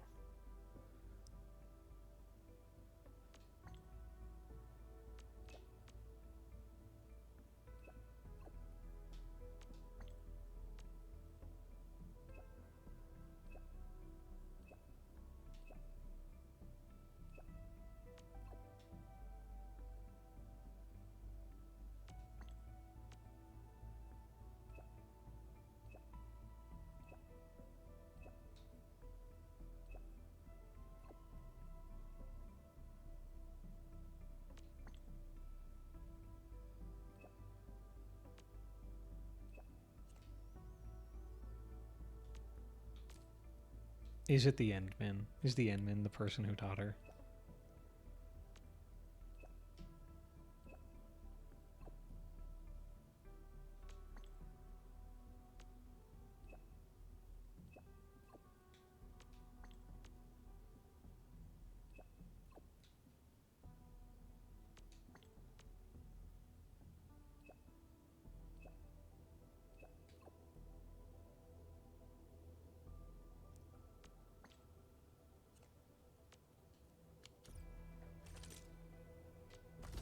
Some events. Oh, we got another 10-pack. Well, we may as well. Oh, I really hope I get last right. That would be ideal. I think. Oh boy, here we go. Not red. Okay. We don't have to worry about it. It's just gonna be more of the same. Could be a new character. I don't know all of the 5 stars. Why do I have to do this again? Another dupe of her. Catcher. Dupe of him. Opsy, 7 skirmisher. Dupe of her. Captain Akakuri of Dupe Operations. of her. I have always believed that you will lead us upon the right path once more. Another Perlica, which is actually, I guess, Welcome back okay. to Endfield. Because I'm using her. Captain Akakuri of Operations. Dupe. Endal of Opsy 7 reporting for duty. Dupe. Catcher. Op Team Z7. Dupe. Opsy, 7 skirmisher. Yep. Lord. Endal of Opsy 7 reporting.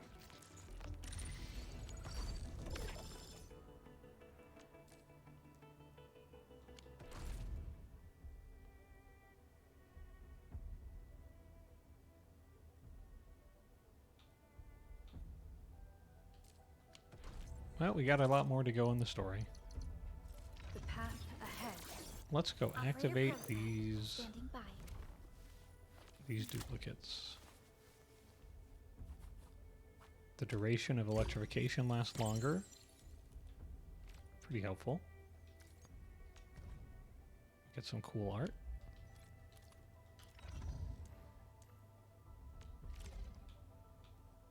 We get to max him out, which is kind of cool.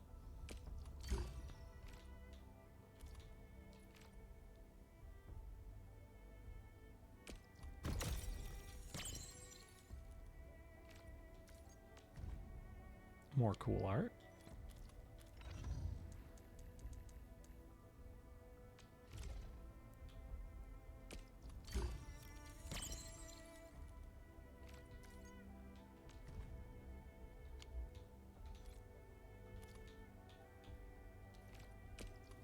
She's almost maxed out.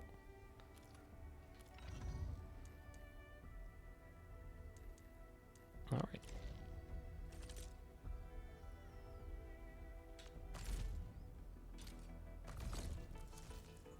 And we can go here and convert the extras.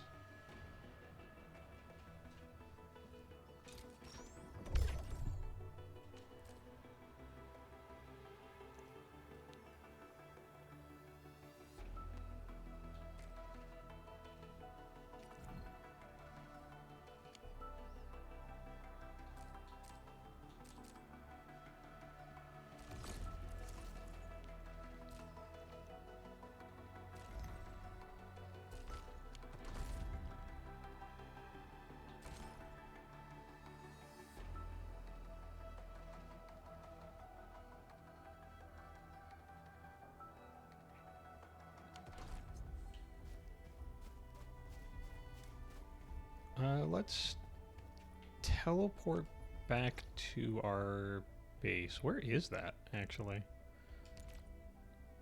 That's a TP point. Oh, it's right here.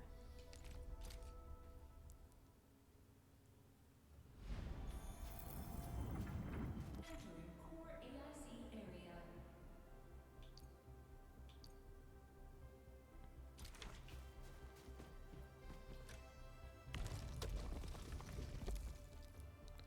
That's so funny that it just came up with that again.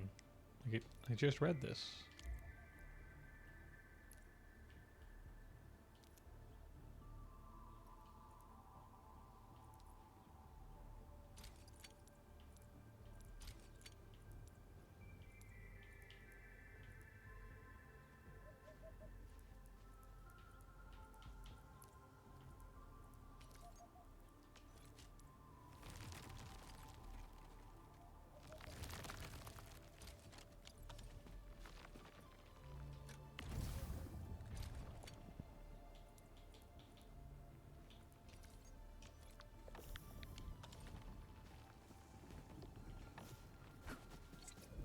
And I gotta grab this real quick.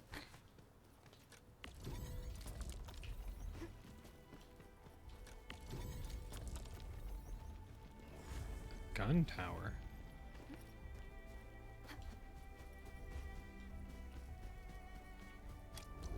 What would that be for?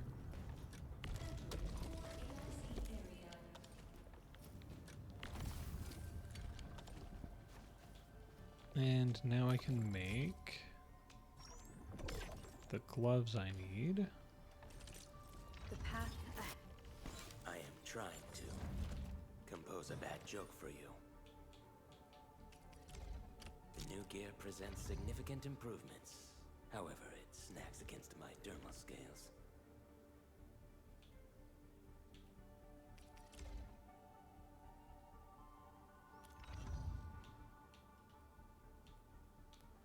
Can you level this? Whoops. Maybe not. And maybe that's okay.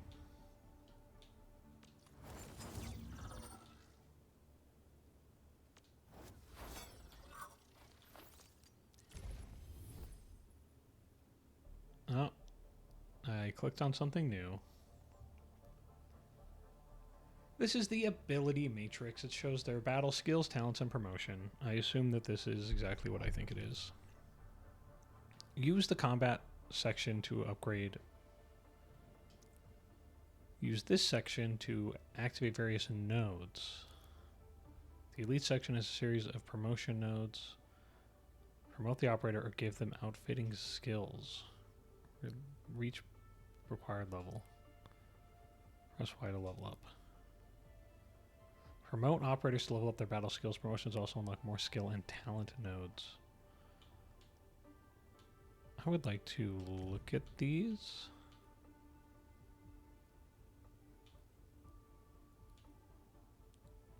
That's to raise operator level cap. Equip blue gear 60, purple gear 80, gold gear 90.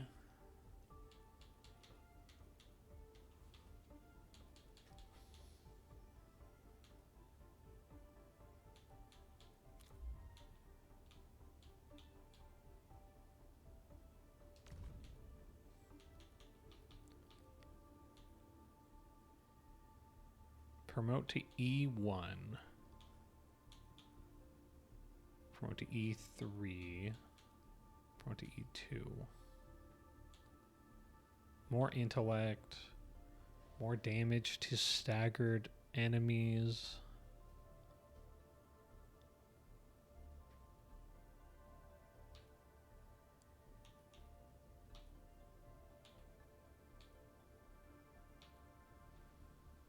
Assigned to control nexus to grant mood regen.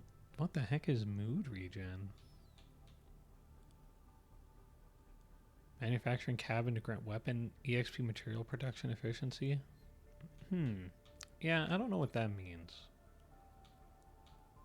And this uses materials I don't have.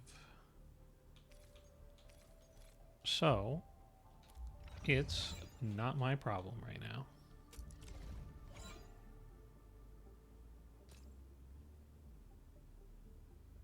And we're just going to level up everybody to level 20. For it is our wish to witness your return. The path ahead has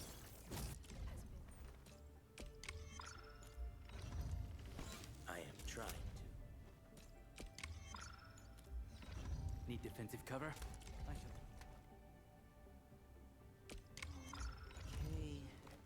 There. I've jotted down all the key points. The captain shall receive my summary on her desk.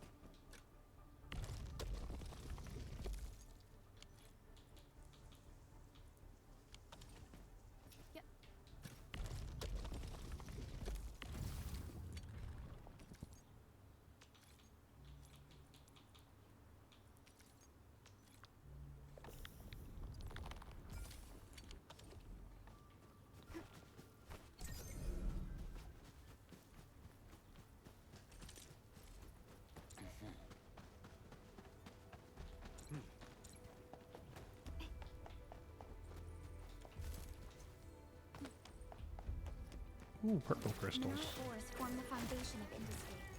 We should gather more.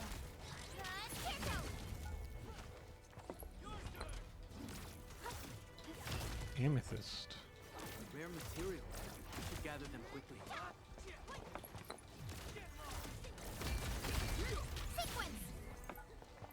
Mineral ores form the foundation of industry. Oh, I can put down stuff to harvest here too.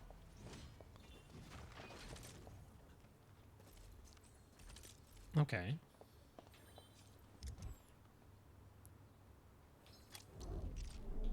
What was it? Backpack?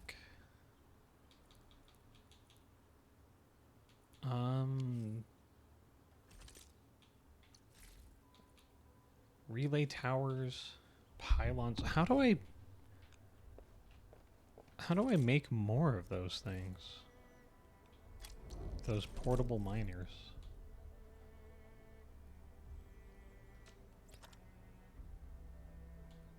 It's right here.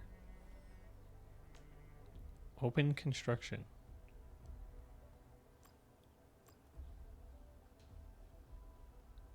Go to the core AIC area. I guess I have to go back over here.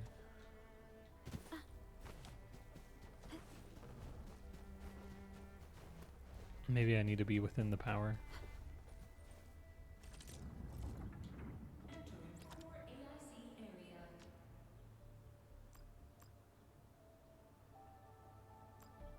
Well, let's make like, I don't know. We'll make like 10 of those.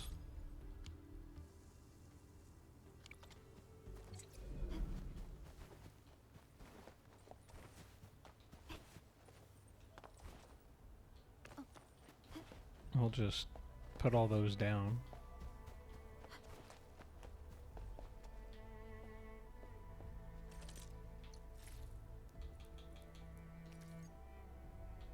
Place in hotbar. You know what? Let's go in the hotbar. Which I don't remember how. Never mind. Yes, I do.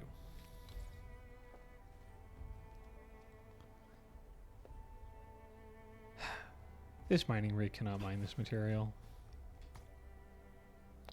Well, that was a little bit of a letdown.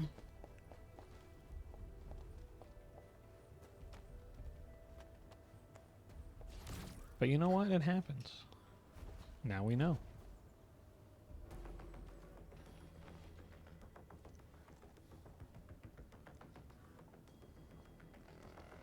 So many landbreakers. They even built a camp. They're sitting on the only way to the Valley Ford. I think they're here to block reinforcements. Please don't kill me! Just give me a chance! Our rising clan does not need gutless cowards! The boss wants warriors! Disciplined warriors! Disobey, and you die!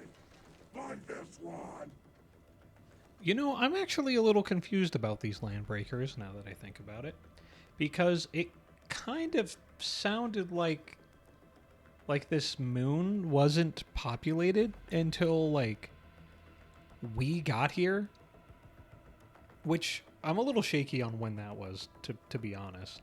I know that there was a 10-year period where we were sleeping, but I don't think they said how long we were here before that 10-year nap happened. But it very clearly sounded like this place was not populated before the ship got there. But now it's full of bandits, which are the landbreakers. So are these bandits people who were with us and they, like, defected and now there's just, like, a ton of bandits running around? Because, like, where did these guys come from? Or are there other people coming to this moon that aren't just us? Because it really sounds like it's just us. So I'm a little confused on why there's suddenly so many bandits.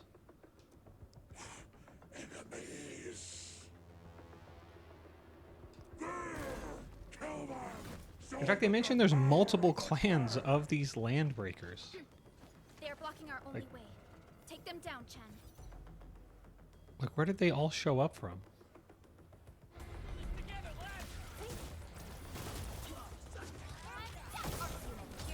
I shall sweep the rest.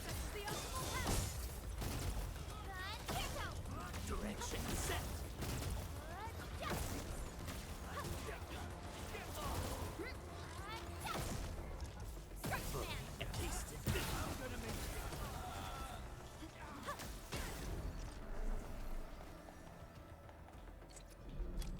Elite hostile. Useless trash! Watch and learn how to really kill!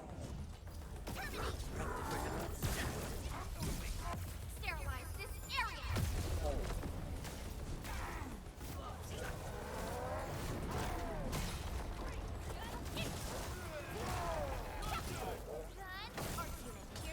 I shall sweep the Target locked!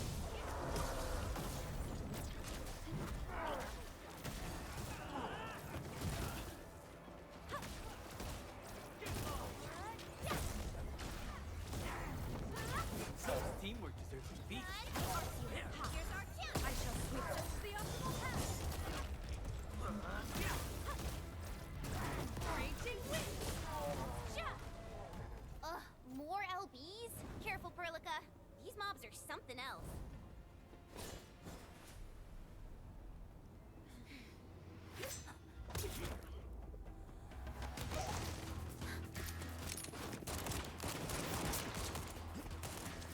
Oh my gosh. It's Dante from the hit video game Devil May Cry.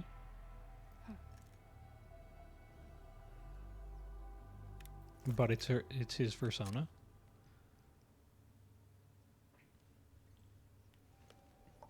brave one. Impressive. You must be the legendary administrator. Yes, I'm your boss. Catello Wolfgard Lupino, formally reporting for duty, administrator.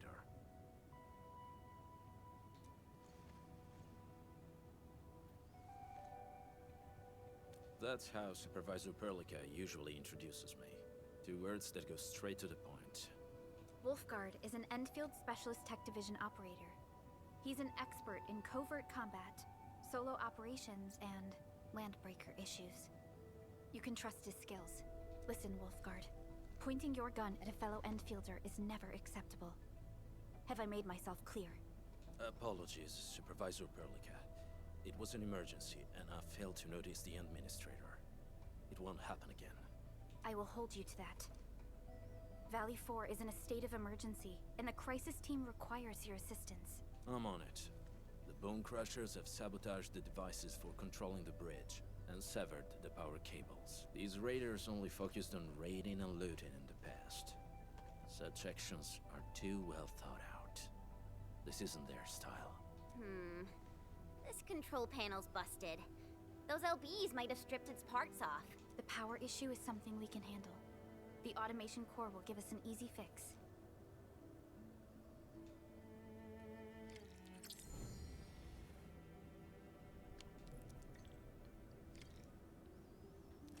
Use headhunting. Did it just give me more pools?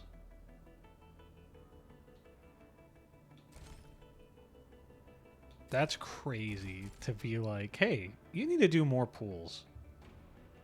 Go do that right now. No, we didn't give you any. That would be crazy.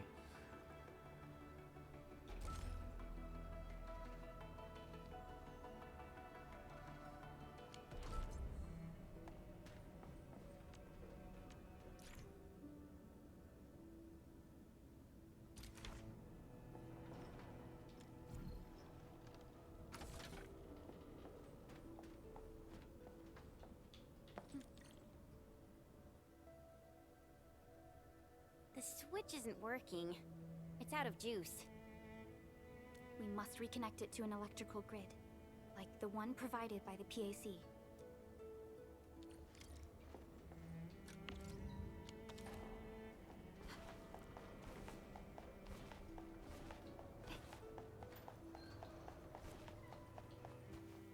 I mean, I could teleport, but I mean, I also could just walk.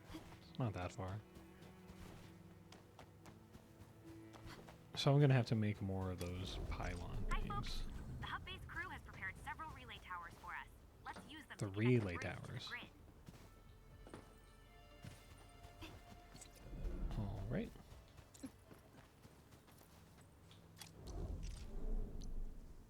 Wow, that's a lot of them. Is it gonna tell me where to put it this time? No.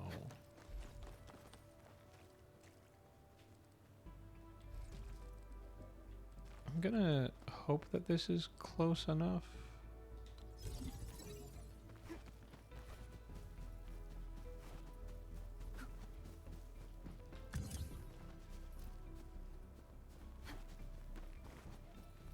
Oh yeah, I could have gone further. The cable is too short, Edmund. We must deploy more relay towers to relay the electricity to the bridge. If it were up to me, I'd tell the engineering division to make longer cables.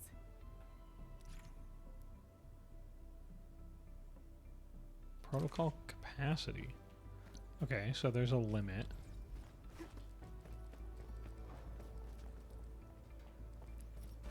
Probably can't place it in here. Oh, it can. Well, alright then. How about right there?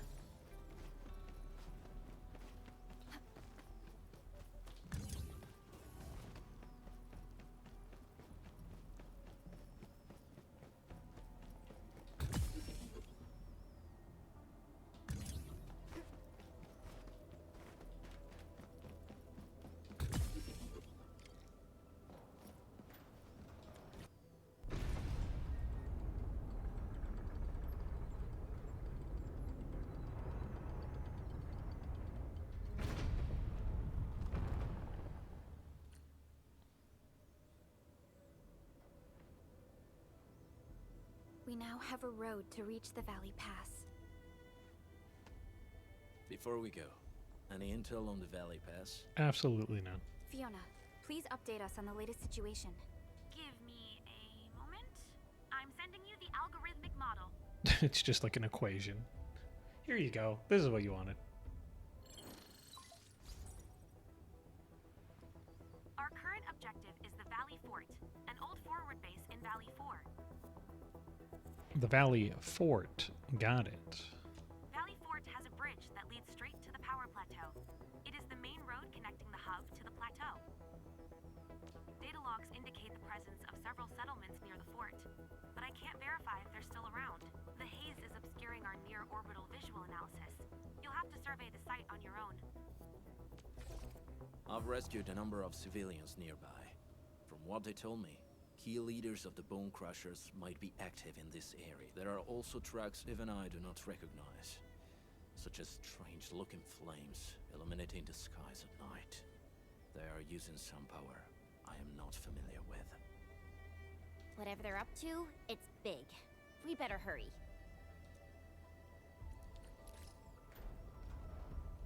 Operational Manual System Authority level.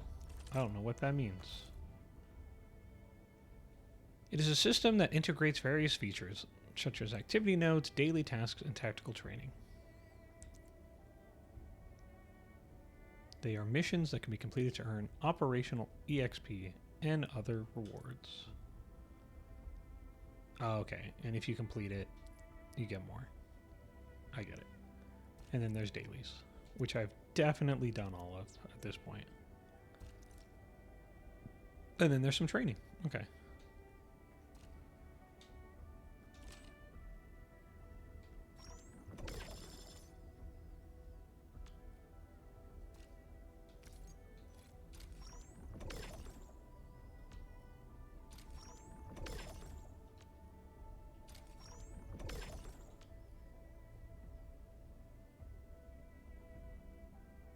Alright, I can do some of these pretty easy. Restore HP with powder and equip a tactical.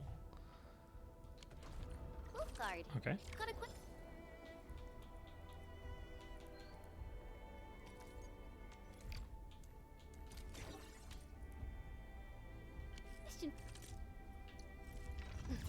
I'm primed, prepped, and ready to go.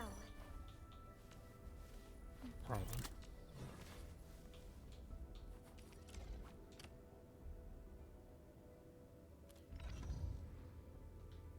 For you, but it might sound inappropriate.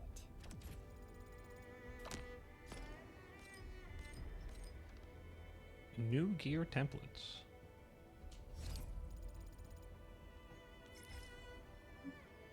If it's inappropriate, keep it to yourself.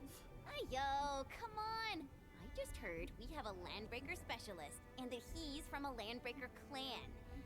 Are you? My clan is called the Pack. Unlike the Bone Crushers, we are disciplined. We know when to dispense violence. Oh, so that means Bone Crushers are bandit raiders, while the Pack are the heroic Wildland Rangers?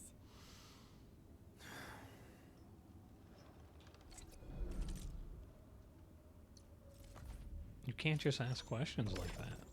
What are you doing?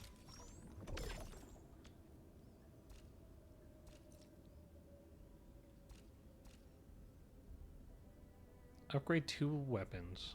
Well, I guess I could just do that.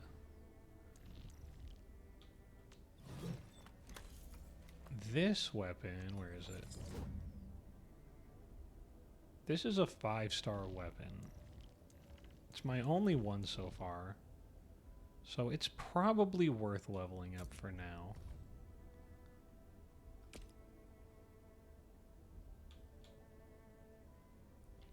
How do I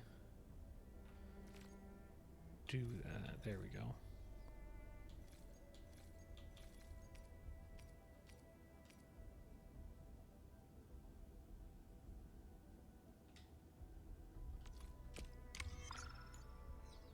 Okay, that's one at level 10. And we can upgrade this one real quick.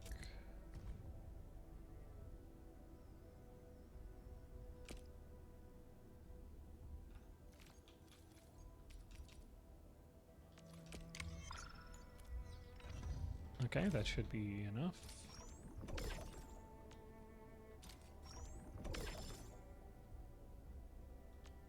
We get some cool stuff. Get more rewards.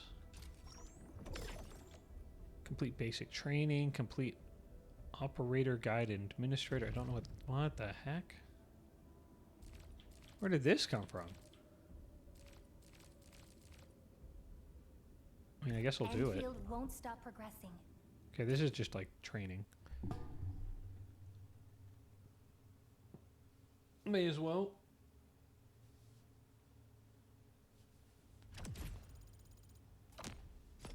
All right, I guess it immediately counted it as completed. Initiate training.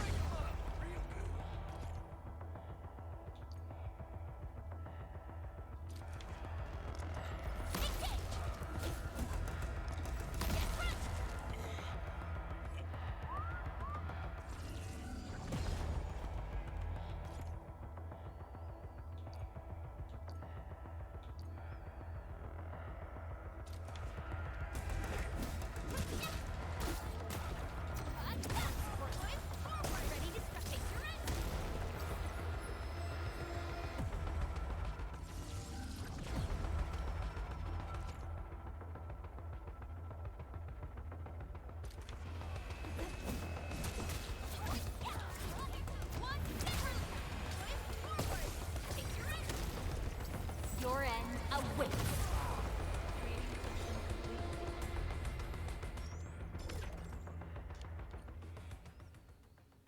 I should probably do those for the characters I'm actually like using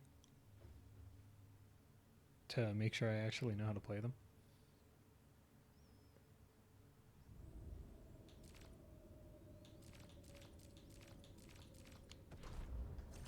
How do you get to those?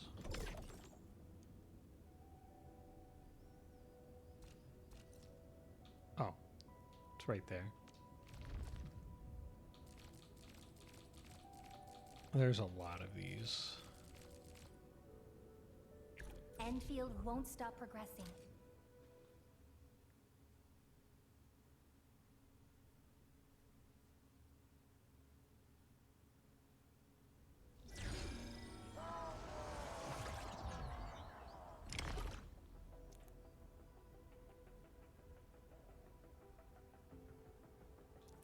Oh, this is the thing it already had me do.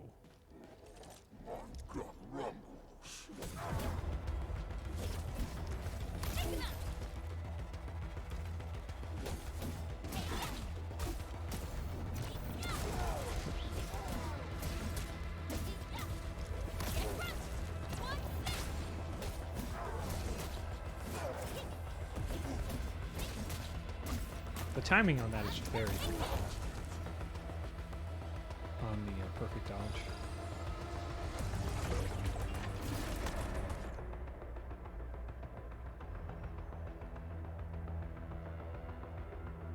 Ah, okay, you have to wait till it turns red.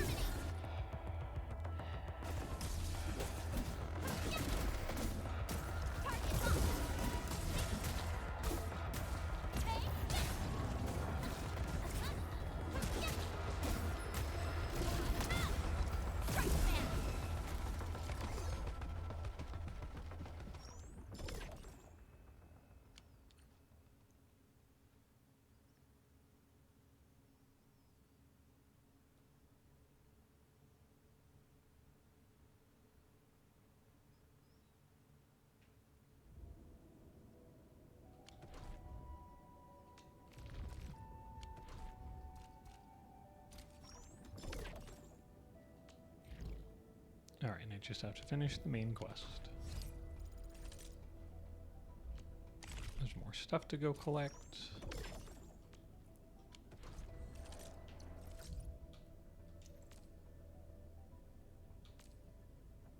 to talk about?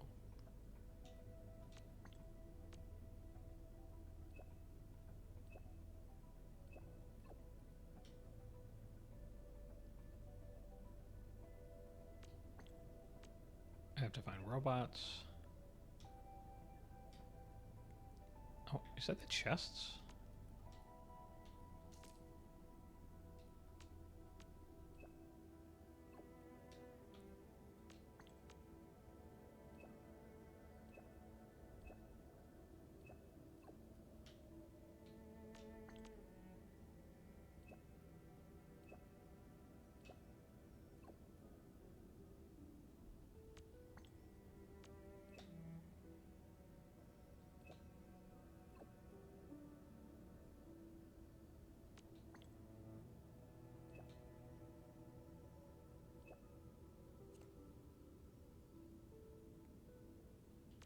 All right.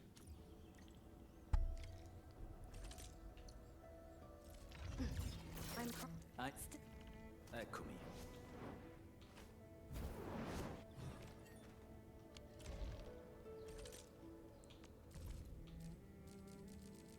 Get all these out of the way.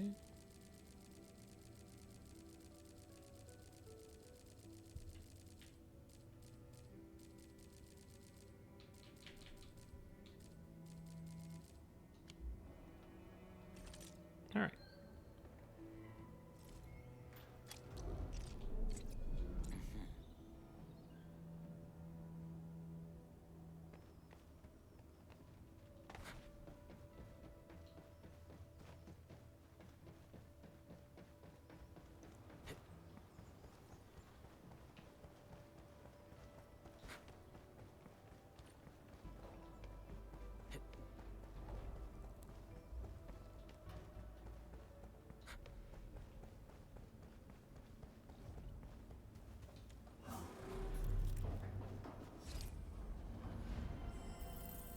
Adequate rest is conducive. Do you smell something burning? Smells like a bone crusher trick.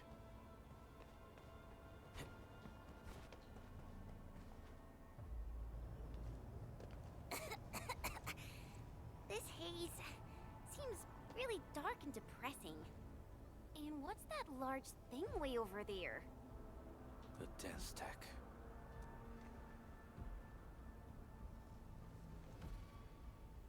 Dense techs are structures that mark Bone Crusher territories. The other Landbreaker clans also know them well. Bone Crusher chiefs also use these territorial furnaces as symbols of their power. They would burn everything they can't pillage, and leave their brutal mark upon the land. Dense techs can consume almost everything. Bone Crushers would use the haze to herald their invasion. Their rampage through the frontiers always leaves a trail of smell. Oh, brutal. This haze better not be poisonous. It's not, right? They're burning literally everything. It's aerosolized blight materials released by the dense tech. It messes with originium devices. The Bone Crushers use it to hide their advances. It's part smokescreen, part weapon. But haze this dense and concentrated. It can definitely pose serious risks to the human body. Either energy is already uncontrollable. Looks like the Bone Crushers are getting more aggressive with their tactics. The blight is a form of hazard caused by the ether. Their relationship is like lava to a volcano. What Wolfguard said is true. Blight is extremely destructive. It is also very hazardous to both people and Originium equipment. So, what's the plan? Push through or find another way around? We still don't know what's going on inside. I'll say we look for other options.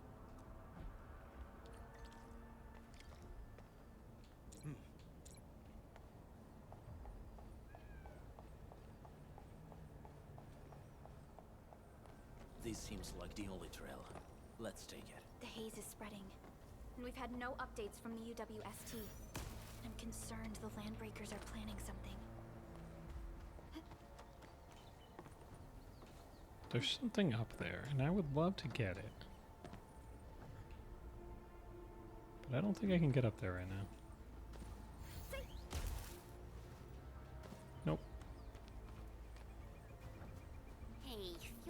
mentioned there may be people living in this area, but we haven't seen anyone. It certainly is suspicious.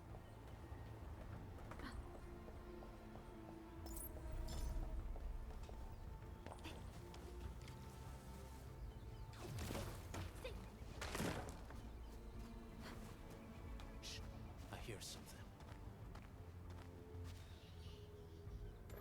Find it quick before he gets real mad. Where the hell is that barrel? Where are those cursed fools?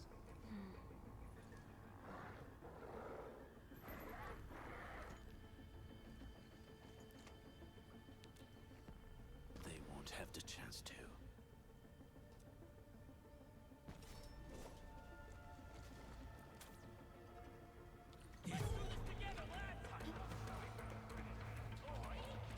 All right, I guess you can pick that up.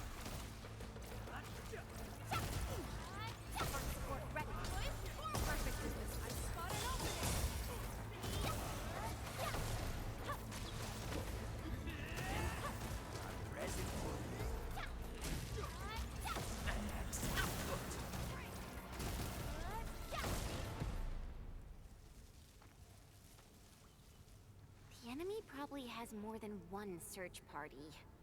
I got a bad feeling about this.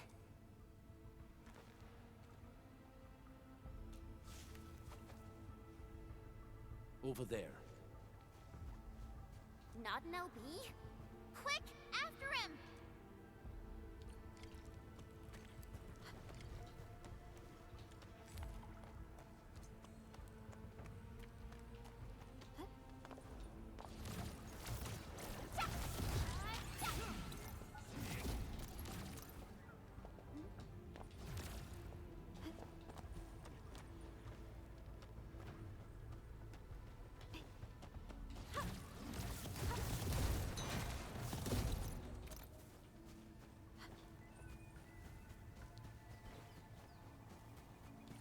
Hey, stop! Jeez, how's he running so fast? The weak survive best by fearing and fleeing.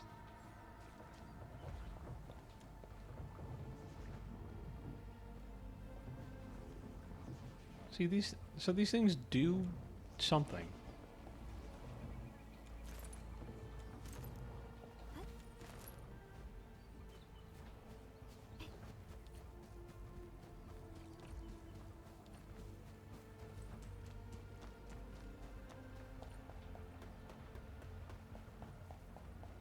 Stay alert. This hostile poses significant threat.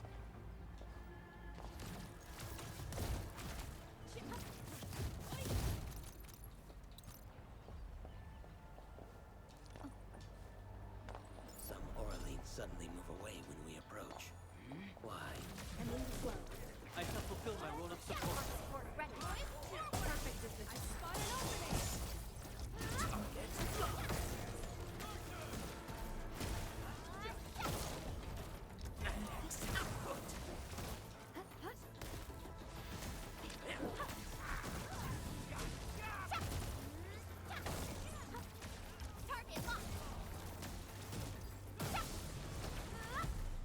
A definitive outcome achieved through strong teamwork, such as the...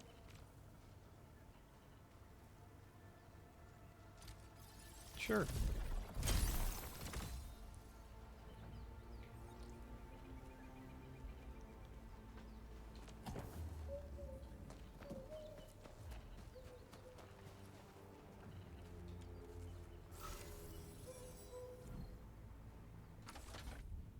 Oh, it's one of these. Okay.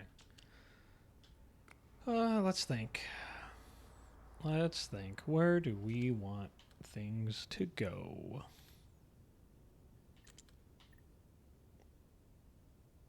That's...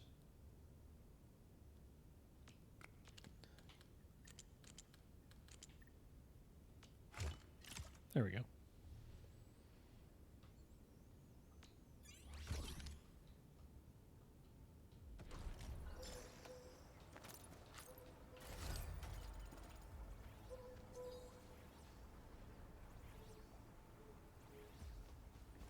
No, my robot friend, no!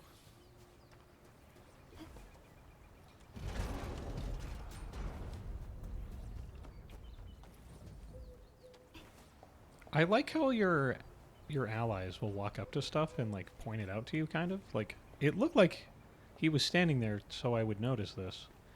And I noticed her earlier going and standing by the ore.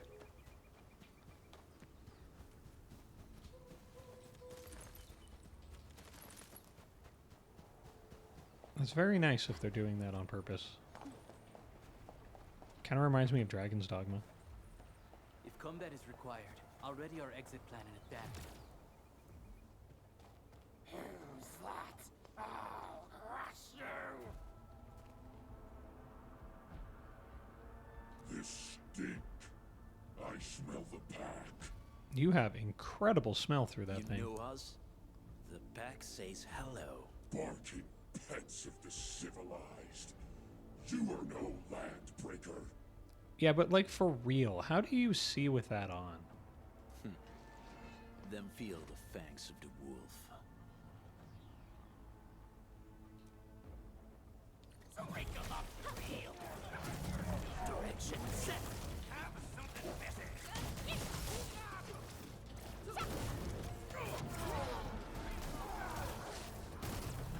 Sequence!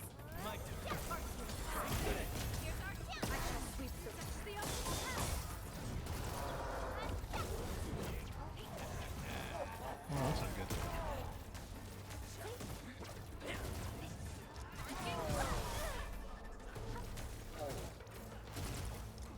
Direction set. Target locked, fire! Like a flash, it struck. Like wind and thunder, we gave them. Victory electrified. The rest. The optimal path!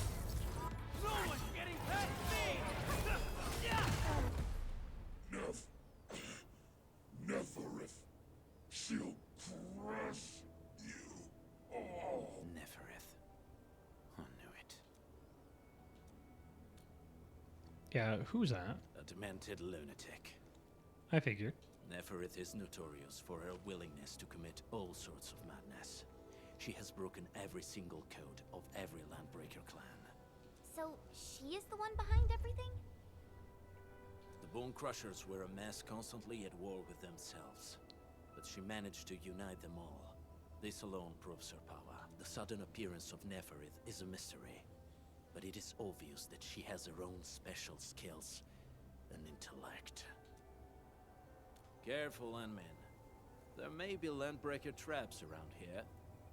Better safe than sorry. I say we use incendiary weapons to burn this area clean. Wait! Please! Please don't! I'm right here. I was just walking by. I don't know anything, and I certainly didn't hear anything. So you've got the guts to stroll past the pipe faces, but when it's us, you run and hide? That is really sus. Cause this one looks like one of them. You got good eyes, boy. There's no need to be afraid. He's not like the others. You'll be safe around him. He did not say that. Do you live in this area? Have you heard anything about Endfield Industries? Industries? Factory people? You're from the UW. But you don't look like no Wooster to me. Relax. We are a trusted partner of the UWST. That means you're the good guys. Oh, thank Talos. You're thinking the planet? My name's Karja. Please, I'm begging you. You have to save my baby sis. Calm down, Mr. Karja. How's your sister? And what? I hope his sister isn't the crazy person we were just talking about. Those evil breakers nabbed most of our people. The rest of us had no choice but to hide. My baby sis is real sick. But we ran out of the UW medication. There was a factory across the bridge. So I snuck out, tried to find my way over. That path is too dangerous. You'll never make it across with your life. I know, but Ginny, she can't wait no longer. I can't see her. Can't see her.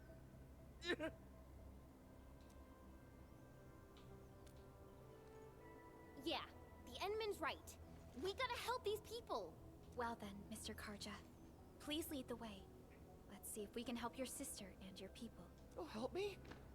Really? That's awesome! Follow me! Our shelter's over there. I'm taking the rear. Gotta make sure we are not followed.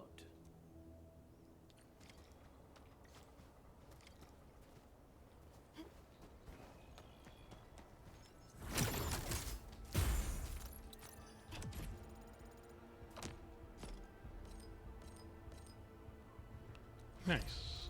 A level up.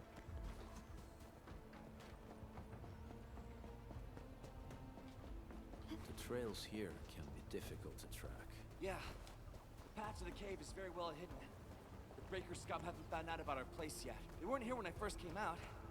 I don't know when and how they got so close. This does not seem well hidden at all.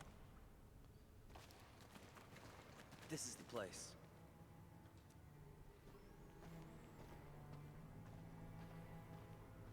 Karja? Why did you run off again? Your sister is sick and we got breakers crawling all over the place. Your place is here by her side, damn it. Soth. I mean, Mr. Soth. Who are these people behind you? You grew some nerves, Karja. You're not bringing every outsider you meet back to our place. No, Mr. Soth. These are the good guys. They're here to help us. They even destroyed a band of Breaker scum, I swear. They fought the Breakers? And you brought them here? Oh, boy, you're gonna lead the Breakers to us and they'll take revenge on us. Karja? Is that you? Oh, there's an ad starting soon. Ginny! Ginny, I'm back! And I brought some extra hands. Mr. Soth, we're from Endfield Industries. Karja told us you might need some help. Endfield, you say? Huh. I'm in charge of this place, and I know you. Some of those UWST people mentioned your company. What is your purpose here? Easy there, old man. We're really the good guys. Karja, that girl's your baby sis, right? Tell us about her illness. We didn't know when the Aripathy got to her. And we're out of meds. I don't know what to do. It doesn't look like she has the crystals, so that's good. Probably, yeah. I don't see him. How are you feeling? Can you tell me where it hurts? Don't say everywhere. Hi, miss. Ginny, she told me that the rocks on her body hurt and her belly's hurting too. The pain gets even worse when she tries to eat. Okay, so I guess they are on her, but we don't see them. Last night, Ginny's temperature went feverish and sparks were going off next to her. It got me real scared. Kind of sounds like she might blow up. Her condition sounds really serious. Surface crystal formations, visceral compression, and uncontrolled sparkling of the arts. These are typical symptoms of Aripathy, but we still have time. How long has she been without medication? Nearly 2 weeks. We usually get our meds from the Woosters. But the Raiders' scum started attacking our place. Those of us who survived escaped to this shelter. Unfortunately, we ran out of meds. Ginny's health turned for the worse. Saving lives is our priority. I have a few doses of Aripathy suppressants. They should alleviate Ginny's symptoms.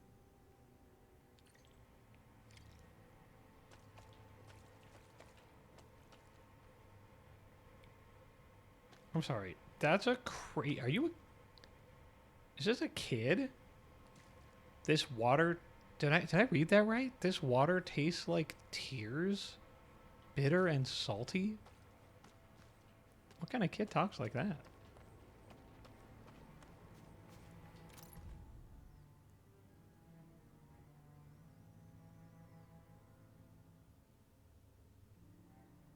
Oof. Okay. So they've run out of rations.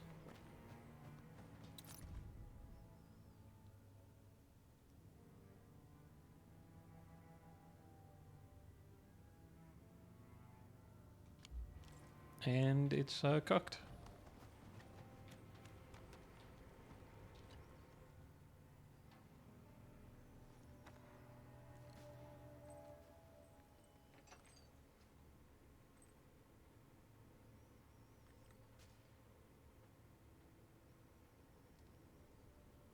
Oh, never mind. The crystal's on her arm.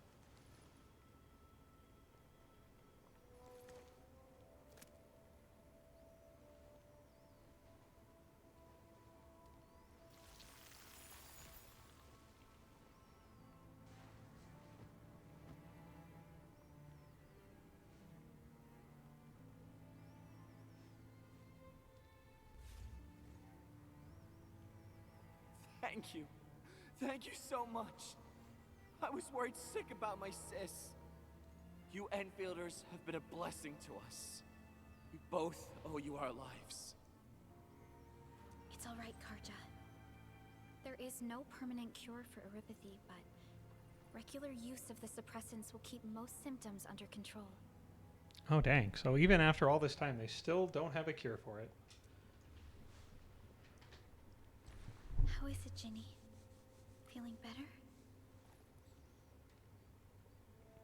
Do you feel less explodey? My pain isn't as bad anymore. Thank you, miss. You should also thank your brother, Ginny. Karja risked his life to look for help outside. Which was really dangerous.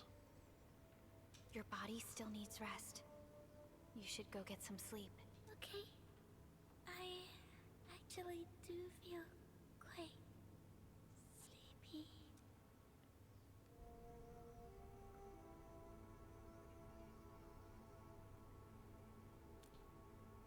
Unfortunately, yes.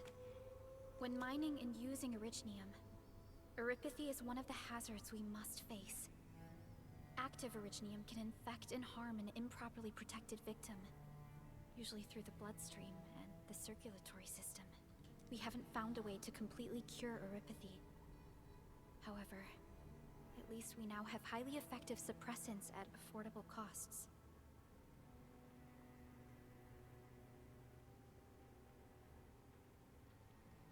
There's a QR code on that. I wonder if that QR code works. It's on the bottom left of the case there.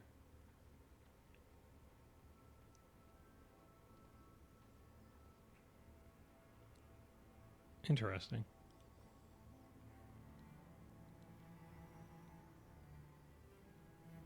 My history teacher told me that Erypathy positives were once ostracized in numerous places on Terra.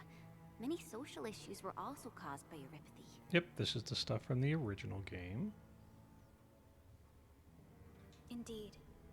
Although Originium infection no longer leads to stigmatization or social problems today, Erypathy remains a common disease in Talos 2. Oh, okay. So they kind of just like solved all of the social and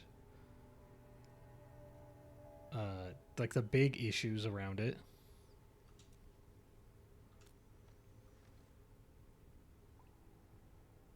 Don't stress over it, Endman.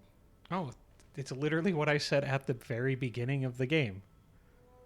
This planet didn't have Originium, and we like planted it here.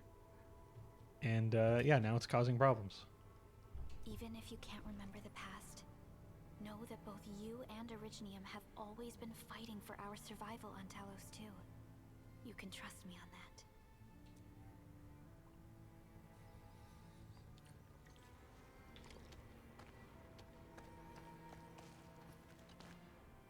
Apologies.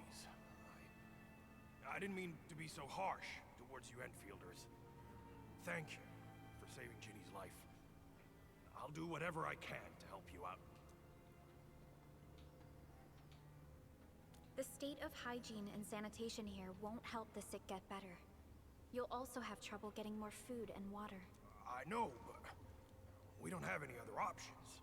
Everyone's exhausted. There's no way we can deal with that mob of breakers out there. Can you stay and protect us? I know it's too much to ask, but... We're on an important mission. We can't stop here. But we can't just leave these people behind. We could just get rid of the breakers. Endman, I have a plan, but... Is the plan to get rid of all the breakers? We don't have enough information about this attack. Deploying more protocol facilities without this knowledge can increase the risk of our mission.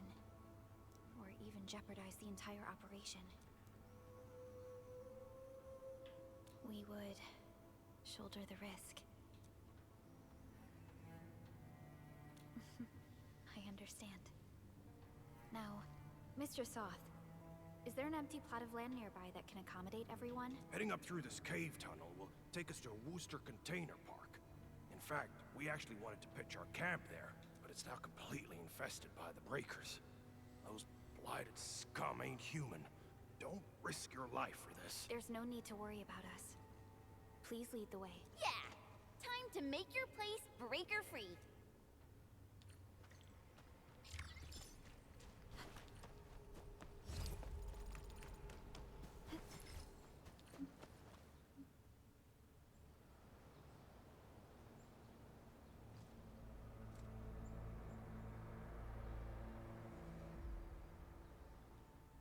That's them.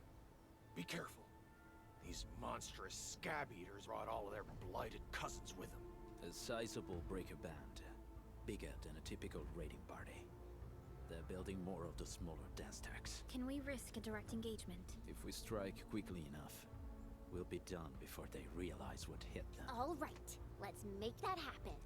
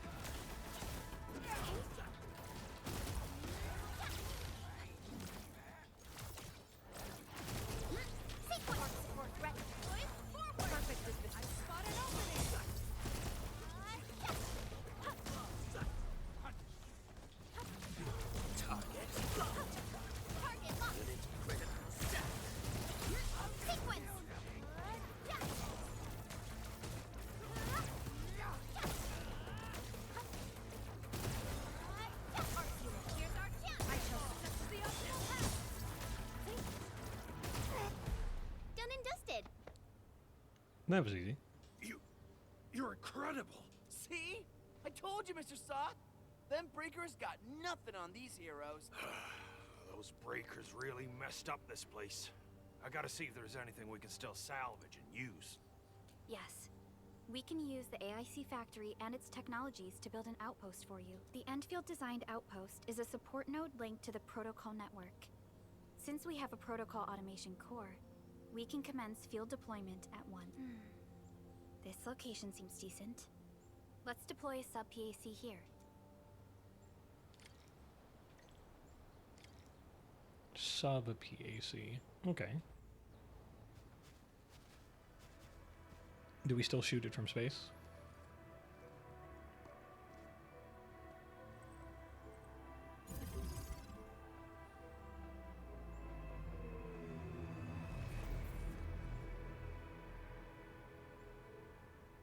No, we don't. What type of arts is this? I just blinked and it appeared out of nowhere. This thing is huge. Is this the outpost you're talking about? This is a sub-PAC. We can build another AIC factory around it and support the growth of the actual outpost. I've applied for an additional refining unit since we'll need plenty of processed ore to set up our outpost. Incredible, Perlica. Always 3 steps ahead. Just doing my job. All right. This is just our very first step. We've got more to do. I made my recon run. Bone Crushers are building more dance tags to spread their haze. They won't give up their objectives that easily. There's a trail behind the hill over there. Well, what if those land breakers come back?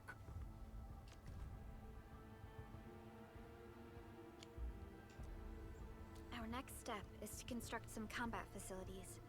They will give us automatic fire support. In the future, these combat facilities can be used to fortify our entire frontier. Let's start with the most basic combat facilities. I believe we'll need some Origo crusts to start constructing. We need the Originium ore to make Origo crusts.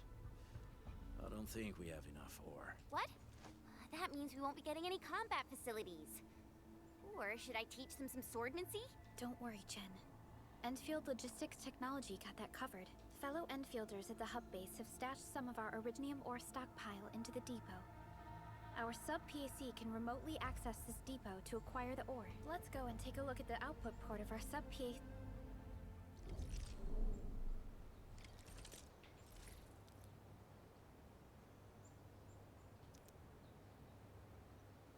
Learn how to automate. Okay. That's what we wanted.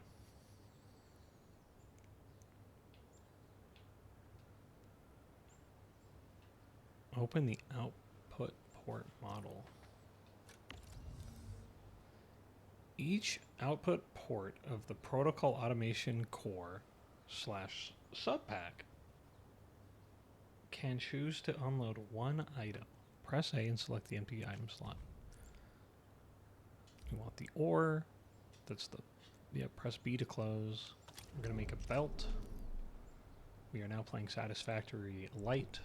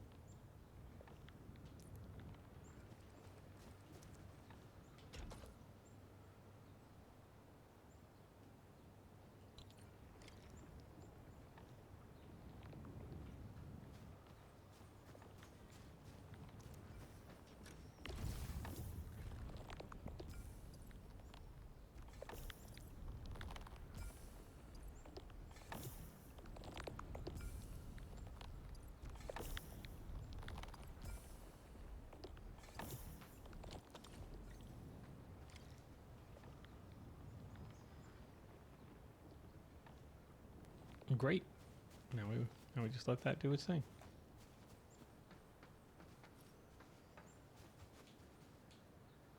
Gun towers.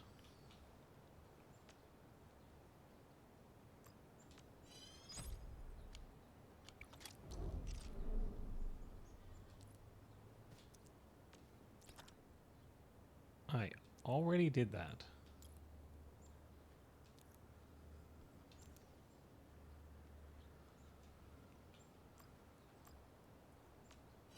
There we go. There's 3 of them.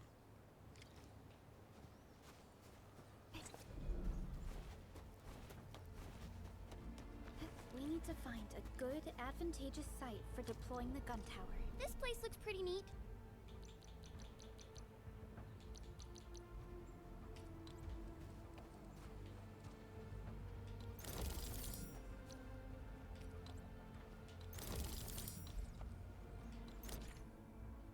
The gun tower is a combat facility. When operational, automatically attacks enemy targets within attack range. When placing a combat facility, the blue circle indicates its attack range. Combat facilities will automatically attack enemy targets within their range. The number of combat facilities that can be placed is limited by protocol capacity as well as separate combat facilities limit. Both restriction will be displayed. Unpowered. Well, that's a bit of a problem.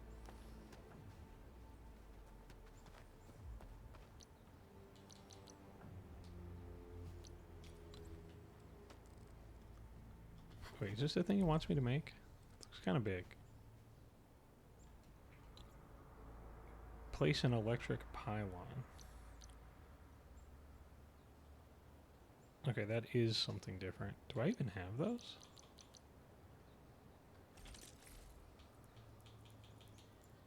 Yes, I do.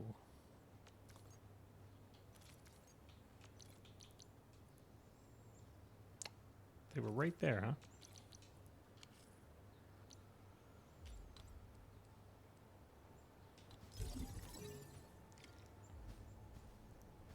Transmit power from a PAC, sub-PAC, or relay tower to an electric pylon. Okay. Well, I kind of got the gist of it.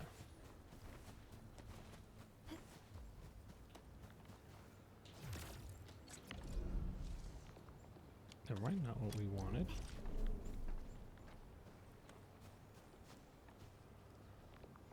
I don't remember. Do I need to build?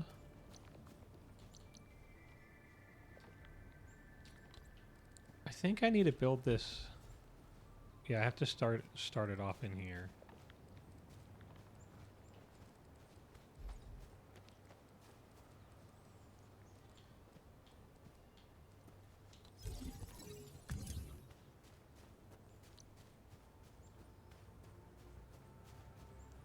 Oh, it actually might just be far enough.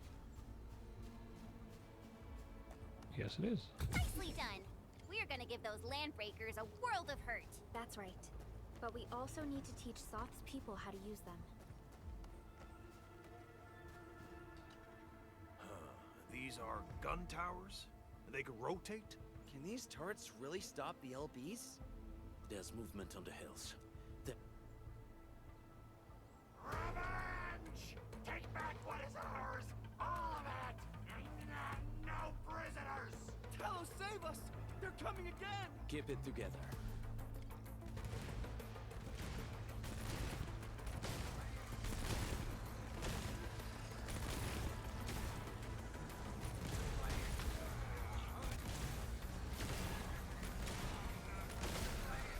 Oh, real happy that they're just standing there.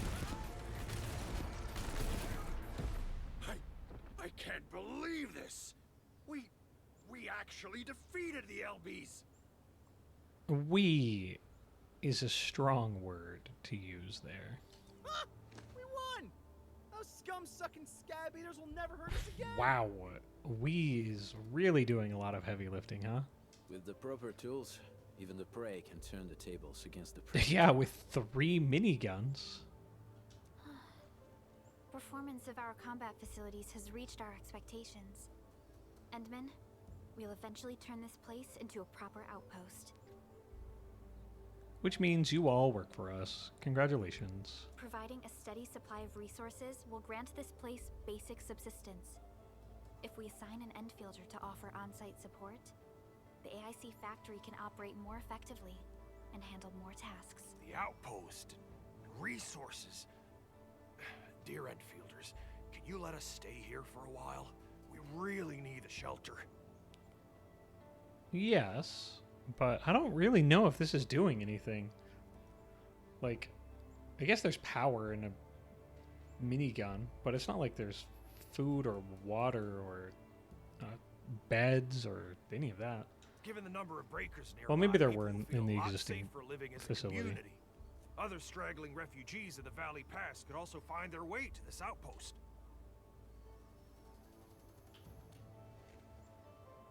Indeed. This is what we aimed for when we designed the outpost. Although the place isn't exactly the frontiers, our outposts should also serve as a reliable shelter when necessary. Mr. Soth, can I ask you to be our local liaison? We need someone to help us monitor the outpost's conditions. We can use the sub-PAC to offer you support. Just give us a list of what you need on a regular basis. Endfield will take care of the rest. Gotcha. It feels like filling out a catalog order form in the cities. I got this. Why don't we give it a try right now?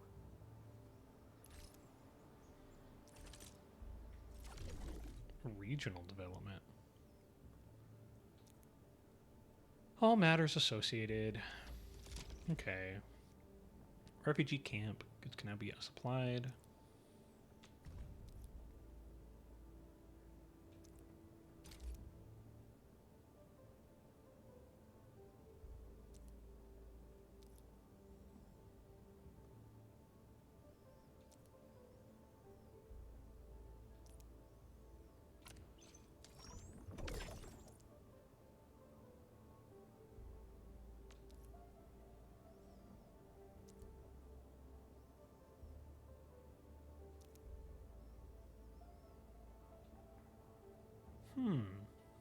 Interesting. And we get some free stuff.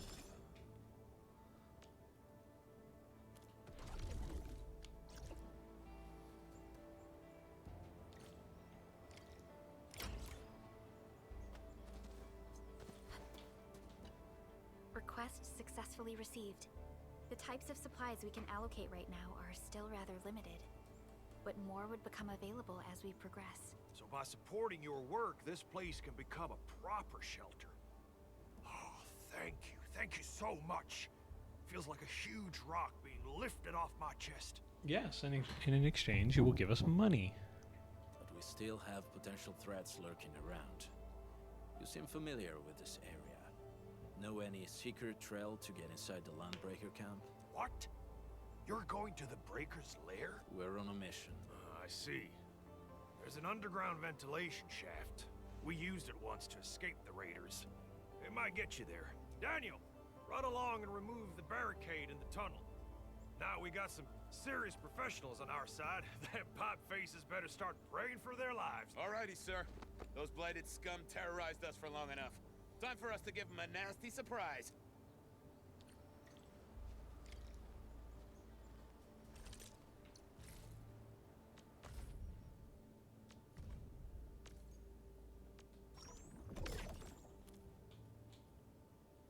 Turn in all of this.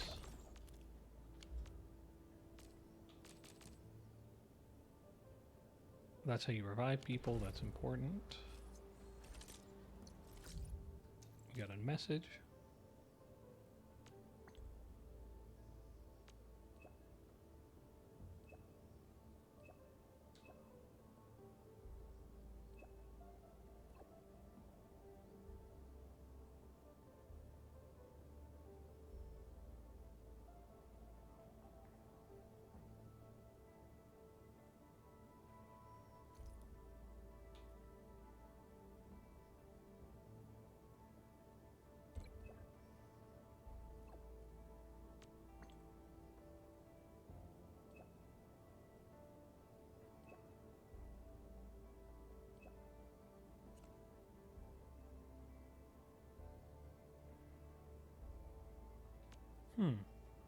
Okay, so it's definitely not as bad as it was in the original game.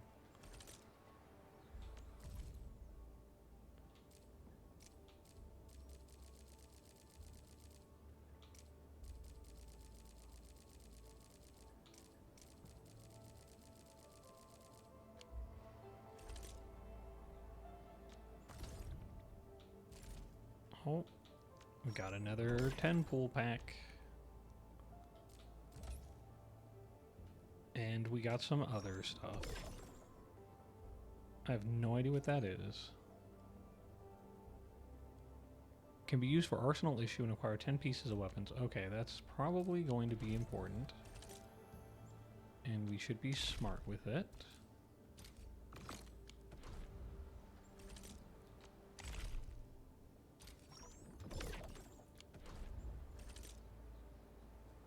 Let's go to headhunting. Headhunting gives arsenal tickets that can be spent to acquire weapons via the arsenal issue. Click here to check it out. You don't say. Get weapons from the arsenal exchange by either using arsenal issue or direct purchase with arsenal tickets. This shows the arsenal issue banners currently available. Cosmic Voice issue cert acquired. Use this to perform one attempt of arsenal issue.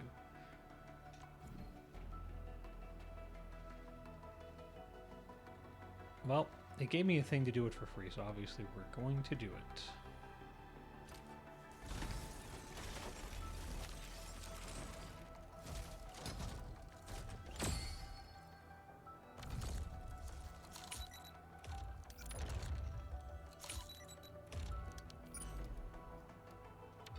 Okay, it looks like everything else we got is just generic weapons.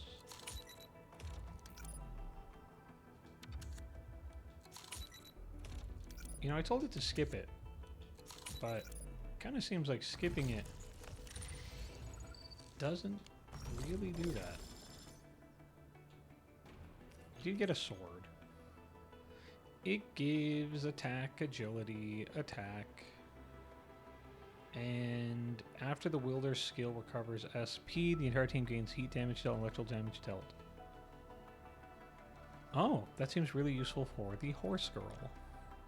That's totally fine. Alright, let's do that 10 pool. Oh, and let's hope I get last right. Not that I have any control over it, and I'm definitely not re-rolling, so could be anything. I still did not get it. Alright, we're gonna have to wait till the last one. Oh, but there are 2 yellows in here. We have 2 5-stars. So, at least there's that. Why do I have to do this again? Dupe. Oh, huh. We meet again. Got an engineering problem? The panda. And Captain Akikuri of Operation. Captain Akikuri. Oh, huh. We meet again. Panda again. Cap. Why do I have to do this again? Catcher. Op Team Z. It'd be nice to max Op Z7 Catcher out, since I'm using him.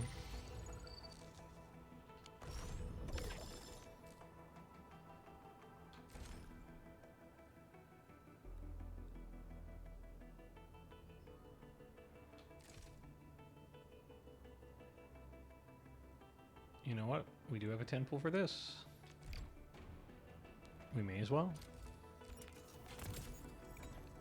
A red, a gold.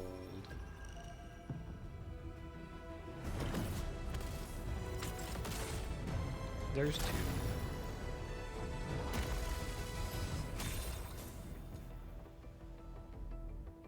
Please no more of the panda. Greetings. I'm your operator from Roadside. We got another snow. Catcher. Op Team Z7. And of Ops. Captain Akikuri of Op. Catcher. Op Team Okay, we like Z7. that. Catcher. Op Team Okay, he's Z7. definitely maxed out, if he wasn't already. Oxy 7 Skirmisher, Fluoride. Got. And Edmund, how are... Oh, okay. Stick with the process. Here goes. Another one of her, I guess. Catcher.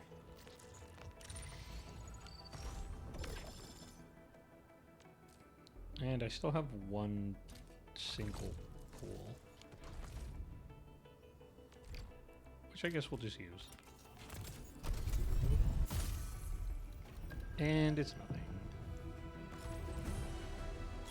Why do I have to do this again? Greetings and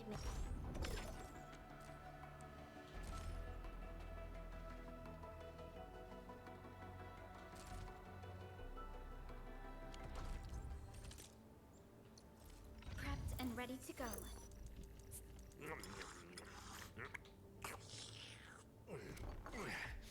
You get a job from it?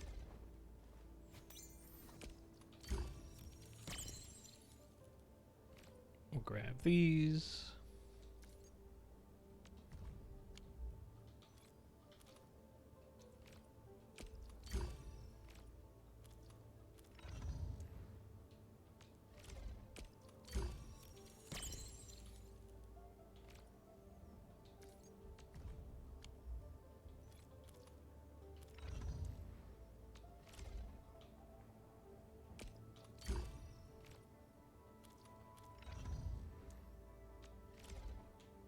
Max her out.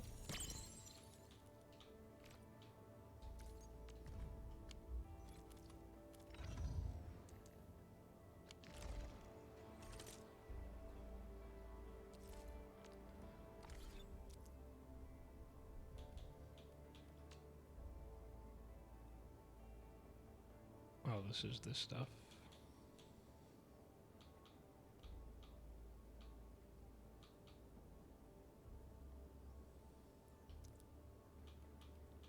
May as well get rid of all these reds.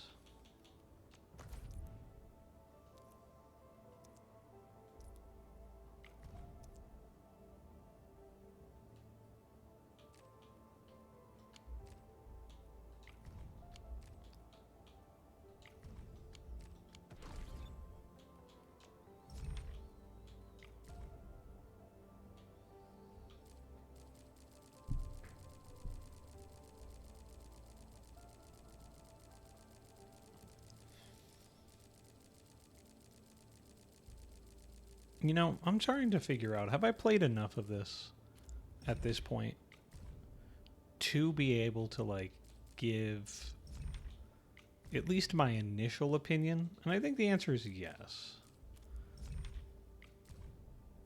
Now, obviously, there's still more. Like, I just got the satisfactory stuff. But we've been playing for... We've been playing for a hot minute now.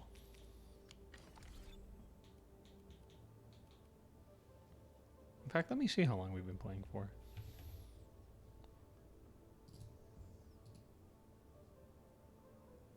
Five and a half hours, roughly. It's a pretty long stream. Longer than I originally thought I was going to. So the question is, how do I feel about Endfield? I would say, in no particular order. Character designs, pretty great. The music, pretty good. The UI, very good. The combat,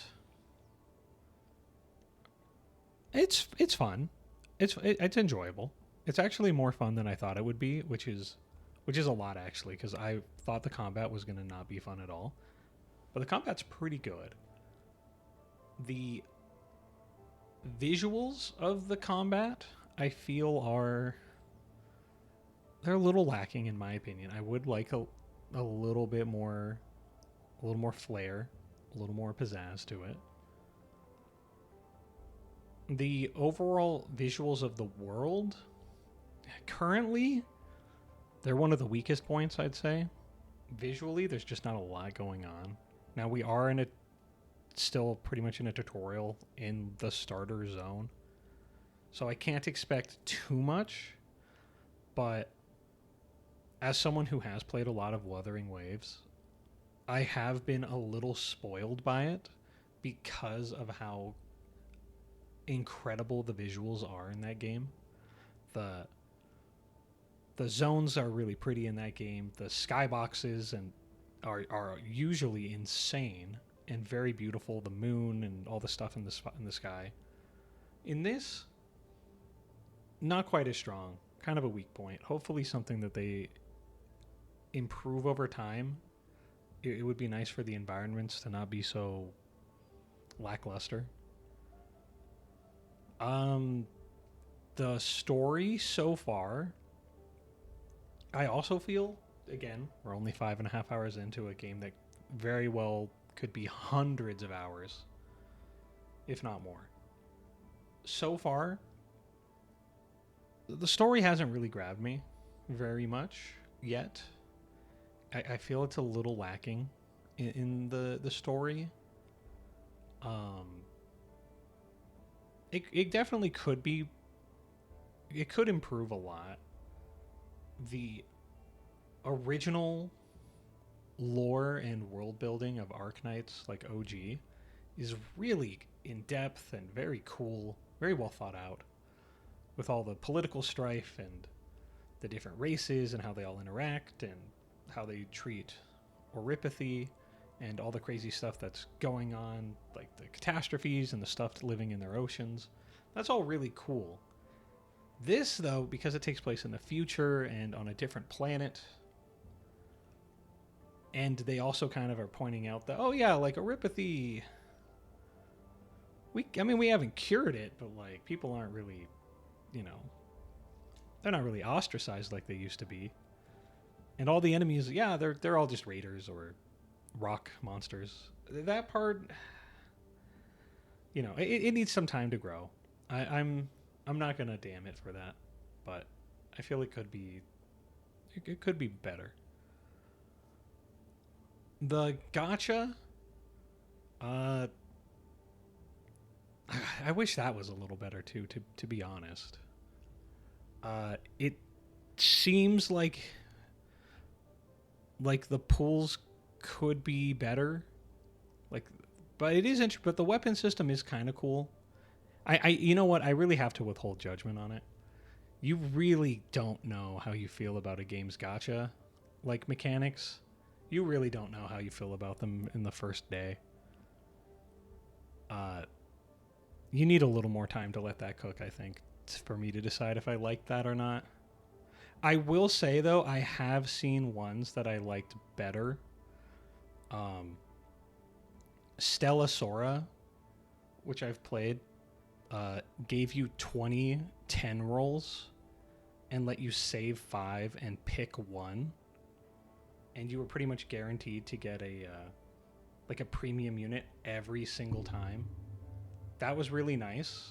That let you guarantee that you were going to get the 6-star equivalent in this game right off the bat. And you pretty much had a pick of who it was. That's nice. I've played other ones that give you infinite rolls that let you go forever until you're happy with whatever you get. That's amazing. I wish more gacha games did that. At least on the initial 10 pull. They don't do that on every roll. That would be too generous, probably. But so far, we'll see. Overall verdict. What do I think of the game? Boil it down. It's not bad. Am I going to keep playing it? Yeah, I'm probably going to keep playing it. At least for a little while longer. I want to see where it goes. Would I recommend it? I would recommend giving it a shot. If you have, you have a day. If you have a free afternoon, not a lot to do, I think it's worth trying out. It's free, as long as you don't, put money into it. Try it out, see if you like it. Just remember, it is a gacha game, and gacha games are gamified casinos, so you should be responsible with your money and your time. Don't dump your life savings into a gacha game. Don't do that. That's very bad.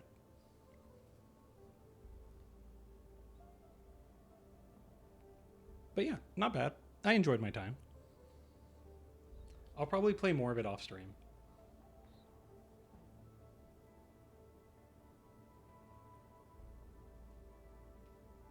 But yeah, thank you so much for joining me on this. Thank you, Ven, in particular, for giving me a lot of helpful advice and knowledge that I did not have that I needed. I appreciate you. And I appreciate everyone else watching and stopping by.